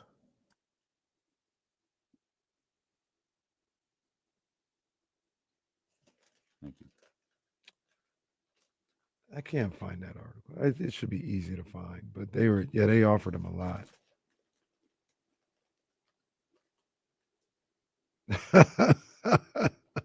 That's right. It was an 11-year-old. They were offering this stuff. Wait, what is happening?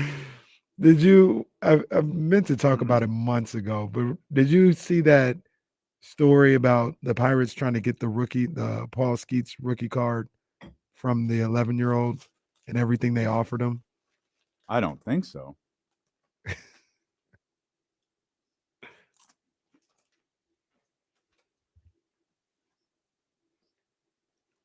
I kind of want to know how this story ends. So I got to be honest. I don't. Was there only one rookie card? I don't. It was I like a don't know. 1 of 1 card, Yeah. I think. Oh, wow. Yeah, it was like 1 of 1. Yeah. Okay. And then 11-year-old, and now I found this out in like Long Beach, got the card. So the Pirates were trying to get the card back, and they offered the 11-year-old 2 Pirates season tickets behind home plate for the next 30 years. Oh my gosh. Meet and greet with Paul. Where's the other thing? Hold on, let's pull it up. 2 signed jerseys, a Pirates game in, I guess, the owner's suite, and much more. Okay. And the kid and his family declined. Okay. They declined all that. Now, I thought the family lived in Pittsburgh. So I was like, yeah, man, take them season tickets for 30 years. And they live in LA. So that ain't going to help them. Hey, Mom, Dad, can we catch Pirates Braves on Tuesday? Yeah. So can you give me season tickets behind home plate to the Dodgers? Because if you can do that, then we can talk. So, yeah, I don't know if they ever got the card. I don't think they did. Oh, so we don't know the ending of the story. Yeah, I don't think they I would have told him you can buy it from the guy I'm about to sell it to at his store. Yeah. Now, you should be able to, obviously it's not the same as a card, but you think you get a pretty penny for 2 signed jerseys? Not for that card. Not the same. I mean, if it's a 1 of 1 card. Yeah, because cards are like a I big would think thing if it's now. a 1 of 1, like. Yeah, not for that one. You can get a signed jersey another way. How much? You hold on to that 1 of 1 card for a while, that could wind up being. It could, crazy. or maybe I don't know. it could, but maybe you don't cash in. Like what if, like this guy, he's the truth. He's the truth. He's one of the top pitchers in the game right now. But at some point, like what if the guy had a Steven Strasburg? Remember the hype with Steven Strasburg? And you had a 1-on-1 rookie card for him. You're like, nope, I'm holding on to this because he's going to be the next Nolan Ryan. But in the world of cards, it's still a 1 of 1, so it still has value, no? I think maybe not the value if he's. I'm sure it goes down. I'm sure like cards are like stocks, no? Like they'll have a peak and a decline, but I feel like a lot of it is also the availability. I mean, it's no different than shoes. Like the harder the shoe is to get, the more expensive it is. Some people don't even know Prestos exist. I didn't, and it's not the same They're shoe not to for be regulars. All right. Well, Easy 80 in the chat said this car has the MLB debut patch that was on his jersey that he wore in his first MLB game he played in. So that's the significance. I'm trying to find out the value of the card or if he sold it and stuff, but yeah, I can't. Julio says it's currently at $650K. If this is accurate, wow. Is that? Are you surprised? Is that a lower or high? Just that's high, I guess. That's high. Yeah, a couple of jerseys only about $1,000 a piece, I bet. Oh yeah. Trying to get over on this game. Yeah. It is a little dumb 11-year-old. I don't know what we're doing. 11-year-old, yeah. Offer him a bag of jawbreakers. Hey, you want a PS5 too, kid? You know what I almost did this morning, and I just didn't make it. I was too tired. I almost saw some Major League Baseball. You see they played that game? It was a 3 a.m. start here. And that's a real game. I had Kevin Shorts standing. Why do they do this every year? Kind of grow the game a little bit. I don't have a problem. Like the regular season's like 10 days away, no? Yeah, but what I think the thought is they go do that to grow the game. Right. And it gives these teams time to get back. And they come back and okay. I also believe MLB made $35 million off this little thing too. There you go. Who? Wait, what? The MLB, like they make money off of this as well. I think I saw a tweet that saw they made about $35 million off of this, so they're going to. I could believe it. Yeah, absolutely.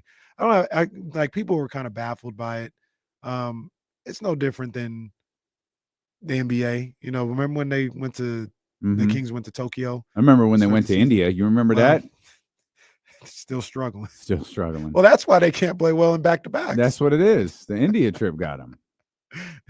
But yeah, I remember the China. They had dinner on the good, like David Stern somehow got the Great Wall of China shut down, and they had dinner up crazy, there. Right? Yeah. So Kings were a part of that trip. Yeah. Kings Timberwolves, Jason Williams' second season, because that's when he is had that the bald right? head. Yeah. Because they were the greatest show on court after his rookie year. What year was that?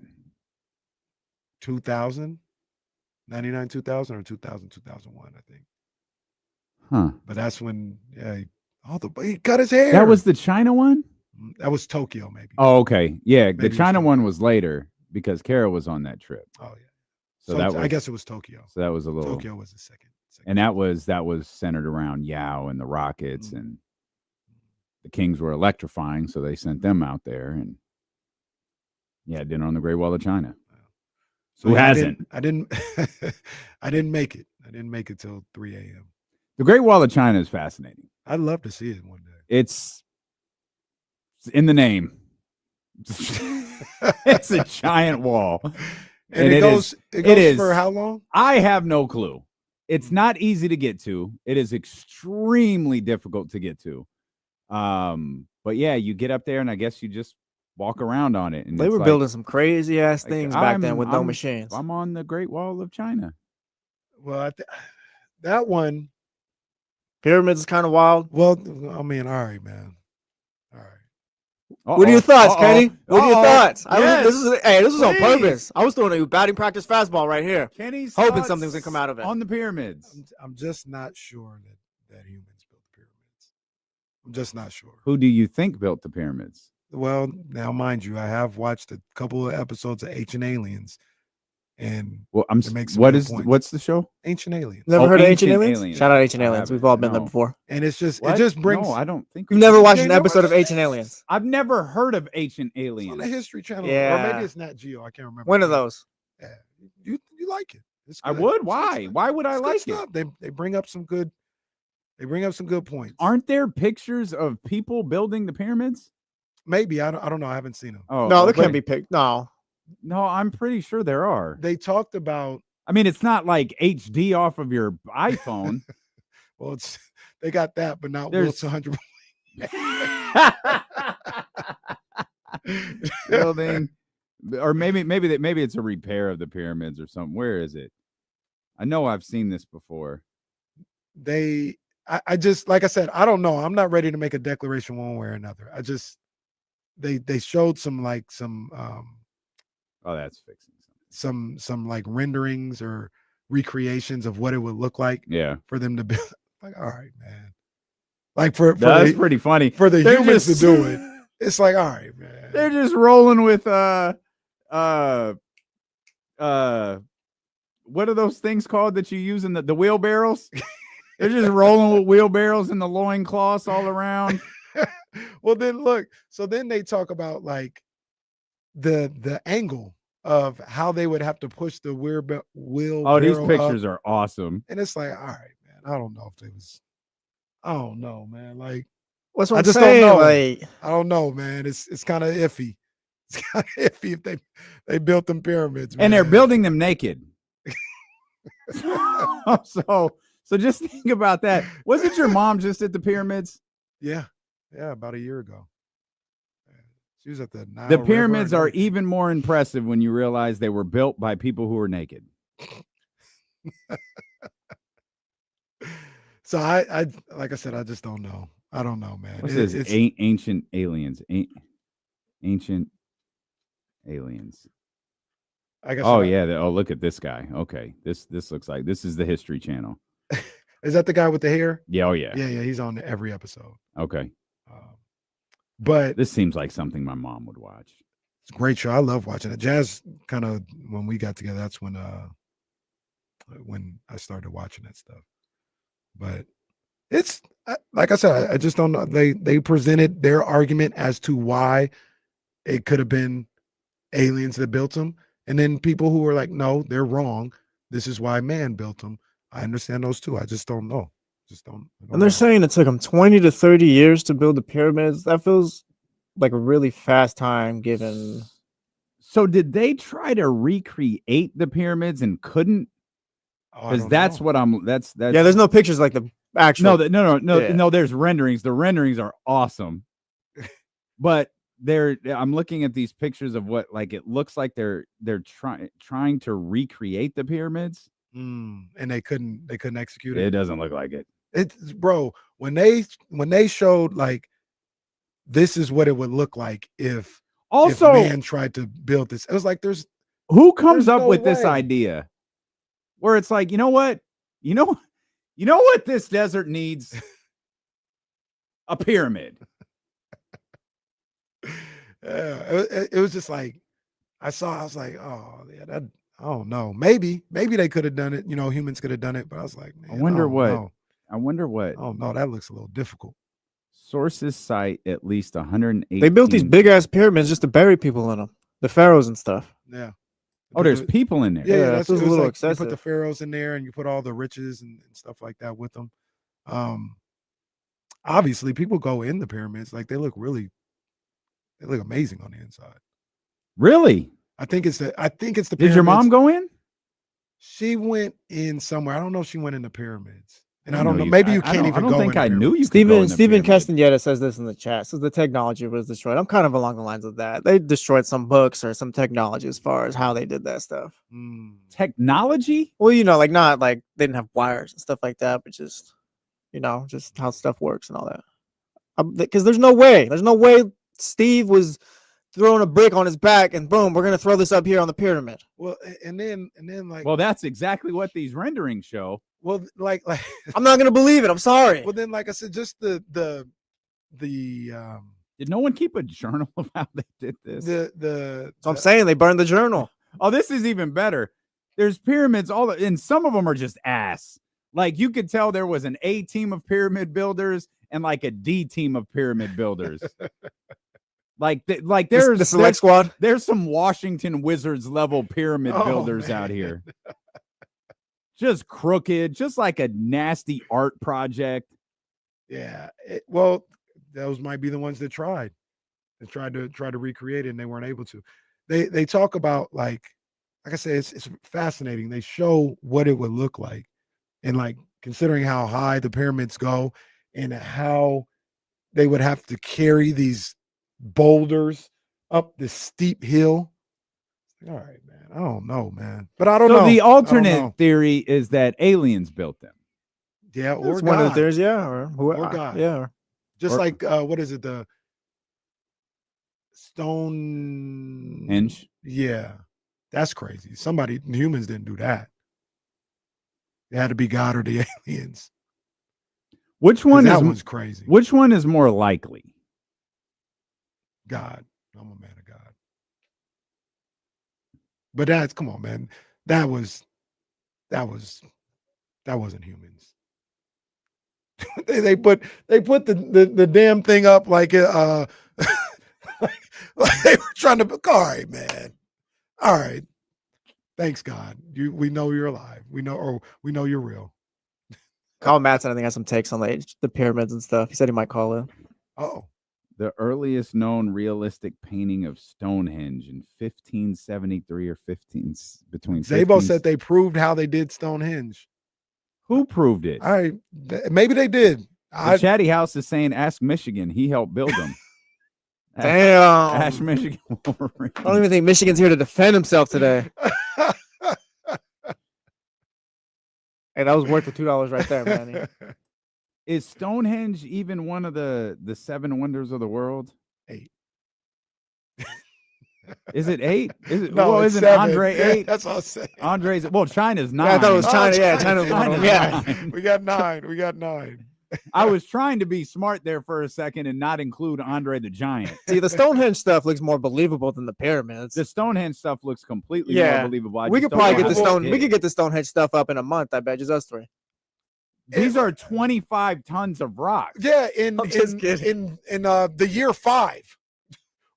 What were they doing then? Year 5. Give me some machine. Give me a machine. We'll be good. Our guy Pino, he says where's he at? Pino says there was civilization before ours. They had superior technology than we know. Really?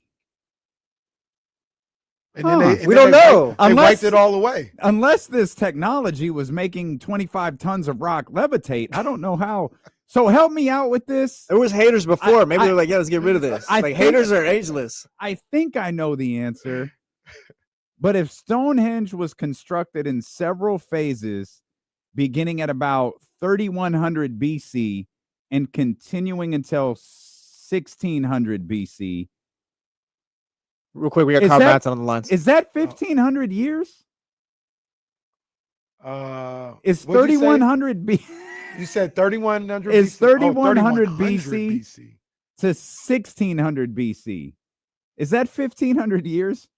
This feels like there's more because 3100 would be 30. Well, like 16 plus 15 is 31. No, but they started at 3100, so you got to get to 0, and then there's I think it's 33. BC. You're still in BC.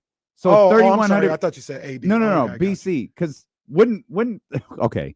This is bad. Where'd Kyle go? Did Kyle hang up? He hung up. I was about to put him through. Kyle, I know you're listening. Call back. He's calling back. Hold on. I'm not even gonna put him on hold. Hold on.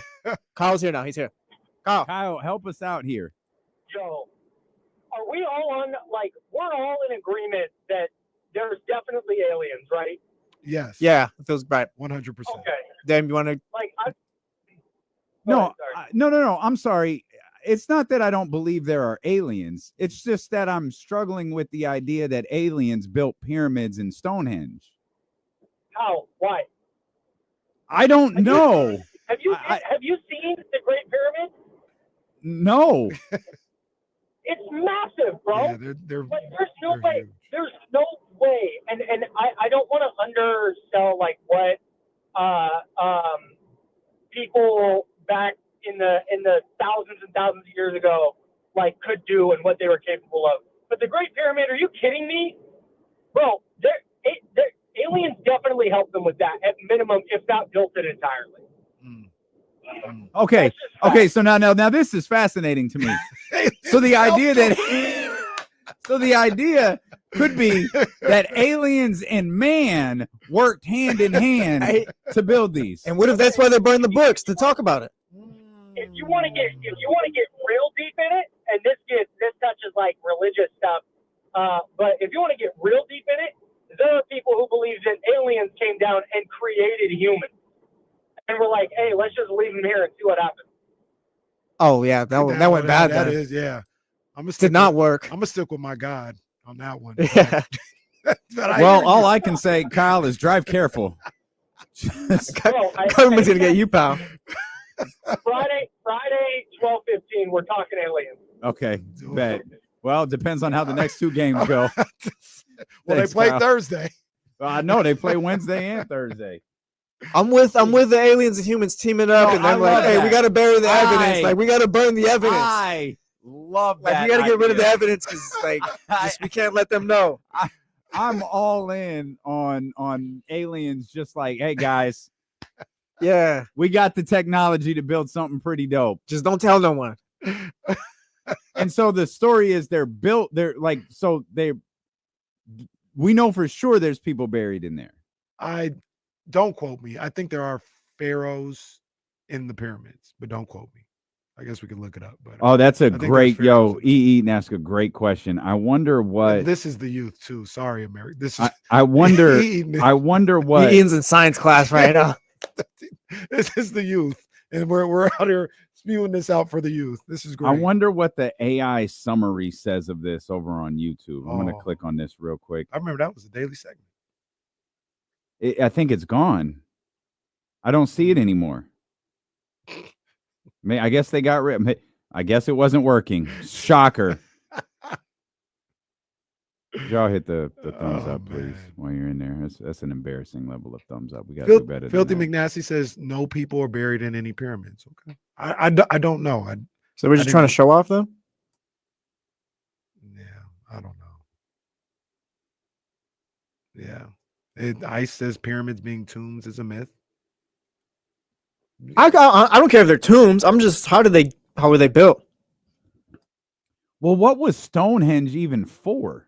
I think it was just a flex. Like I said, God was just a flex. Yeah, like, hey, watch me put these stones up right here. So God did it. God did. I think Stonehenge. I think the people back then could have did that. You just get 500 of your closest buds and hold on to the. How many didn't make it? Whoa, that's the thing. That's the thing. Like, and they did it how many times? Like 10 times? No. Like you're just building domino towers at that point. I think if I had to take a guess, I would believe in humans building the pyramids before Stonehenge. Oh, see, I'm complete other way. No way. How is that you happening? Would bet you no, would there's bet no way. Yeah, the pyramids over Stonehenge. Yeah, how those? Oh, bro, I don't know. I told you, like the Pharaoh, the king's like, hey, 1,000 of you come here. You're gonna lift these rocks up. Are we sure they how didn't can have they like get them up with like rope and physics and stuff? I don't know. I don't ask me to explain the physics, but I'm sure there's science behind it where like you can make it work. I take that back. I don't believe them equally. What about crop circles? Where are we on crop circles? That's man-made. Just That's a poor attempt. Just really. There's aliens. Tell me the aliens are tattooing cornfields? Just really good artists. Come on, yeah, that's man-made. Man, they bad. Just give me a John Deere and I'll show you. I can draw something for you. These crop circles are wild. They are wild, though. But you can recreate that. People. I guess. Yeah, I mean, I guess I'm just asking. You can't do the pyramids like that. Like there's been you've been able to do something. Most famously, the pyramid in Memphis. You know what I mean, where they used to play, where the Grizzlies used to play, and University of Memphis played, and the pyramid down in Long Beach as well. That's also a pyramid, but Long Beach State. But they haven't been able to do it like that. Like that. You can crop. What is it? That's the crop circles. People do that every. Yeah, crop October. dusting is different. They do that every October. These pictures of building the pyramids are awesome. They're just like man-made, like ramps that they're just like. That's what I saw. The ramp, bro. Like, come on, man. Yeah, it's ridiculous. That's what I saw. That's what they were saying. How dumb do you think we are? The ramp, bro. How stupid do you think we are? Man, come on. These are awesome. That ain't happening. Oh, I love these. That's not happening. The ramp, and they going up 3,000 feet in the air with the boulder. The same ramps we got at the airports and stuff. No worries, guys. My favorite is the trash pyramids that they tried to use. Oh, no, let's make our own. And it's like, it's trash. It's just absolute pure garbage. Kyle disagrees with your Stonehenge take, by the way, Casey. He says that the pyramids were harder to build because they were like 2.5 football fields long. Yeah, no. So I are they? I don't really? believe. I don't God, believe. I didn't. That's crazy. I don't believe either. They both weren't man-made. I could believe the physics behind Stonehenge. I don't really believe the physics behind the pyramids. Let's just go to Egypt. Let's go. Well, hey, D'Lo and Casey solve it for themselves. Let's get it sold. Can you imagine we get that sold? Hey, Justine, we're going to need you to sell a trip to, like, I can see Justine right there. We're going to need you to sell a trip to Egypt.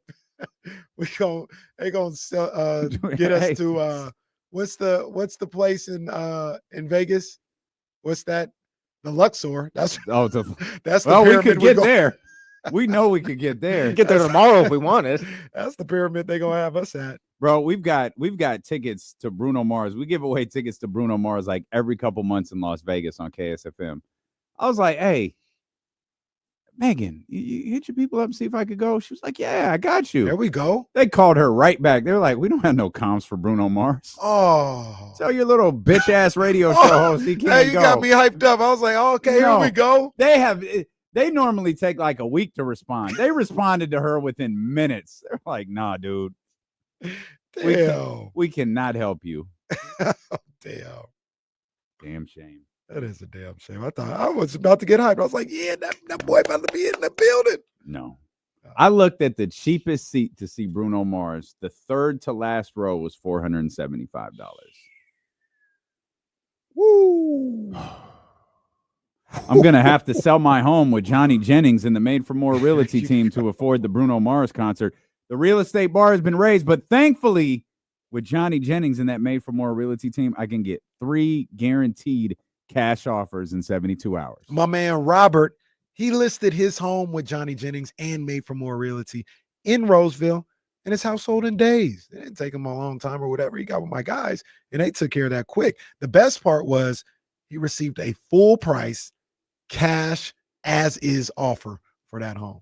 So they always hook it up. They'll sell your home 27% faster than other homes on the market. They'll sell your home for an average 3% higher purchase price. So if you want to go see Bruno Mars in Las Vegas, you can. If you want to go to the pyramids in Egypt and solve this mystery for yourself, you can. Securing the Bagley is right.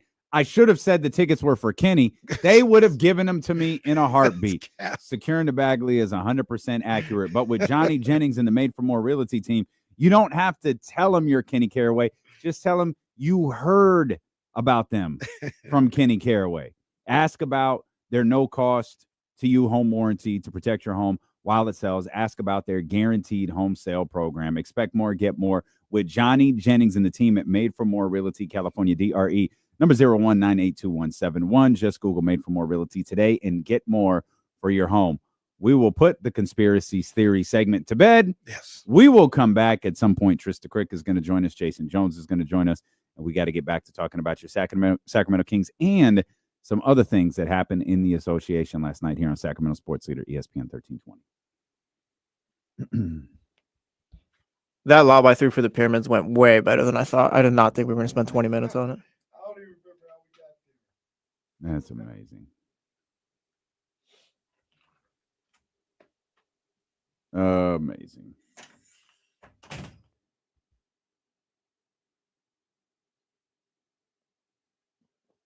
Does Johnny Jennings even exist, or is he part of a CIA cover-up? That's next on D-Lo and KC.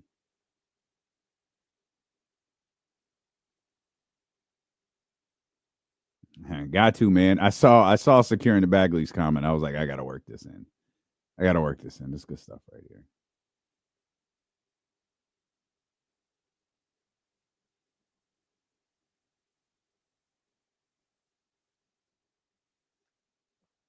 I think this juice was made by someone who hates me. Goodness gracious. Oh, Bryce, I did see. Yeah, you saw Redacted there? Dude looks like an evil villain. Man, he does. He looks like a Pink Panther villain.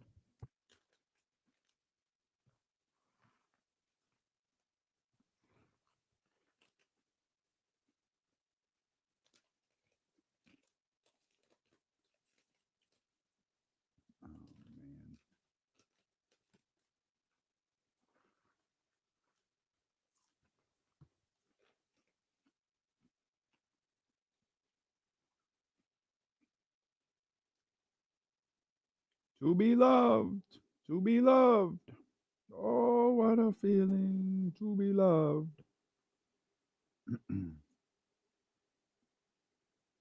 So all it is, they just get the ball to the wings and let them go to work.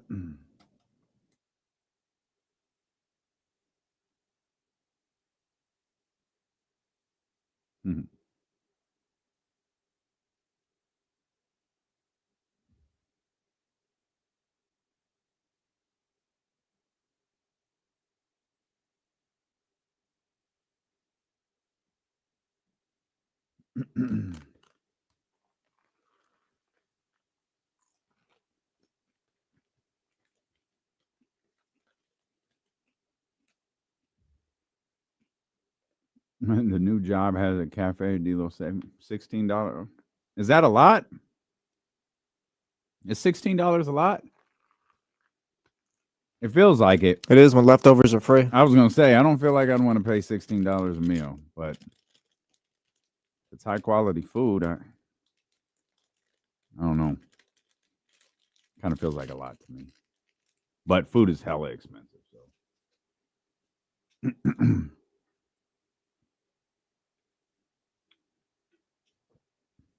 Oh, my bad, Brando. I didn't see you. It's an Actively Black hoodie. Sorry about that. It's Actively Black.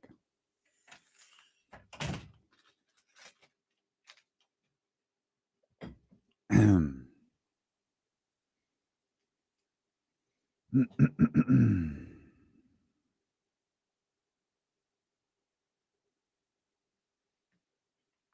J-Dog, I don't even know what you're talking about. When have I not given Ryan his respect? Ryan a little wild, though, as a person.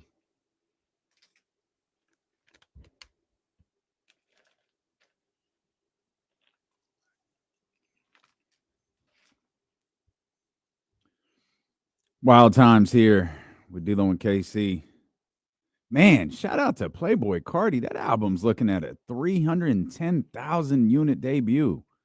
Good for him. That number was estimated to be at about 260 earlier this morning. Looks like Billboard's going to cap it out at about 310. That's going to be a #1 album, man. Good for Playboy Cardi. That's almost 2.5 times what his album did in 2020. That's big time. Playboy, he's got that loyal fan base. He does. They love Playboy Cardi. I don't get it, but okay. I cool. I didn't hate the album.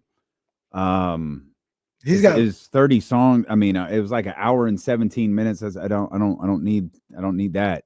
Yeah. I don't need that. But yeah, he's got like salute. Beats or on there. I like the beat selection a lot of the time or whatever. But when you get into his, I loved good credit with bars. It's like, ugh. I loved good credit with Kendrick.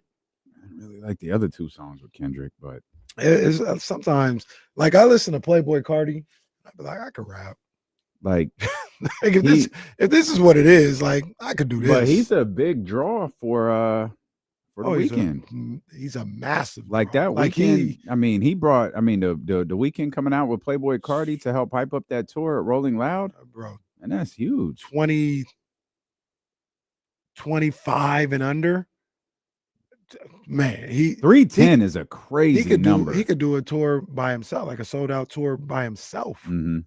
I remember when he was supposed to come here to Sacramento, that show sold out immediately. Yeah, immediately. So yeah, he's got his legion of fans. He does. He does. Salute. That's a hell of a number. Salute to Tracy Morgan. Not quite sure what exactly happened. Put a tweet out this morning, said it was food poisoning. That's what the doctors told him. Oh boy. All right. Okay. I hope that's what it was. He's had a rough few years. Yeah, he has not been in the best condition, but KC and I were sitting in a meeting yesterday and kind of meetings winding down. I'm just looking at the phone and I'm like, yo, I think Tracy Morgan threw up at the Garden. And like I'm showing Kenny the picture. I'm like, this Tracy Morgan. I think is this happening right now? And then we find the video of him getting he got Paul Pierce out of there in a wheelchair with the Paul Pierce. Don't do that. Don't do that. He did. This was not game 2 of the finals or anything. He got wheelchaired out of there. He had I guess he had blood coming out of his nose or something. And then like if you search Twitter long enough, you'll find the video of him throwing up, which was crazy. I was like, that's the video. All right. And he posts the pic this morning. I guess I don't know if he was still at the hospital or if this picture was from last night, but saying that he was feeling better. The doctor said it was food poisoning and whatever. I'm glad he's doing okay. That really is amazing. I need somebody to lay off of the hair touch up on Tracy when he's at games. Them lights hit a little tough and it doesn't work. like someone. That's what they do in New York, though. You know what I'm saying? You've You've seen Busta Rhymes. You've seen Busta. I have seen Busta. They do. We've got to stop this though. There's a way you can do it. You don't have to do it like that. You don't have to shine that way. But maybe that's a New York thing, though. Maybe it is. Maybe it's a New York thing. Maybe it's East Maybe Coast it's a New York thing to walk around looking like you got shoe polish on your head.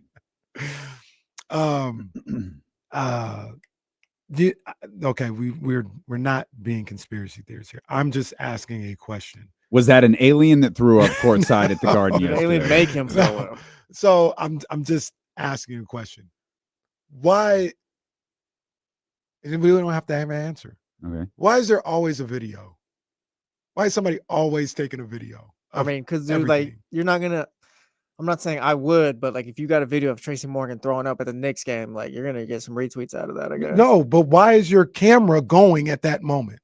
So now, if you're that's Matt the thing. George and all them, like that's different. You know, they always got it going. But I saw a podcast. Someone said Tracy probably had been throwing up for a long ass time for like someone to be able to bring out their phone and like video him. So what might have happened, at least in that situation, is obviously your eyes are your eyes are drawn to stars.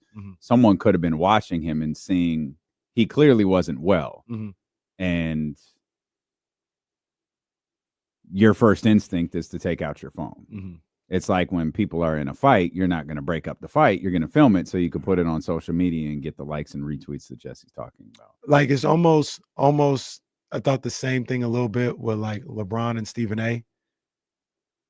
Because they caught Puke Guy too. They did get. Did they get Puke Guy? Did Sean get it? They got no, because it was on the other side.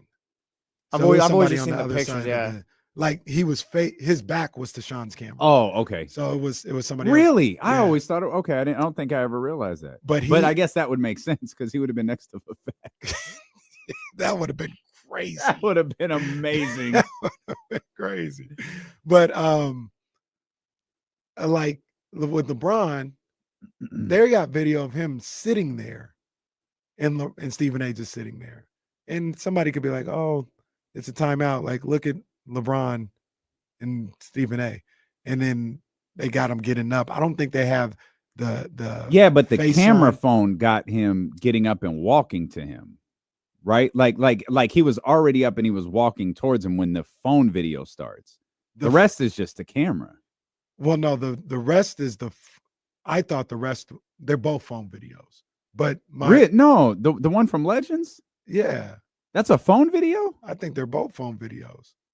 Huh? So like unless it's the Fox 40 logo there and they're doing it like Sean Cunningham and Matt George. Like these are people on their phone. So LeBron is just sitting on the bench and he's not doing nothing. Anybody can record it. But why are you recording? Why are we recording that? This is LeBron James, I guess. Yeah, I guess. It could just be dumb luck. You could have just been recording like your. I'm start recording everything at the Go to One Center. Okay. Just become a streamer. Well, then you'd tell on yourself. Everyone would find out you're lying about not sitting courtside when you record everything. I don't be sitting courtside. I don't be sitting courtside. That's how you tell on yourself half the time. You'd be like, Kenny, you posted a story last night. I think you forgot. You were standing right there.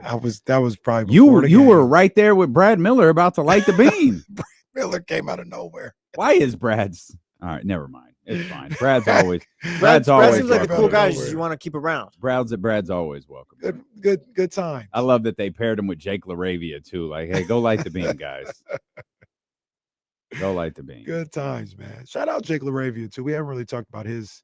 He jump started some stuff last. I do hate before we leave. I do hate phone culture society. I do hate that everything has to be filmed, recorded, documented. I do hate that. It's become a point too where I've seen videos like you're almost weird if you don't like people recording you and stuff like that.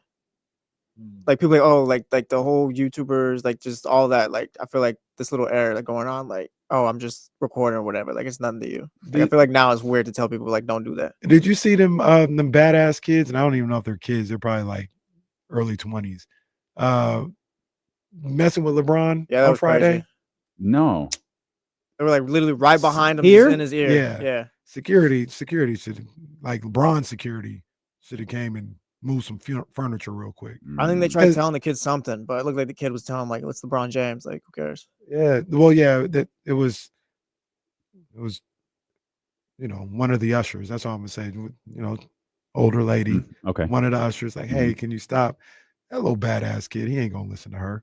So I need like the LeBron security to come over there and be like, get hey, Reggie. Get Reggie. Hey, yeah, Reggie. Like, hey, but I ain't even saying Golden One. I'm like, I'd be in favor of LeBron security being like, hey, back up. I'm gonna tell you one time to back up. Yeah, because they were ridiculous. Number one, you shouldn't do it at all with LeBron James. But he had his wife and his daughter right there. Like, what are we doing? Yelling in their ear too. So that was crazy. I don't think I told you that. So I can't imagine what those guys go through, like where you can't go anywhere without getting recorded. We were at we weren't together. Justin Timberlake. So I was out essentially on a date, right? And I was with someone. And it was like the first time we went out, maybe. And I didn't know for weeks that someone took a video of us and sent it to a friend of hers. It was like, hey, did you know these two went out? And we saw that video the night of the Sky River cigar thing. Yeah. So hey, I got to show you something. It was weeks had passed. And I was like, yo, that's weird. Yeah, man. And no one was doing it to be malicious. Like, it wasn't posted on social media. It was sent amongst like, hey, did you know that such and such, such and such? It's like, yo, that's crazy. Well, yeah, people don't like being not taking pictures of or recorded. Some people don't want you taking pictures of them when they're eating food in the studio, you know? Well, going around snitching. I need to know who did that. I need to know who did that. Nothing's changed, by the way. We still don't know who did that. No, because I'm not gonna because it's like, no, I'm not gonna just pursue that. It's like at that point, it's like, yeah, no. I feel like I know. I feel like I know who did it. A little bitch. I swear, I feel like I know. I don't think it's that one. You don't? No. Who else would do it? Who else would do that? I'll text you. Oh, okay. Yeah. Okay. All right. You were saying that Jake, you thought Jake LaRavia really pulled some things together for Sacramento. Yeah, that final minute and a half of the first quarter that he helped spearhead, that was one of the more, am I exaggerating to say that was one of the more electrifying moments this year from this team? What they did at the end of that first quarter. I think it was a 1-point lead, and they ended up getting it to 11 and made Coach Jenkins call a timeout with 30 seconds. Yeah. Bro, you could just do a 2-for-1 real quick. It'll be all right. You know what the best part about that is Jenkins was pissed. He was just fuming about that. Yeah, but he really spearheaded that. LaRavia and what he was able to do in that minute, and he's a guy that he has some warts, and he's not always the perfect player, but I think he's really good for this team, really good for this roster, and I hope they can bring him back and keep him here in Sacramento. He's generally he's productive. Like, he does a lot when he's out there. It feels like he can. I mean, it feels like his his impact shifts when he hits shots. If he's hitting shots, you're on a different You're on a different plane versus you're talking about a super impact guy. Yeah, versus just because it's like it doesn't feel like he hits a shot. It feels like he's going to hit 3. Right. In the stretch that he's in the game, or none. And I don't know if that's great or if that's crazy, right? But it kind of feels accurate. Yeah. I'm sorry, I got distracted by the text. Well, That actually checks Yeah, out. I'm absolutely that checks out. Sounds about right. Because we don't even need to do that. Yeah, Yeah. bro. Yeah, Let's leave that one. It's a stooge. Bro's 100% a stooge. Yeah, absolute stooge. This Don't guy throw the is, or vibes. this guy or the other guy? I mean, this person. This person a stooge, or the other person? Classic who's on first situation here. I don't know who you're referring to. Well, no, then the text. You're saying you're talking about the guy that you originally. I'm going to read part of the text. Was going to say Kyle thought the stooge. Oh well, okay. That guy's the stooge. Because I was saying I wasn't that guy being the stooge, or the guy that you thought was doing it was the stooge. Oh no, no. The guy I thought is something else. Stooge isn't the word for it. It's code talk on D-Lo and KC. No, this guy's a stooge though. Oh, speaking of, Oh, brother. did you see who was at the game last night? At the Knicks game? Yo, we were just talking about the break. Yeah. And some I feel like I ain't never seen him at a basketball I don't game. think I have either. I didn't think nothing. What the hell was Vince McMahon doing at a Knicks game last night? Oh, Tracy Morgan, he's gonna puke. He's gonna puke. Oh man, he's over there doing play-by-play on Tracy Morgan vomiting. I saw that picture. I was like, Vince is at a basketball game. Like, I've one, never seen him at a basketball game. with who? And who gave him those tickets? Well, he was at the Super Bowl with Shane, right? He was in The Undertaker. Yeah, he's low-key just, I guess. Oh, just- now well, I he's a guess sports it's- guy. yeah, yeah, he's a well, sports guy now. I'm gonna start my own basketball The league. XBA, Extreme Basketball Association. What Shout out happened? Spectre, He's Spectre gonna- season. He's gonna do a press. What happened to my basketball? Now we And got like, all bro, these alley-oops and all this. What happened to the triple threat? And it's like he's going back and forth between, all right, I got to dye my hair black or just leave it gray or whatever it is. He looks like a supervillain. Like that, like I don't like what's happening to his face. Oh, he's Well, getting Like, steroids, because that's maybe? not, it's Yeah. not old though. It's like he's fighting getting old. Well, he's gotten work with getting. Well, that's what I mean. Like, that's not Botox, right? Like, they're taking his skin and like trying to move it. Like, I did you see what was it? It must have been the WWE doc. That was the first time I had seen Linda in a long time. She looks like a different person. It's like, what are you doing? It looks like you could put a lighter to Vince McMahon, he'll melt. Man. And it just so yesterday was St. Patrick's Day. That man was out there with that green undertone shirt, like, oh, Penny. Celebrating the holiday. Man. That is tough. That is So I tough. saw that tweet. I was like, yo, this is crazy. This dude was out here. I wonder if he's gonna puke. You think him showing his face all the time now is something?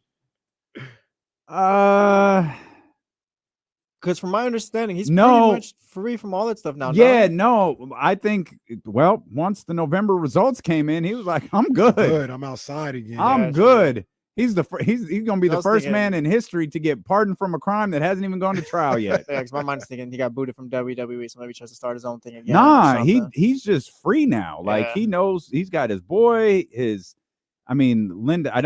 Linda is I think is still his wife, but he's good. He's like, oh, I can live now. I don't have to hide That's behind insane. I don't have to hide anymore. I'm gonna go live. I'm gonna go to the Super Bowl. I'm gonna go to the Knicks game. Always wanted to watch the Knicks. No, he didn't. Poor I'm Tracy sure- Morgan too. They're the dude from The Sopranos, just looking at him with all the disgust. Oh, that Bobby Bacala guy. Just looking like, ugh. You know that there is a single person that's in charge of that? Wow, no. Like Distributing tickets? Yeah. So- Not like those tickets. He's the So- one who determines, or I don't know if it's a he or she. There's that person is the person who determines who sits where with those seats. So how does that go with the Knicks or even with the Kings? Like, do the we'll say the Sacramento Kings. Do the Sacramento Kings block off 10 seats that, hey, because there was 2 people there last night, or Floyd Mayweather wants to come, we can just give him these seats. Like those can't be season ticket holders, right? Because like if somebody's already sitting there, they don't just boot them out of there for Floyd Mayweather. They're probably technically owner seats, right? And then it's determined like, I mean, some of those are also like, there are some seats that are owned by like agents, movie companies, things like that. And that's why you'll see Chris Rock, David Spade, and the cast of Grown Ups 4 or whatever sitting in those seats. Some seats remain open and they're filled one day by Tracy Morgan. They're filled one day by Vince McMahon. Jeez. So I guess it all depends on. What do you think that message is like? Hey, Vince McMahon wants to come to the game today. Who? What? Well, so I thought, but the thing is, like, that's Madison Square Garden. Like, he probably still has like, you got a person, technically his house. Like he helped build Madison Square Garden. So probably multiple guys. Yeah. But yeah, I always wondered that. The least of which is James Dolan. Like, hey man, I'm pulling up tonight. Yeah. Go see Vince in the playoffs at the Garden. Bro, that would be crazy. Vince McMahon up like, yeah, cheering on the New York out Knicks. Bing Bong. Did you Bing see? Bong. Did you see my boy Spike Lee at the Garden? And Spike owns his seat, right? That's his. So, yeah. Spike owns his. Yeah, Spike. He been a long time season ticket guy. But did you see Spike Lee at the Garden over the weekend for his beloved St. John's? I didn't see that. St. John's is back. They said, bro, aren't there games on today? Isn't North Carolina on playing? ESPN 1320 following D'Lo and KC? Don't go anywhere. Man. First 4. There you go. All right. Man, it's all of a sudden Spike Lee. It just St. John's down, had the jacket, had a beanie. Like, let's go, St. John's. All right. Let my man live. Let's see 40 being the Bay Area guy too now. Well, look, that's just what they do. Hey, I can't be mad. You're not gonna you aren't gonna find me in 2011 talking about Stingers Up. Those are my boys now. Yeah. Those are my boys. I'm with them. Yeah. I'm with them, so I know how it be. Every time I see Sac State's post, I'm like, man, I can't wait for football season. Man, I can't wait. I gotta get my hat. Absolutely. You gotta go to the hat bar and get my hat, man. Cannot wait for football season. You're you're talking about the Coach Marion hat. Yeah, absolutely. It's on and popping. I got to get one of those. I think I could pull it off. Absolutely. I think I could do it. Yeah, absolutely. Get one of those. Like I said, go to the hat bar. I think the hat bar is out here. No, it's in Folsom. I think. Yeah. Oh, that's a real place. Yeah. The hat bar. Make your hat. Jazz. Wait, what? It's a hat bar. D-Lo and KC. We'll slide out there. We'll do a remote. You know what I mean? We will. For free? No. Oh. Okay. Probably already said their name too much at this point for free. Hat bar in Folsom. Yeah. Jazz was, I think she. The rancher hat. Oh. You create your hat. I see. Okay. Yeah. I'll make that happen. I'm not sure what you mean by you create it. Is this where they like steam it and all of that stuff? I'm not exactly. Yeah, they not steam exactly it. Sure, but okay. So I see. You could pick like accessories to go on it. Mm-hmm. Okay, I like this. Oh yeah, we could do this. Be ready for first home game of the season. Oh yeah, we could absolutely do this. And the schedule hasn't dropped yet, right? It's out. It's out. It is? Week 3, I think, is their first. That's funny. game. Now that you say it, I think I posted it. Yeah, like it's out. They play South Dakota, which I think they can get that one, and they play Nevada. I think they can get both of those games on the road before they come home and play. I forgot who it is. They paid somebody to come play them. That's how we doing it now at Sac State, because it's like Ohio State pays Sac State to come play. No. We paying people now. That's how we doing it out here. These little recruiting visits have been crazy too. You look, so and so, 5-star, 4-star, or whatever. Yo, Coach Marion going crazy right now. He getting people for next year's recruiting class. Yeah, I saw that. I had some Gotta 2027 do. ones. Man, that's what you got to do. He is going crazy. Shout out, Coach. Shout out, Sac State. I can't believe they're finally getting a stadium too. That's so sick. Stadium. I personally believe FBS on the way. I think it's gonna be independent. They're not gonna go to a conference yet. I think they're gonna go in as independent and maybe have a scheduling agreement with like Mountain West, Pac-12, something like that. But they'll be FBS. I think the example right now, I think UConn is FBS independent. UMass is as well. So there's like 5 of them. We'll be like Notre Dame, no worries. Notre Dame, yeah, but they still got the connection to the ACC. They're I think they're technically ACC. They're technically independent, but they're in the ACC. So we'll get there soon. No big deal. No big deal. We cooking now. Hat Bar, Vince McMahon, aliens, pyramids, and Stonehenge. This has been and a little bit of Jake LaRavia. Been a pretty normal show, if you ask me. That's probably true. We Tuesday. should probably throw Devin Carter in here too. Shout out Devin Carter. Given the fact Devin Carter played really well yesterday. Again, nothing in the stat line that moves you, but if you watched, you saw Devin Carter super impactful and went to shoot free throws after the game because he missed 4 of them. We'll come back. Warriors lost. That was a crazy loss. Timberwolves lost. 2 win streaks in the Western Conference came to an end yesterday. Hell of a win for the Pacers yesterday. Looks like they did that without Tyrese. I didn't see any of that game. I had to catch up on it later, but big win for the Pacers yesterday. But the Timberwolves dropped. The Warriors dropped. Warriors got the Bucks tonight. Yeah. No Steph. Steve Kerr said he was exhausted. He's unsure of his status for tonight. He's been ruled out. Steph will not play tonight versus the Milwaukee Bucks. So we'll come back. We'll dive into those games a little bit further. We'll take a look at the rest of the Western Conference and see kind of what happened around the Sacramento Kings last night and how that may benefit them moving forward. I still think Trysta is going to join us here at some point. Jason Jones will be with us in about 30 minutes. We got much more ahead. Steeler and KC, brought to you by Sky River Casino and Sacramento Sports Leader, ESPN 1320. I had that prize fix. Okay.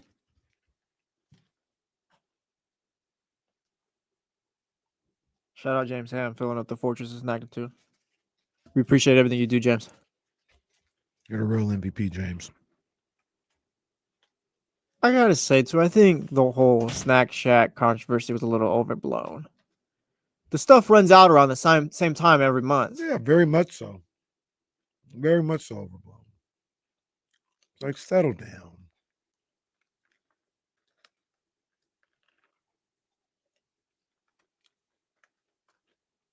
I think we got to pour one out for In-N-Out Tuesdays too.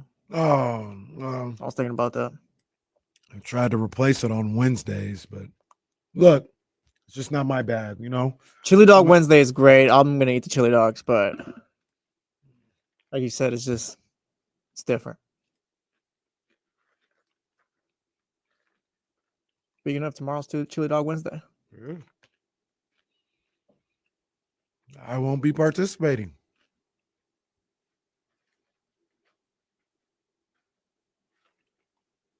I won't name drop because people spend money, but there's one place, if they bring it here, I will not eat it. Oh, yeah. It's grown on me. I ain't gonna lie. Really? Not me. I'm not saying it's, I'm just saying it's cool. I won't even get out of my seat if I know that's there. It's not a deterrent for me. Not a deterrent.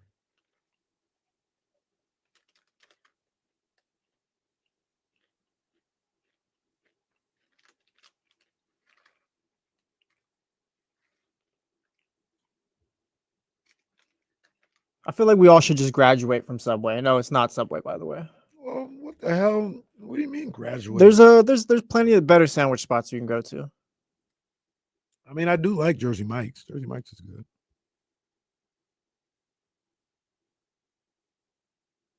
When I used to live by Sac State, there was the sandwich spot on 65th. That was always fire. Yeah, people at Beach Hut Deli. I've had them. That's good. That's good.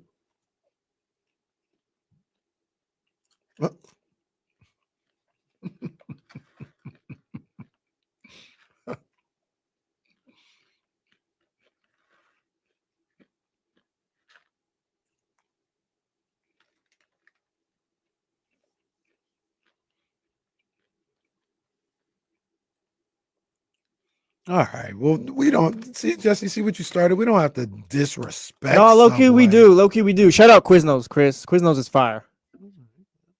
We had a Quiznos in Modesto before they shut that down. Oh no.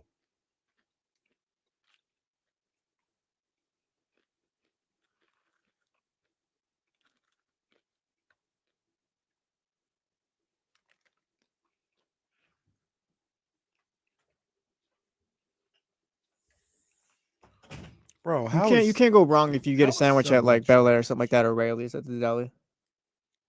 How is Subway trash? It's not good, bro. It's like, and I don't want to say this because I love this place, but it's like the Little Caesars of pizza or of sandwiches, I guess. Excuse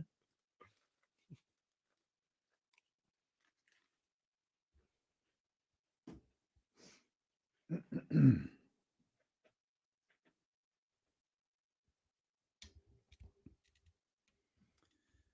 916-909-1320 if you want to get in here and be a part of the conversation. We mentioned this just before the break. Warriors lost yesterday. We saw their 7-game win streak snap. Timberwolves lost yesterday. We saw their 8-game win streak snap. Did you see Anthony Edwards shot 20 free throws yesterday? I did not see that. Wow. I think it was 19 of 20 from the free throw line. That's how you do it. That's how you do it right there, baby. Yeah, but damn. That's a lot of free throws. That's Man. SGA-esque. That is SGA level of free throw shooting right there. Speaking of the OKC, they're going to sit 3 starters when they play the Sixers on Wednesday, including SGA. So I only say that because that's fine because the Sixers are sitting everybody else as well. People should be able to watch that game for free. Man. Paul, I don't even know that we touched on this yesterday. Paul George shut down for the season. Officially, I think we all saw that coming, but he shut down for the season. So I'm trying to see here. Damn, it's not. I was seeing if Kings Thunder was a back-to-back. It's not. They play on Sunday in LA. And then the last game of the road trip for them is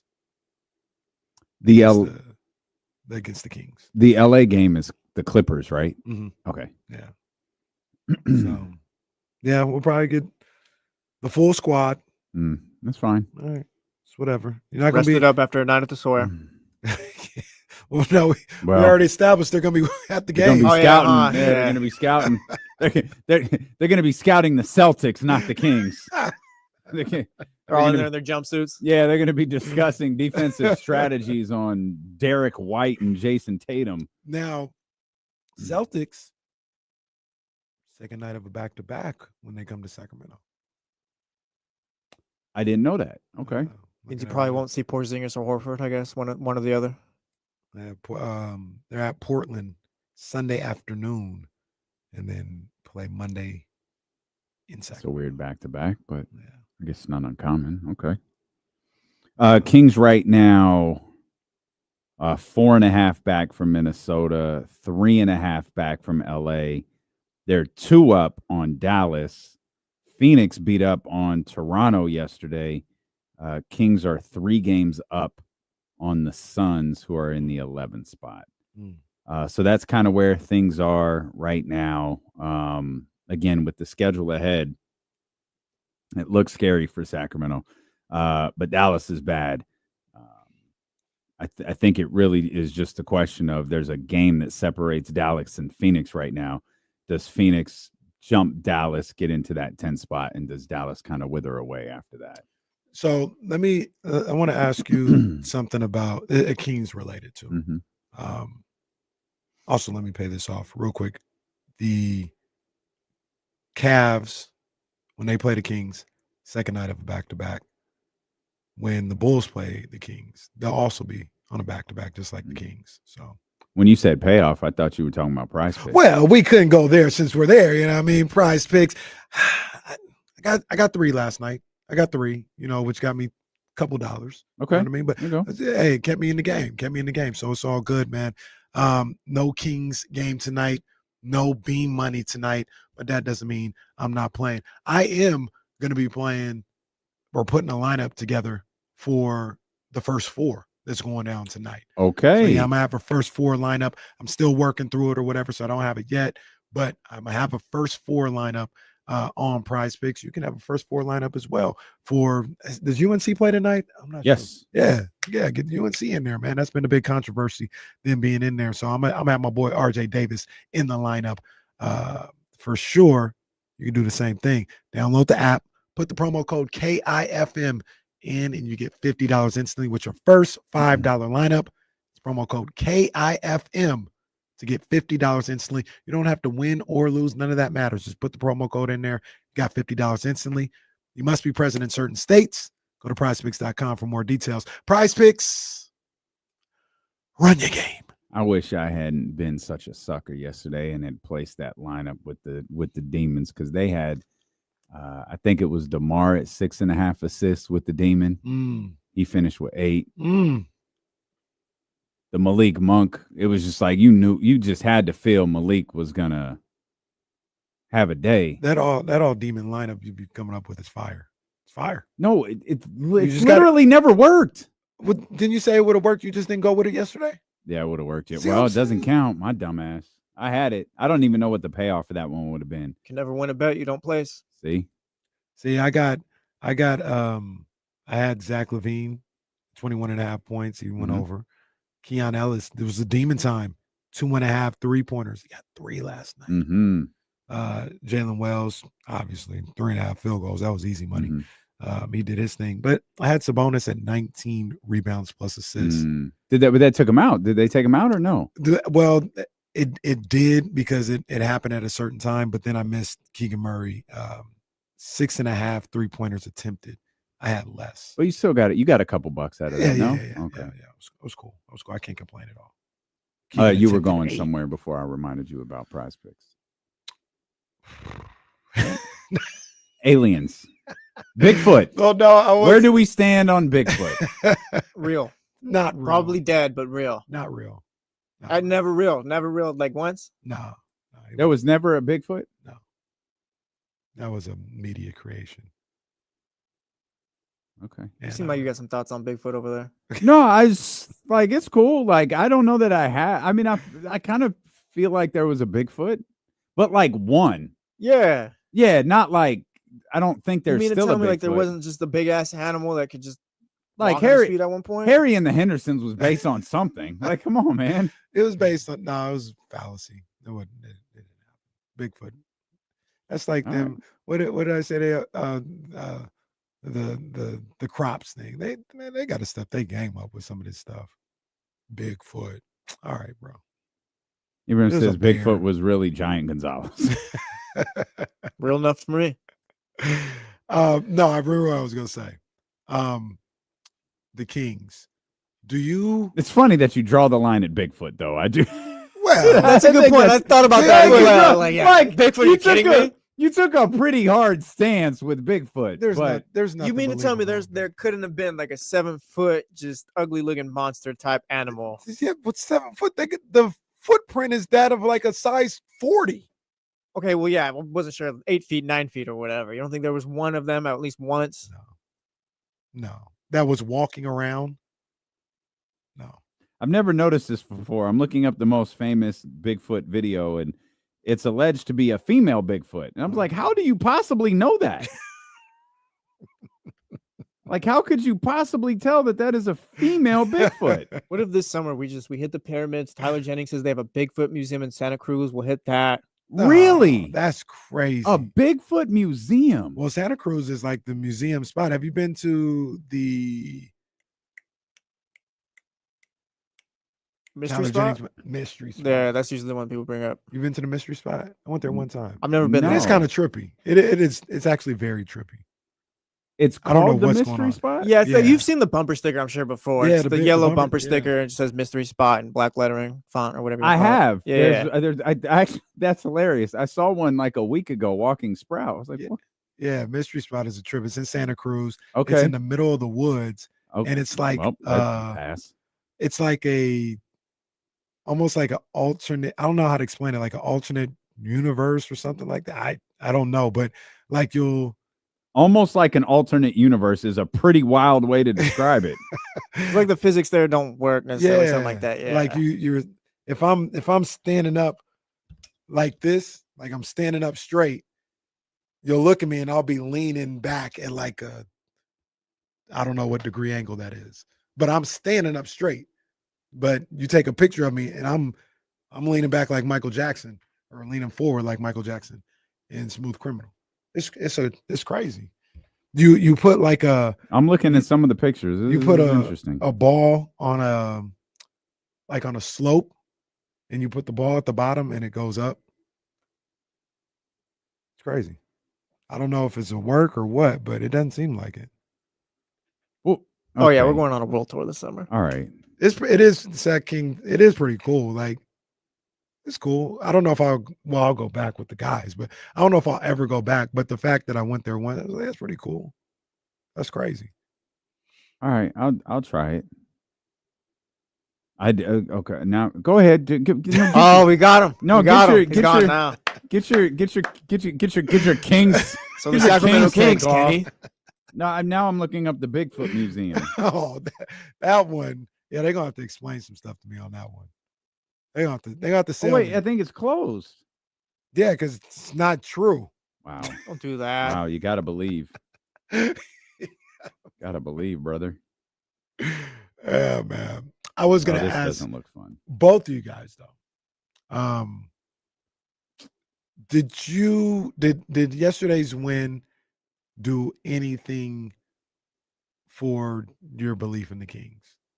No, I'm at the point where they can go on a 4-game winning streak. I feel pretty comfortable like knowing who this team is. Whether they lose 3 more or win 4 more, it doesn't matter at this point. I think we're all just waiting for them to get to the play-in and see what happens there. At least that's for me. So I guess that was kind of my point. Like some people will see them lose and be like, they stink. And then they win 3 in a row and nothing. Like I'm kind of like you, Jesse. Like they'll probably win 4 or 5 at some point soon.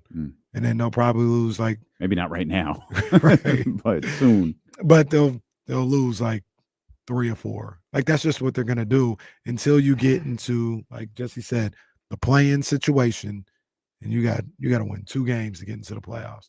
And I think they're capable of that. We've gone through like 80-85%, making up a number, whatever, but of the season, it's like, are you now expecting them, like now they're gonna change? Now they're gonna flip the switch? It's like, no, they are who they are. No, Jesse said it like it's game to game. So I can't make like a big prognostication on this team. Like I'm here. They played well last night. Does it do anything for how I feel about them moving forward? No, but I'm not going to be negative about them beating the Grizzlies. Yeah. You beat the Grizzlies. All right, cool. That's what you set out to do. You set out to beat the Grizzlies. Now you're going to set out to beat the Eastern Conference's best team. You're setting out to beat the Cleveland Cavaliers.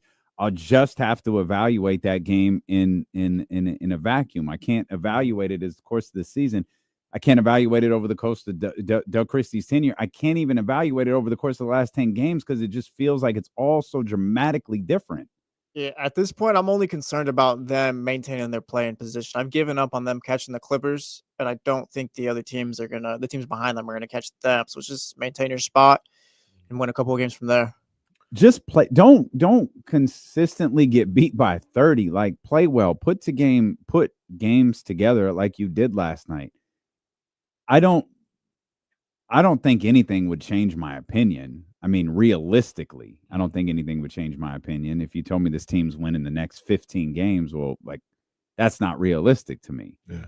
I might change my opinion if they do, but like short of that, like no, I'm just gonna. But I'm also not gonna be. Oh, they beat Memphis. Oh, they can't maintain that. They can't do that again. So many things went right for them. It's like no, you beat Memphis, great.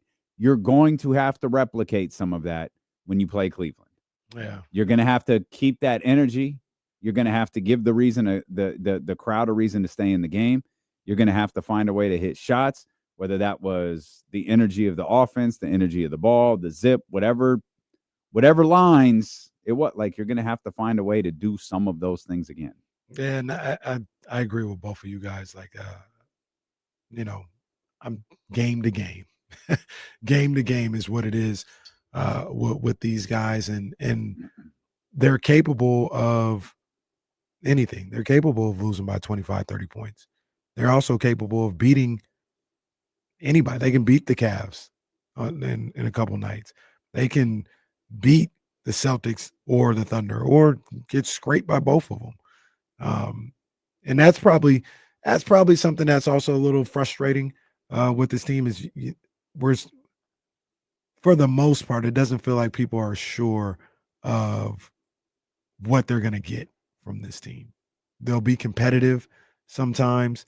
Other times they look like they've never even seen each other before. So that's, like I said, that's just frustrating. I do think though, and I want to hear what you guys got to say about it, is they got these games at home. Traditionally, their overall record at home hasn't been great. It's like a little above 500. But what is the actual record with Doug Christie? I think it's kind of solid, right? Yeah. I don't know what it is. I'd have to. I think it's kind of solid. I was trying to look it up right now, but I want to say it's not significantly, but they're above 500 pretty comfortably, I think, at home. Okay. And they've kind of. Their record with Doug is 21-15. That's their record, not their home record. That's their record with Doug. So we'd have to kind of pick it apart from there. Yeah, they've kind of shown like, all right, we do play a little different. Malik Monk called for the energy. Yep. Responded to the energy. Fans responded. Yeah. They responded as players to the fans' energy as well. So then it's not like the what was that, the 87 Celtics or something like that at home, but maybe that comes into play here in the 7-game homestand. Like they do seem to play a little different at the Golden One Center. So got my eye on it. Well, I hope you're right. I hope the crowd showed up.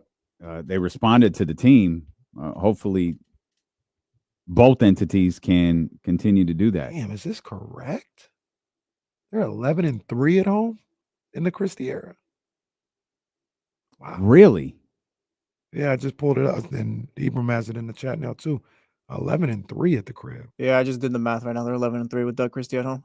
I didn't think it was that good. Now you got Pelicans, Mavericks.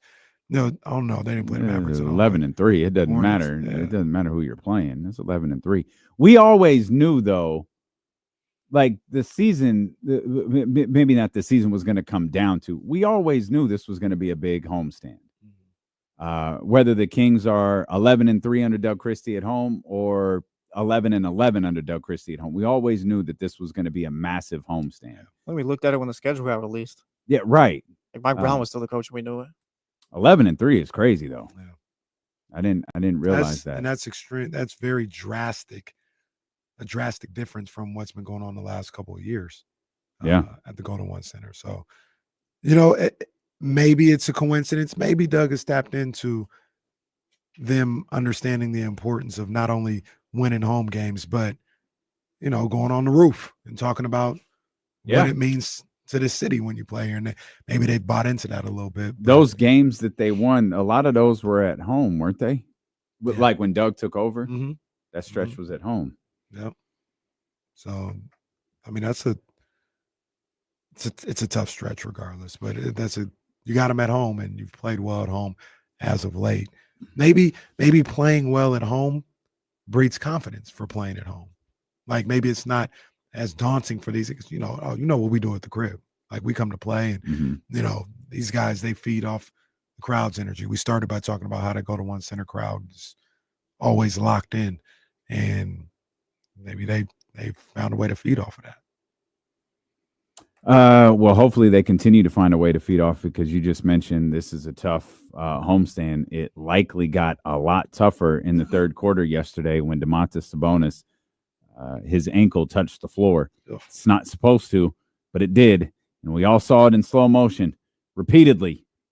He left the court in very, very obvious pain. And that was after he got headbutted in the first quarter and looked like one of Kenny's favorite boxers out there with blood trickling down the side of his face. So the Kings just experienced this. It was different. Hamstring issue for Domantas Sabonis, but they did play a good stretch of basketball without Domas. It is a different type of basketball, as Valanciunas is kind of just used as a center, a more traditional center rather than the point center, the facilitator center. The Kings seem to adjust pretty well in that without Domantas Sabonis. So I don't have the same level of anxiety that we might have had prior to Jonas Valanciunas. Mm-hmm. I don't even have the same level of anxiety about the team's ability to maintain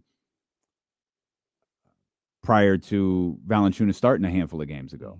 Like, I think he brings a lot to the starting lineup. It's different. He brings enough different where you don't feel like he has to make up for what we're missing with Sabonis being out there. They're gonna. I mean, we saw guys. I know I've harped on this stat all day, but Stan Van Gundy, the team doesn't have a traditional point guard. They don't have a traditional point guard. They don't have, and I don't fault them. That was a talking point the other night when this team was on TNT. But I keep harping on DeMar DeRozan, 8 assists, Zach LaVine, 6 assists, Malik Monk, 7 assists. Normally you see Domantas Sabonis with a bunch of numbers in that category. Well, he wasn't available to do that last night, so you saw other guys do other things. Was the ball moving around? Were they running their offense differently, or were guys just hitting their shots? You're going to have to, as Doug Christie would say, you're going to have to be there for each other. And just a little pushback. I don't want to be a contrarian or come off like a contrarian, but who does have a traditional point guard at this point? Like, traditional John Stockton. Like, who does? The Warriors, they got a traditional point guard? No. No. The Lakers? No. OKC? Like, no. Like, the game ain't played like that no more. I think the biggest thing for they're all, like, all these guys, all these point guards nowadays are scoring point guards. Mm-hmm. Like, that's what they do. That's what Malik Monk is. Even when De'Aaron Fox was here, he wasn't like, we talked about it a lot. He wasn't this table setter. Now, he was another guy that could handle the ball, initiate the offense, get into the paint, do all this other stuff. But he wasn't out there just distributing left and right, you know? So the biggest thing for me is the turnovers. If they as a group can limit the turnovers and Malik Monk can limit those turnovers, I think it'll be fine. Malik was mad about the 3 turnovers. I thought that was fine. Like you have he played 35 minutes last night. You had the ball in your hand that many times. You only turned the ball over 3 times. Mm. Hey, I appreciate the facts that he thinks it's too much, but at no point did I go, man, Malik really got a little loose with the ball last night, bro. Never thought it wasn't like that. What game was that? I can't remember, but he was turning on. It turned on like 5. Times, yeah. It was just like, and he told you about it. Yeah. It's like, 5 is a number. 3, like, yeah, that's a starting point guard number. Like, the team turned and it could also be that the team overall, it felt like they were pretty protective of the ball last night. I didn't feel like turnovers were an issue for them. Yeah, it took care of the rock. So, I was thinking about that too, because the Stan Van quote lives in my head as well. I was like, oh, all right, well, what does that even look like in 2025? You see a lot of this stuff. Offense is being ran through big guys. You know what I mean? Dribble handoff, all this other stuff. I know the idea of having Malik Monk be this guy that sets the table, an organizer. But there it is. But who was up? We need Fred VanVleet. Yeah, who got ejected last night. That's who we need. You see that? He got ejected. I didn't see him get thrown out for a hard foul on a breakaway after he thought he got fouled. Oh, it was one of those. Yeah. So, it's a Diana Taurasi special. Oh, okay. All right, I got you. That's what we're doing, huh? Mm-hmm. Mm. So, yeah, if you can cut down on the turnovers a little bit, and you combine that with Malik Monk just shooting the ball better. You talking about Malik or the Kings? cutting down on the. But I was thinking Malik. But okay, both, I got for you. sure. Yeah. Okay. On a consistent basis, like to your point, last night wasn't bad with. I think it was 12 turnovers. But double check. You combine that with him shooting the ball well. You can handle that. You'd be fine. You'd be absolutely fine if you were the Kings and Malik Monk is your point guard, and you're getting the offensive production as far as him putting the ball in the basket, combined with a better version of taking care of the basketball. 4 NBA games tonight, Jesse. Brooklyn at Boston. Jason Tatum out in that game versus Brooklyn. Right knee tendinopathy. Yeah, there's nothing. He's been on the injury report, I guess, with that all year, but he doesn't really sit or anything like that. That's just something to get him to sit if they want him to, I guess. Getting on the airplanes and everything else like that, they might want to just. It's playoff time. Get ready for the playoffs. I think that game's in Boston. Hey, Chris is here. Paying Pritchard to go for 25 today. Don't worry. What's up, TK? We making money today? What we doing? I don't know. Well, I'm hopefully making money today. We'll see. We scheduled a call right in the middle of you guys to try to move the heat check over from Odyssey to Octagon. So it's an hour-long meeting of that. Hour and 10 minutes. Still made time for us. Oh, you know it. As long as I'm around, I'm going to do that. I don't love this angle, as you guys know. The angle is so important. What's thinking about wrong with doing my phone? I don't know. It's not. I'm going to do my phone. I'm going to go on my phone. No, it's fine. Okay. All right. Well, what do we want to do? No, it's cool. We'll go to commercial. We'll come back and we'll just have TK and Jason on at the same time. There we go. We've done it before. Everybody loved it. I know TK loved it. So we'll come back. Can't wait to hear TK's thoughts on John Cena turning heel in his promo on Monday. It's going to be so great. So great. Steelo and Casey on ESPN 1320. Trysta just said, I'm out, bro. I have on my iPad. You feel better? Yeah, I do. Okay. We're on commercial on the radio. Oh, okay, good. On my iPad, I have CBS Sports Network on because they were talking college basketball.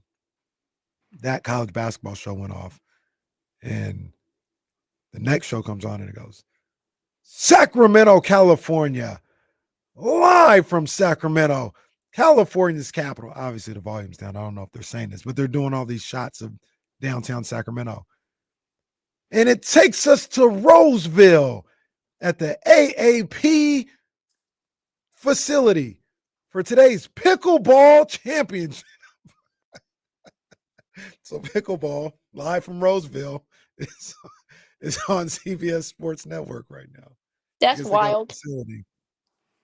That's crazy. I didn't know that they had pickleball in Roseville.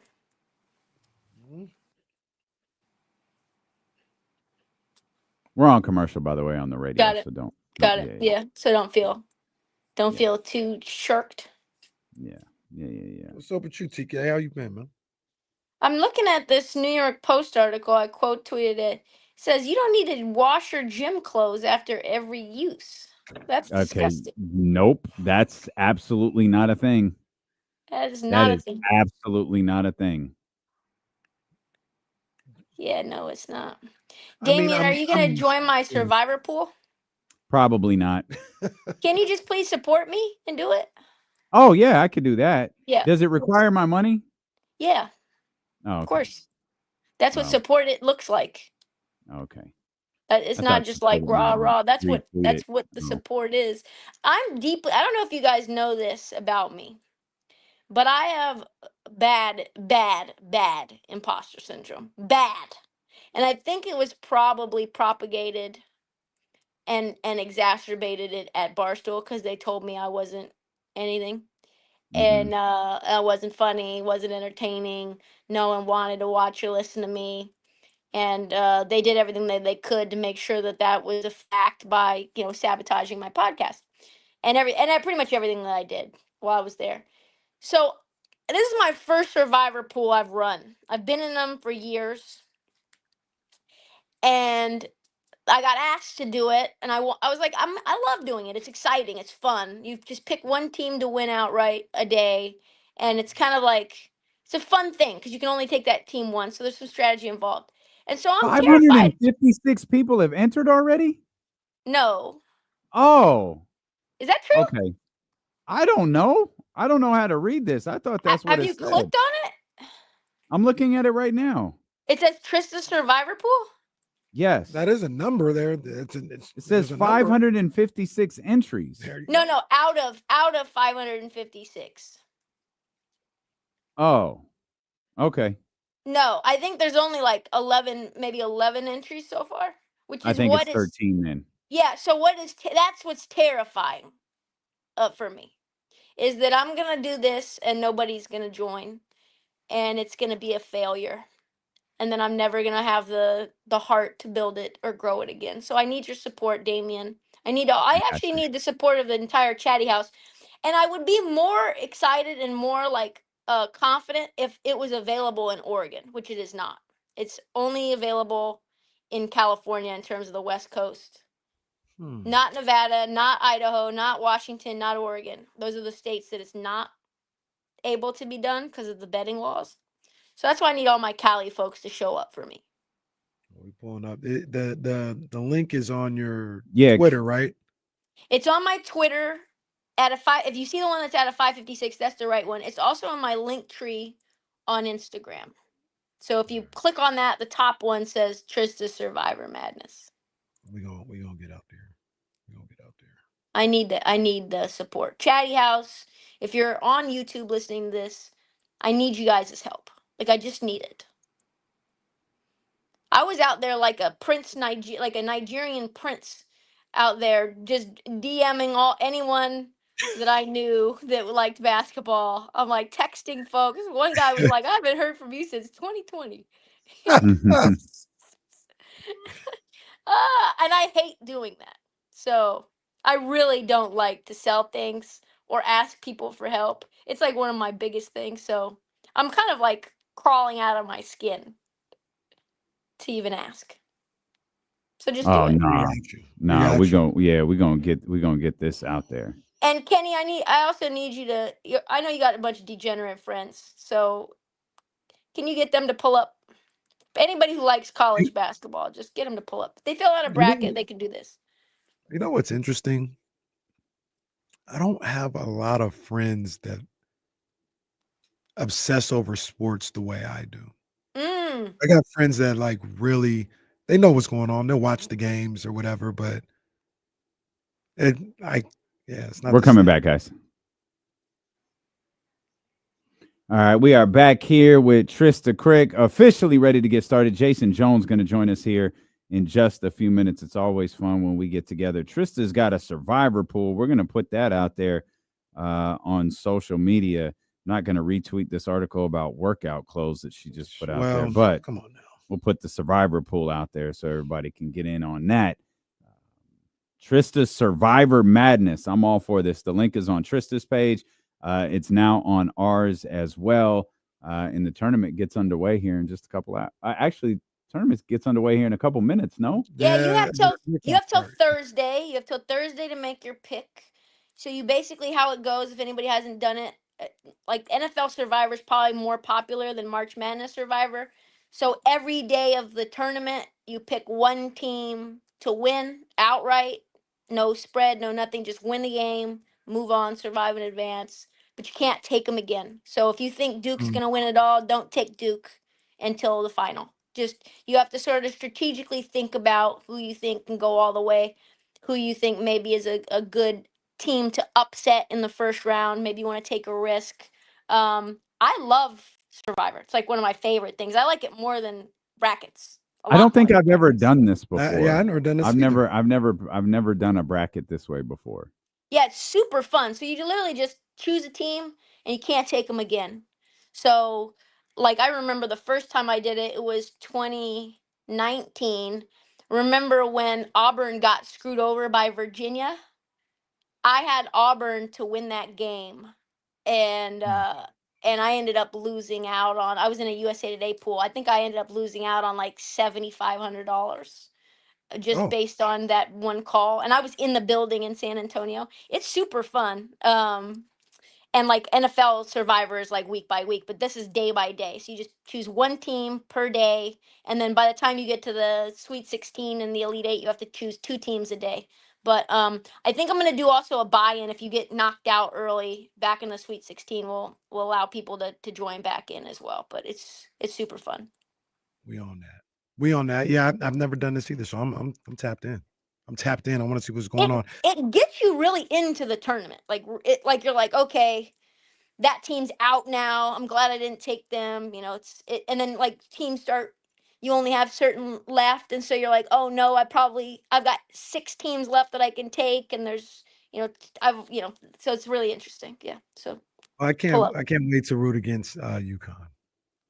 Oh, root against UConn. Dan Hurley's a jackass. Let's bring Jason Jones into this. We got the quad box up. What's up? And he got a jackass hat on today. Yeah, what are you doing with that hoodie, bro? What are we doing? Man, you called me at 3 to wake me up to watch the game. What are you talking about? That's why I'm tired today. You were like, bro, the game starts. You know, our season's starting. You woke me up. Our season. Will you stop it? Okay, Lake Show. Okay. Yeah. See, Trysta may not know that we've got pictures of Kenny outside the team store in LA too. Yeah. I was walking down Universal City Walk. It wasn't just, let me go visit. I was at Universal Studios. We're on City Walk. They got that stupid store down there, and that's all that was. You know what I heard? I was hanging out in LA and decided to go by the store. I wasn't even in LA. It was in Burbank. Area. I was in Southern California and stopped by one of my favorite stores. Hey, are you hyped for the tournament? That's what we were just talking about. Trista's got a Survivor Madness pool jumping off. Are you into the NCAA tournament at all? Not at all. Not at all. Have you ever been? I used to be, yeah, back when I was in college and a little bit after that. But now I don't know who plays for who. I don't really care. I'm hyped about the women's tournament though. Cal was underseeded. There's no reason my Golden Bears should be an 8 seed. They were good. I'm offended by that. But like the men's tournament, I don't care. Wow. I'm all about the women's tournament. All the stars I know are on the women's side. I think both of them are going to be super fun because the women's side is like what we remember the men's side to be, which is like you have 6, 7, 8 teams that are dominant. And those are the teams that we're really watching out for. Probably not going to get a lot of Cinderella stories. And on the men's side, like there's nobody I think is that good. Like Florida is probably the best team in the country, I think. And because you end up with this momentum where you win your conference tournament, those teams a lot of times are gassed. And so they sometimes can get upset early. So both women's and men's tournament is going to be, I think, fun in their own way. Yeah, I'm ready for the women's tournament, though. I understand exactly what Jason. We were talking about it yesterday. As far as I thought, this year's men's college basketball season was a lot better than last year's. I had good teams, good games. I thought they did a good job, but they're 100% lacking outside of Cooper Flag, the name power, the star power of women's college basketball. We were talking about women's college basketball, and that potential Elite 8. It's crazy. It's crazy. You're probably going another Juju versus Page type game in the Elite 8, and they've got the star power. There's no denying that. They've got the names. Those young ladies, they stay paid. We met Page 4 years ago. Mm-hmm. You know what I mean? Like we about to lose Cooper Flag again. You know what I mean? Like that's the difference between the two. And I really do wish. And we'll see what happens with the NILs and stuff like that. But I do wish they would put some type of age limit or year requirement. If you decide to go to college, stay at least 2 years, because I think not only it helps the college game, but it helps the promotion for the NBA game as well. Yeah, good luck with that. I mean, I think if anything, the union would probably want to abolish the thing in the NBA. I mean, really, Cooper Flag should be playing against pros. Well, I guess, are they pros in college because they get paid? I mean, I don't know, but I would rather see Cooper Flag develop. I mean, especially coming off of the summer he had going against the, and all that. I'd rather have seen him developing on an NBA team right now. Because, even with the ankle injury, I mean, how long does Duke have to play for where it makes sense for him to come back? The national title game. I think he'll be back earlier than that. I think he'll be back in the round of 32. They said. Yeah, but would it be worth him playing though? Is I think I mean, what does he have? I don't think it's worth it at all. Yeah. I mean, I'm like, I love if he's a competitor and he wants to go out there and play. But if that was my kid, I'd be like, you know what, son? I hope you enjoyed your semester and a half at Duke. It's time to get paid. Like, I'm not, I wouldn't want to put him back out there. But I mean, I hope he does play. But yeah, it's just I don't know. It's just the men's game is just, it's hard for me to get attached to anything. Like, I mean, even with my school, like, Stojakovic was so good. I'm afraid he's going to be gone. So it's like, you don't even get attacked. Like, man, he played so well in that tournament. Someone's going to offer him a bag. It's like one thing to see a guy go pro. It's another to see him like, okay, he played so good. I'm going to go play for another school. All right. So let me ask you guys this then. So the total value of a rookie contract for the number 1 overall pick is $57 million. Then if you're talking about somebody like Cooper Flag, who's been slated as the number 1 overall pick pretty much all year, if you're him, do you think $50 million NIL is enough to keep you in college for 4 years? No. Because Because it's not about the first contract. It's the second contract. About the next contract. You want to start the clock on that first contract so you can get to the second one as quickly as possible. Yeah. Does everything have to be about money though? Yes. I guess. If he could stay for 3 years and make $50 million and he wanted to stay, like, I mean, if you want to, by all means, that's what I'm saying. Like, if he wants to stay, I wouldn't be like, you're dumb for staying in college. You're making $50 million for 2 seasons at Duke. Like, man, stay. Make 50 mil. Like, could you, because I remember the story when he said, he wanted to come back, which he kind of backpedaled on, was like, oh, he'd be costing himself like they do that $100 every million, time. $100 million because the clock is getting started late. All right, man. Like, he without doing anything, like, he gonna make $20 million at Duke. He gonna make $50 million in his first NBA contract. Made $70 million in like 4 years. But I mean, I just say, what are the odds of him really getting that much money in NIL to stay at Duke? Like, what are the odds that they're going to raise that kind of money to keep him when they've got when they'll have another guy coming next year who will be, a top 5, whatever, elite level prospect? I just don't see. I just don't see any college winning a bidding war with the NBA. That's the NIL though, because you combine NIL and endorsements. Wasn't Caleb Williams making like $10 million? Mm-hmm. Yeah, but I mean, they've had guys make money. I mean, 50 is, getting up to 25 in a single season is pretty crazy. Yeah. I always look at 10 as the cap. Yeah. Like, I find it hard to think somebody would make. I think he'll make that, and then he'll still get endorsements. I mean, I especially I think about this too. If it's been your dream to play in the NBA, I don't see how a guy passes on his dream. I mean, this devil's advocate, what if you come back, you get all the money, and then say you have an injury, and then that derails things. Mm-hmm. Why not already be in the NBA and get that money? Yeah, for sure. Understandably. The flip side of that is Charlotte having the first pick in the draft. Charlotte's going to be. You saw that one meme floating around. They were like, "We're going to be ass next year too." So trying to avoid us. There is something I want to ask all you guys. I'll start with TK. One of the reasons, I know it's not good for the kids, and everybody's trying to make they want the kids to make as much money as possible. But I just wish the NBA would work together unofficially with the NCAA and have that as like a minor league system. And I use the example of the NFL and college football. It's perfect.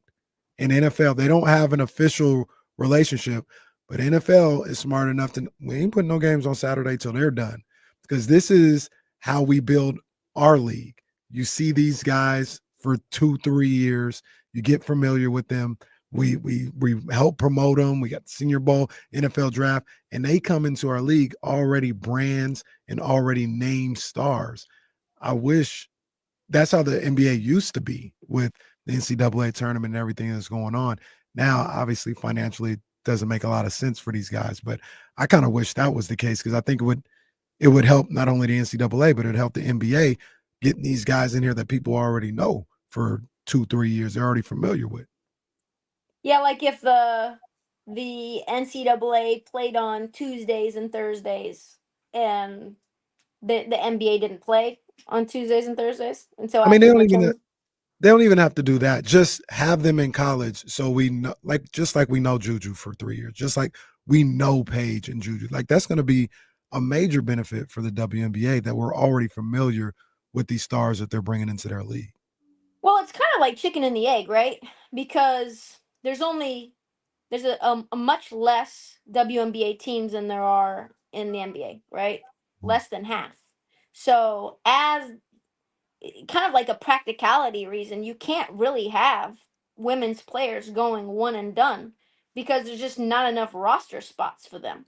That's why Alexis Morris, she was balling for LSU 2 years ago. I don't know if you guys remember her. She played for Kim Mulkey and then ended up transferring to a bunch of teams, then came back to LSU, played for Kim Mulkey again. She balled in the tournament against Iowa. And she gets drafted, and all of a sudden she's gone. She gets cut pretty much right away, and she's playing in Iceland right now. So I don't think you can. That's the reason that Juju's not in the league right now, is there's only so many slots, and everybody in the WNBA is pretty damn good, and it's going to be really hard to take their spots.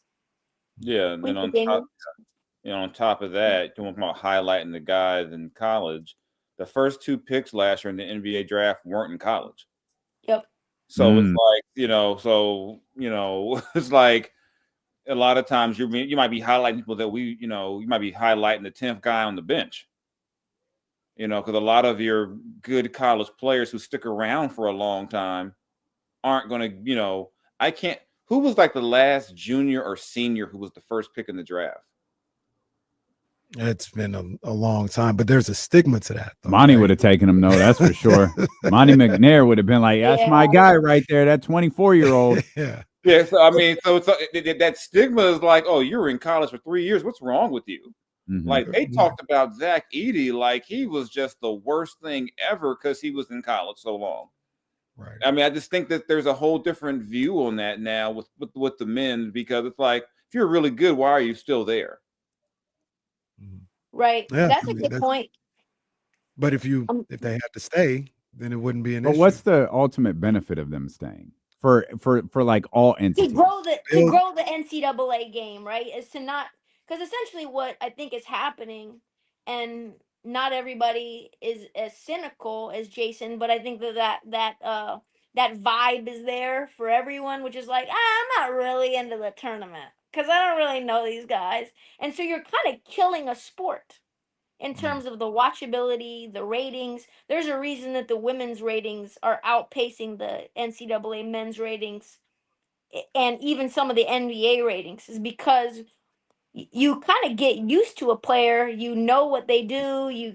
There's that brand value. You want to have emotional investment in them. Yeah, you have emotional investment in it, and because the money is in the way, it is disrupting what would be a harmony in the NCAA, which would be 3 years in the game, even 4 years in the game. If you had everybody in college in the men's game play 4 years, the excitement around the NCAA would be much, much higher. And if you didn't allow them to transfer schools every damn year and stay for 6 years, preventing 18-year-olds from coming into D1 programs, And like, listen, you want to get your money, but like that also disrupts the game. So it's changing an ecosystem, and I think destroying the college game as a whole from like a watchability standpoint.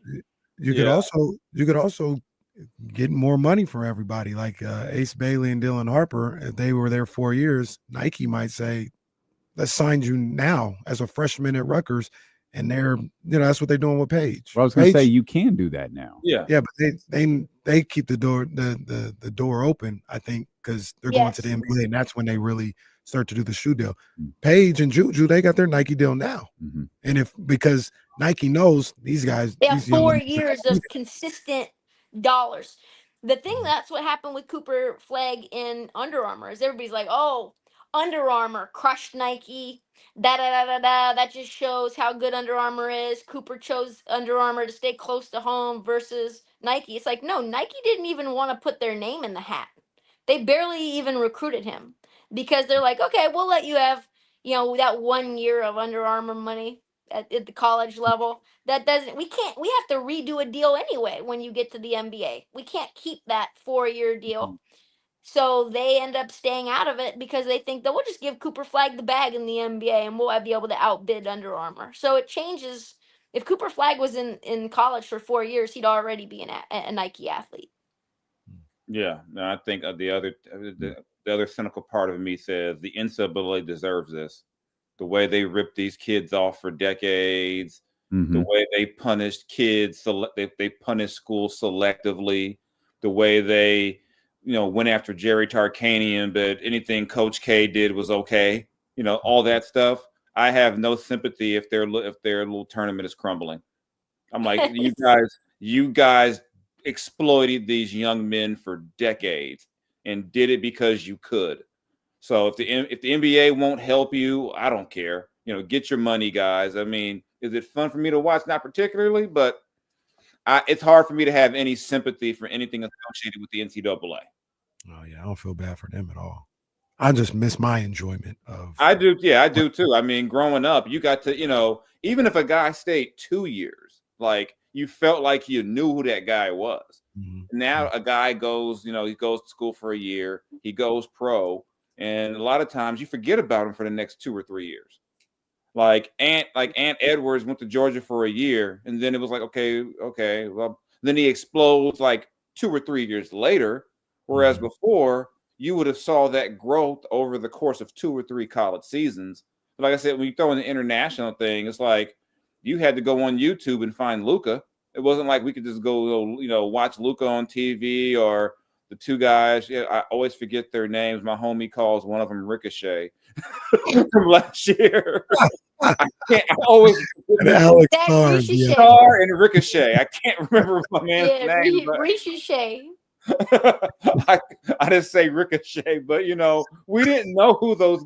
There's just not that same connection when those guys get to the list. I think it felt like Wemby had it because Wemby had that build up, but we don't get a lot of that anymore. A lot of times, the first pick in the draft, sometimes it's like, okay, you got to be like a hardcore hoop head to know who some of these guys are. Whereas before, we saw Larry Johnson win an NCAA championship and then go back. Christian Laettner was in school long enough for us to all hate him by the time he got drafted. People hated Bobby Hurley. These guys either had fan bases or people who hated him at that point. We knew who Ed O'Bannon was. You knew who Harold Miner was. Even you knew who Emeka Okafor was. Right. Yeah. So now it's kind of like, when I mentioned, two players at Rutgers, my friends are like, who were they? I'm like, Ron Harper's kid. Oh, I know who Ron Harper is, but he's got a son. I'm like, yeah, his son's really good. But, there's just not that same connection with with these guys. Just wait till Boozer's boys are playing Carmelo's boys. Everybody's going to be tuning in. And Gilbert Arenas. Oh, Gilbert Arenas too. Where do we think these young men develop better as players? In college or with Charlotte and Washington and those NBA teams? That's such a great question because I think there's not a one size fits all for each player. What we know are that there are programs and franchises that develop players really well. And we know that there are places that don't. So if I'm if I'm Cooper Flag and Charlotte wins the lottery, maybe I do think about going back or putting up some shenanigans and pulling an Eli Manning and like, I'm not working out for you. Remember, that's what Alex Sarr did. It's like, I don't know why, but he was like, I'm not working out for Atlanta. Sorry. I'd rather play for the Wizards. Who knows why? But that happened. So we know that Charlotte doesn't develop players well. We know that historically the Wizards haven't developed players well. We know that Sacramento hasn't been great at developing players either. And then places like OKC, like you may be buried on the bench at OKC, but you go and like you're like Trey Mann and you go to Charlotte and now you're balling. You're like Cason Wallace, who we didn't know why that he was chosen where he was chosen, middle of the lottery, end of the lottery, and now we do. Yeah, yeah. I'm saying, sometimes it could just be, for me, depends on who you pick for college. Like if I'm a guard, I'm going to go and I'm like high level. I'm going to go find John Calipari and be like, please let me play for you for a year, because Calipari prepares his guards to go be pros. So I think that's, when it comes to the college part, depends on where you're going. Some college coaches except for Nick Smith. No, I don't know who that is. So he was like Nick Smith was the Kentucky kid. And no, it wasn't him. It was somebody else that was a guard that played for Calipari, and he just sat at the end of the bench. But yeah, overwhelmingly, Kentucky's put out pros, or Calipari's put out pros at all positions, even center with Anthony Davis and Cat and. So, I think but when you get to the pros, it's the crapshoot. I mean, like if you're in the lottery this year, you're like, come on, San Antonio, tumble to get into the top 3. I want to end up in San Antonio. Like, do you want to end up, say, in Philly? What's going on there? But who knows? Maybe you're the player who changes all that. Maybe all of a sudden you go there and then they say, let's fire this coach and get someone in, and that job becomes way more attractive. But I wouldn't. And the thing is, if you're good, you're going to a bad situation. Boston's not going to be in the top 3 this year. Oklahoma City's not, I don't know how many picks OKC has. They might have a lottery 90. Pick. Yeah. they might have a lottery pick every year for the next 30 years. So I still think you're better off being a pro in the big picture, though, where it's your job. There is no facade of you have to go into class. I mean, like, this is your job. I think you're still better off that. Oh man, if you got to go like to a DC or a Charlotte, you might be like, I don't want to go, but guess what? If I'm Charlotte, I'm drafting you anyway. I don't care, Mike. I don't care if you want to be or not, Cooper. You're going to be a Hornet. I think the pros would hands down be a better option if they use the G League a little better, and the stigma of like we talk about Devin Carter. Now, he's not a young guy. He's an older guy. But he probably should have never came up to the big club this year. Like, he wasn't ready at all. He should have been in the G League. But if you put your lottery pick in the G League, now you're making him look bad. You're looking bad. Like, man, put him down there for the whole year or half the year and let him play 25 games to get better. But there's a stigma to that. And I wish if they used it more like baseball a little bit. Maybe they don't have to be down there for 5 years like in baseball. But if it's okay for them to be in the minors. Like, they're working on some things to getting better. I think it would help everybody else out. But I don't know if it's ever going to be like that. Yeah, I don't think it'll ever be that way, because if you're a lottery pick, just check the stigma. Like, oh, you're a top 10 pick. Why are you playing down here in Stockton? Guys don't want. I think the GMs with big balls will do that, right? And like you see that there's a reason that when the Athletic or SI or some of these other mock drafting places put out their mock lists, like that's what's leading the dog. The tail is wagging the dog, right? These GMs are looking at that list, and if they're not certain themselves and they pick 9th, they're looking at these mock drafts and they're trying to find the safest draft pick for them to choose, regardless of whether they like that player or have a need for that type of player on their roster, because they're worried about getting clipped. So if they choose what everybody else was mocking at 9, and that player doesn't work out, it's like, well, look at all these other experts that got it wrong too. But it's the people like Sam Presti or R.C. Buford who are like, we don't care about, we're not even looking at these dumbass mock drafts. We're going to choose, Jalen Williams, who nobody thought should go 13th. And we're going to move up one slot to make sure that we get him. Or we're going to send a player to the G League that's a lottery pick because we think that's the best place for them because we don't have any roster spot for them in the rotation. So I think it just depends on whether these GMs feel like they have job security based on their history of good or bad decision making in the past. If you continue to make bad decisions, you can't really be risky. You can't be avant-garde and try to go outside of the box. You know what I mean? Like, you got to choose whoever is in that range where you go. And that's why when you see GMs go avant-garde and they've made bad decisions, those guys are on the chopping block. Absolutely. Yeah. Oh, they pick Monty the guy can't be you want. What? General managers Yeah, on the chopping block? What? Devin.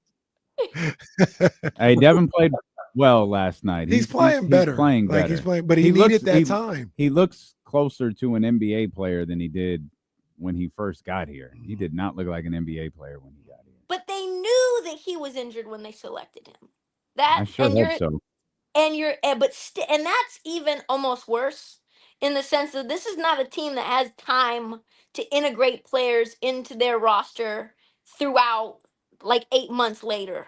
You have to get a guy. That's why if you're a team, in my opinion, my GM hat says if you're a team that's a playoff caliber team and you're building through the draft, that's when you get a 3-year or 4-year guy. And I don't know why Jaime Jaquez has regressed in his second year, probably because Miami's a dumpster fire in general, but that's why Miami gets a Khalil Ware. That's why Miami gets a Jaime Jaquez, because they have aspirations of not starting from unmolded clay. We need guys that we can plug and play right now. And that's what I think Sacramento should have done in the draft, is get somebody like a Jared McCain, who was an absolute bucket, and we all knew he was a bucket, instead of a guy who they already knew was injured and was going to be out for many months and was going to need surgery.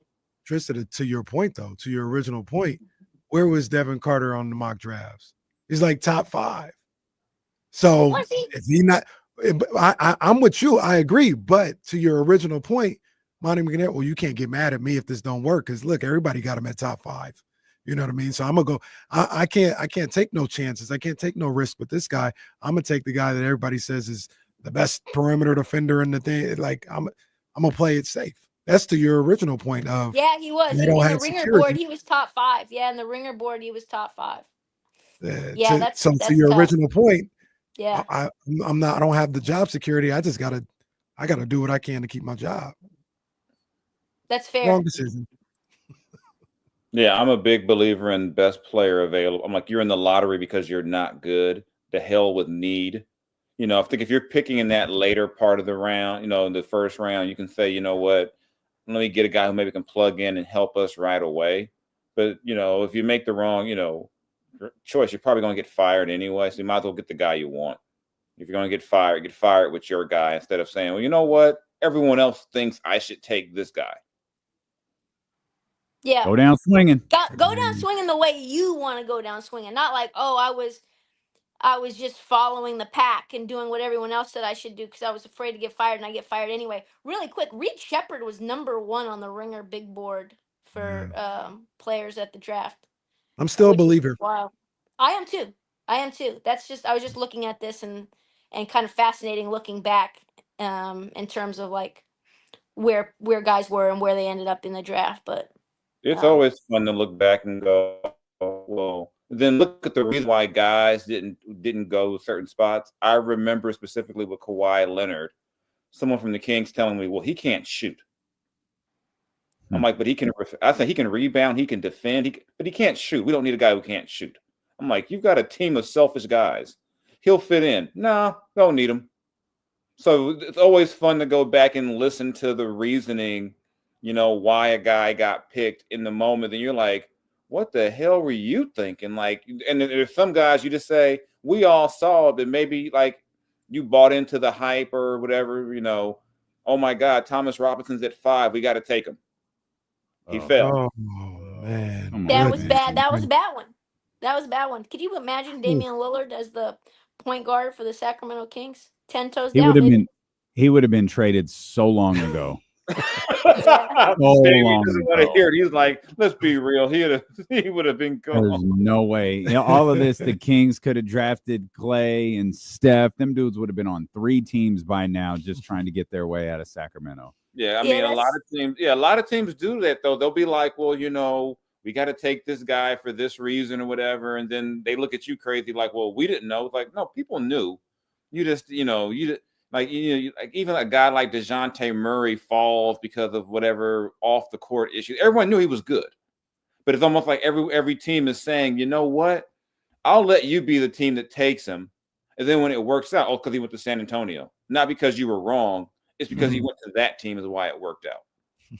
Yeah, like wasn't Sacramento like saying some of the same stuff that Nico Harrison was saying about Luka? That's the reason that the Kings didn't want to draft Luka. They were like, he drinks too much beer. He's a hookah smoker. He parties. We don't want him. Someone didn't like his dad, maybe. Yeah, I heard his dad likes to party. We think he'll party too. What else did I hear? We're already bad on defense. He can't play defense. He can't play with De'Aaron. Then De'Aaron's like, no, I would have loved to play with him. De'Aaron's like, I would have loved it. And that's always the funny thing, too, is when you have front offices who blame the players. And the players are like, but no one asked me. I mean, I could probably spend an hour on how many players weren't in Sacramento because of DeMarcus. And DeMarcus is like, what? No one ever told me that. No one asked me. I heard a rumor. What do you mean he's not here because of me?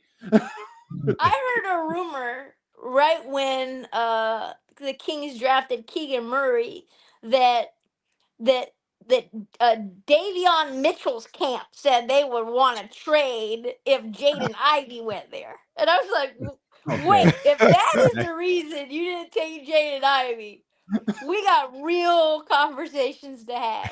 I've been holding that one inside. I didn't know Davion had a camp. Yeah, dude, no. I was like, what? This is all levels of no. Yeah. That's why I say around the draft and free agency, you believe nothing. Yeah. Davion, if your agent call me again, I'm cutting you. You might want to tell him. Davion's camp weighed in and said, no way. He's like, we've got like 7 point guards. We don't need another one. Real quick, we got to end the show. Before we let you go, collectively, where do we stand on these two subjects? Were the pyramids built by humans? Yes. Yes. Was Stonehenge built by humans? Yes. I'm going to say yes. Okay. Does Bigfoot exist? No.